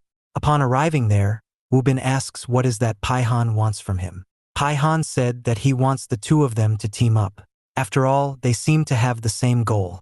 Woo Bin doesn't quite get it, so Pihon explains that both of them want to wipe out Kang Hae-hyo, which is why the two of them should team up. Woo Bin asks why he should team up with someone like Pihon. So Pihon explains how Kang Hae-hyo has tons of friends. Gangnam's strongest, Sio Jun, the 3-star faction of Gangbuk. He is also tight with Choi Suk-hwan now. This makes him a well-protected man. So no matter how strong Woo Bin is, he won't be able to ski down Kang Hae-hyo on his own. Woo Bin states that he likes the sound of the idea. Pihon is happy, so he further elaborates that if they team up, he will set up the rest of the guys to go after them. Woo Bin scoffs, saying that none of the guys at the school are strong, so it doesn't matter anyway. Pihon doesn't agree with that. He puts forward an example. If someone puts 2 predators in a cage with each other and starve them, what will they do? If someone thinks that they'll start attacking each other, then they are wrong. They will just wait for the right opportunity. When the opposite side gets weakened, they'll pounce on the opportunity. Just like that, the school has tons of sleeping lions within their ranks. Kang Hae-hyo and his friends might just be the number 1 squad at the moment, but once the sleeping lions are mobilized, they'll be in trouble. Pihon suggests that they can be using all of those guys to beat the Kang Hae-hyo faction and rule as the definitive number 1s. Ji Woo-bin smiles and says that it is quite a nice idea, before going to deliver his answer. As his answer, Woo-bin hits Pihon in the midsection, dropping him. Meanwhile, Kang Hae-hyo is mad and is looking for Ji Woo-bin. He makes his way to the section where Ji Woo-bin stays. After going there, Kang Hae-hyo intimidates everyone with his sheer presence. He asks the student there for the whereabouts of the nerd.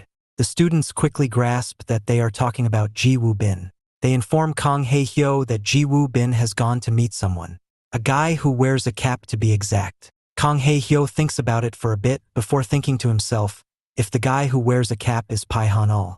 Back to the other scene, Pihon is down on his knees, as the wind has been knocked out of his lungs thanks to the blow from Ji Woo-bin.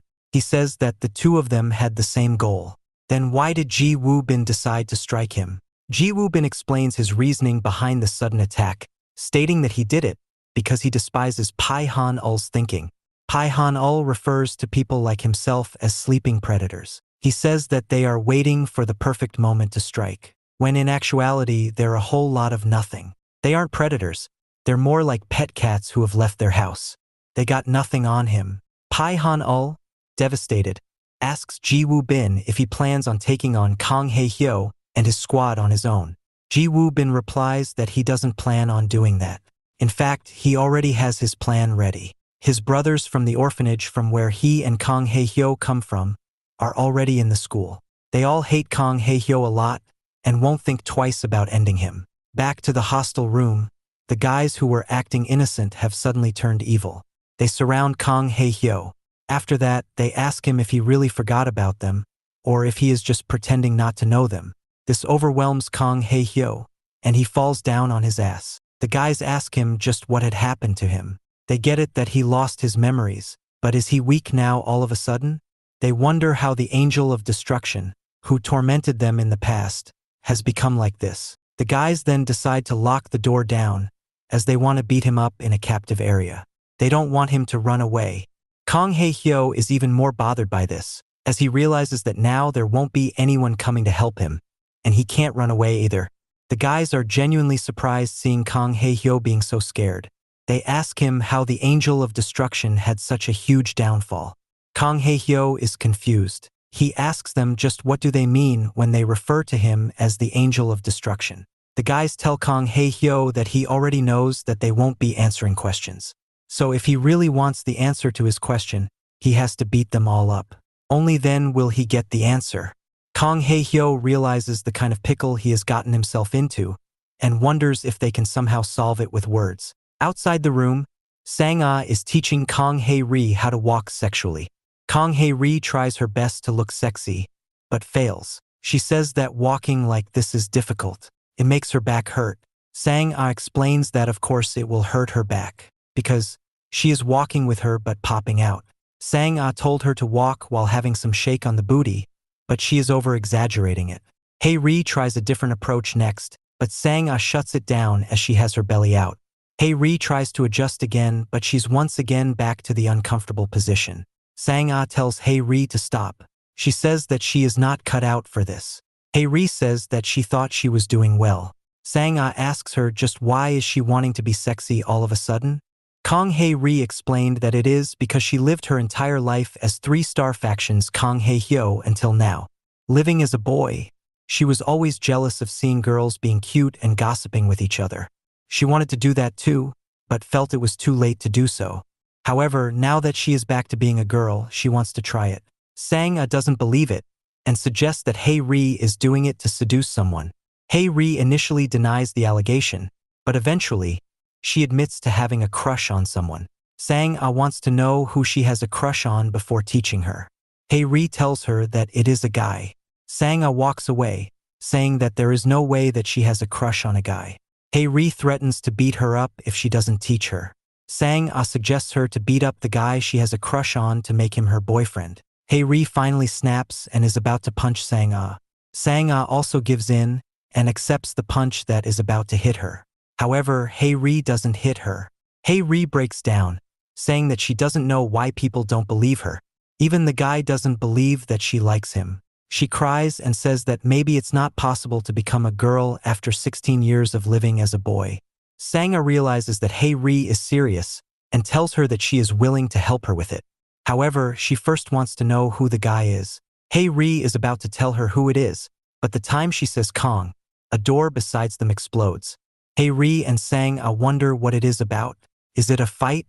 The bald lackey of Ji Woo-bin falls out, and out comes Kong Hae-hyo with blood all over his face. Kong Hae-hyo asks the guy to tell him who he is. Kong Hae-ri is shocked to see that it was Kong Hae-hyo, different from his usual jolly nature. The bald guy, hurt, realizes that Kong Hae-hyo is still indeed the angel of destruction, despite the fact that he has lost his memories. Kong Hae-hyo tells him to quicken up and answer him about his identity, or else he will take his life right there. Behind Kong Hae-hyo, the huge guy shows up and grabs a hold of Kong Hae-hyo. He tells Kong Hae-hyo that he will be the one whose life will be taken away, as Kong Hyo struggles to get out of the hold. The bald guy gets back up and tells the giant dude to hold Kong Hae-hyo still, as he is about to unload some strikes onto him. As the bald guy is going to do so, Hae-ri gets pissed off. She runs after the guy, finding the two of them ganging up on Kong Hae-hyo to be very cowardly. However, Hae-ri's help is unneeded, as Kong Hae-hyo catches the baldy with his legs. He wraps his legs around the baldy's head and twirls his body around with a lot of power to perform a head scissor. The baldy goes down, and Kong Hae-hyo is also out of the giant one's grasp. However, Kong Hae-hyo is in a tough predicament, as the giant guy is about to hit him. Kong Hae-hyo pushes into the giant with full force, before using that momentum to grab a hold of him and slamming him down judo style. Kong Hae-hyo makes sure to slam him down on top of the bald guy. This knocks out the both of them. Kong Hae-ri is genuinely shocked by this display of brutal strength and intent from Kong Hae-hyo. She quickly goes over to check up on him as he is bleeding. However, Kong Hae-ri is met with a demonic stare by Kong Hae-hyo. Kong Hae-ri gets scared immediately, as Kong Hae-hyo doesn't look at her like this. He is looking at her like he is about to take her life in that instance. Just then, it is revealed that Kong Hae-hyo was actually not staring at Kong Hae-ri. He was in fact staring at the dastardly Ji Woo-bin, who was standing right behind Hae-ri. Kong Hae-hyo still stares with a demonic intent before asking Hae-ri who she is. This both shocks and pisses Hae-ri off. She asks Kong Hae-hyo if it is nice to behave like this with someone who just came here to attend to his wounds. However, Kong Hae-hyo asks her to reveal her identity right away, or he will make her pay. Just then, Ji Woo-bin speaks up and says that Kong Hae-hyo seems to be getting his memories back. Kong Hae-hyo is confused. He asks Ji Woo-bin just who he is and which group he is affiliated with. Besides that, what does that group have to do with him? Ji Woo-bin understands that Kong Hae-hyo still hasn't recovered most of his memories, which makes it even more impressive that he managed to beat 3 of his top guys without his memories. Hae-ri asks Kong Hae-hyo if he knows who the guy is, to which Kong Hae-hyo says that he doesn't quite know yet. Just then, the third lackey of Ji Woo-bin crawls out of the room while he is beat up and bloody. He says that Kong Hae-hyo used a cheap trick to beat them. Ji Woo-bin says that he already told them not to tell Kong Hae-hyo about their identities, because that way, the 3 of them wouldn't be able to handle him. The guy replies that they were aware of that. However, Kong Hae-hyo came off as so weak and without any memories of the past that it made them think they could teach him a good lesson. They were about to do so until Kang Hae-hyo went cheap. A flashback is shown of that incident. The three of them were about to beat up Kang Hae-hyo, but Kang Hae-hyo told them to wait. Kang Hae-hyo wanted to say something to them. Despite being opposed to it at first, they later allowed to let him say what he wanted as a last will of sorts before finishing him off for good. Kang Hae-hyo took this opportunity to take his show out and told them that they were now done for because he has his shoes off. The guys were confused by this nonsensical statement, but just then, Kang Hae-hyo threw the shoe at the light of the room. This made the entire room go dark. Back to the present, the guy explains that they had thought that they had the advance. However, once the light went off, Kang Hae-hyo went ballistic on them, which is why they lost. Ji Woo-bin laughs at this. He tells Kang Hae-hyo that it is honestly surprising that he used his brains to win this one. The old him would have never done that. Kang Hae-hyo replies that he doesn't care about the old him. He just wants to know who the heck Ji Woo-bin is. Ji Woo-bin laughs again and agrees to tell. Meanwhile, at the principal's office, Hyun-ju is summoned. She has been told by the principal to break off all ties with Ji Woo-bin. Hyun-ju shames her father for telling her to break up with Ji Woo-bin just because he grew up in an orphanage. She didn't think he was so low. He can't be telling her to do something like that for such a reason. The principal scolds her, saying that she doesn't know about the inner details, so she should stop talking. Hyun-ju goes silent, so the principal asks her why she has gone silent. Hyun-ju replies that it is because the principal told her to not talk. The principal yells at her again for talking back. He dismisses her and complains about her short skirt again. Hyun-ju takes this opportunity to get back at her father, telling him that she will tell her mom that he has been watching a lot of X-rated videos lately. On a serious note, Hyun-ju thinks about how this messes up all her plans. She wanted to use Hyun-ju to get rid of Sanga and Kang Hae-ri, but now all of that has gone to ruins. Hyun-ju unexpectedly starts tearing up after that. She believes it's a cheap move for her father to behave this way just because Ji Woo-bin is an orphan. Because in her own eyes, she is no more than an orphan herself. The principal feels bad seeing his daughter cry that way. He didn't even tell her to do this because he is an orphan. He told her to break up because of the real dark identity of Ji Woo-bin. Back to the school hallway, Hae-ri and Kang Hae-hyo are both shocked, as Ji Woo-bin launches himself at Kang Hae-hyo, saying that he will definitely remember who Woo-bin is after getting beat up. In a fraction of a second, Ji Woo-bin beats the heck out of Kang Hae-hyo. He hit him with 3 straight jabs. The power and speed is so much that it sends Kang Hae-hyo flying back. Kang Hae-ri gets chills down her spine from what she just witnessed. In less than a moment, Ji Woo-bin somehow got in 3 straight punches. All of them were so powerful that it absolutely destroyed Kang Hae-hyo. She wonders if Kang Hae-hyo is even okay after that. Kang Hae-hyo sees his eyes slowly fading away. He starts seeing everything go blurry in front of him until he gets knocked out. Just as Woo-bin had said, the punches really made him remember the past. Kang Hae-hyo started seeing his time in the orphanage. There, they were all following a knife-based martial arts training session. This all seemed very militaristic. Everyone was practicing with a partner there. And Kang Hae-hyo's partner there was none other than Ji Woo-bin, before he dyed his hair to silver. Suddenly, things start going blur once again for Kang Hae-hyo. The next thing he knows, he is back at seeing the present time inside the school. There he sees the same face, Ji Woo-bin. Meanwhile, the principal was thinking about why he stopped his daughter from dating Ji Woo-bin. It is because all the kids from our orphanage are all trained assassins. They are made to be used as weapons to take human lives. Kang Hae-hyo was being rushed at by Ji Woo-bin, who looked set to finish him off. However, this time, Kang Hae-hyo looked more determined than ever. As Ji Woo-bin charges in at him, Kang Hae-hyo tries to flip him over, but Ji Woo-bin is too critical with his striking, so he connects a clean hit. Kang Hae-hyo is hurt again, and this triggers another memory retention for him.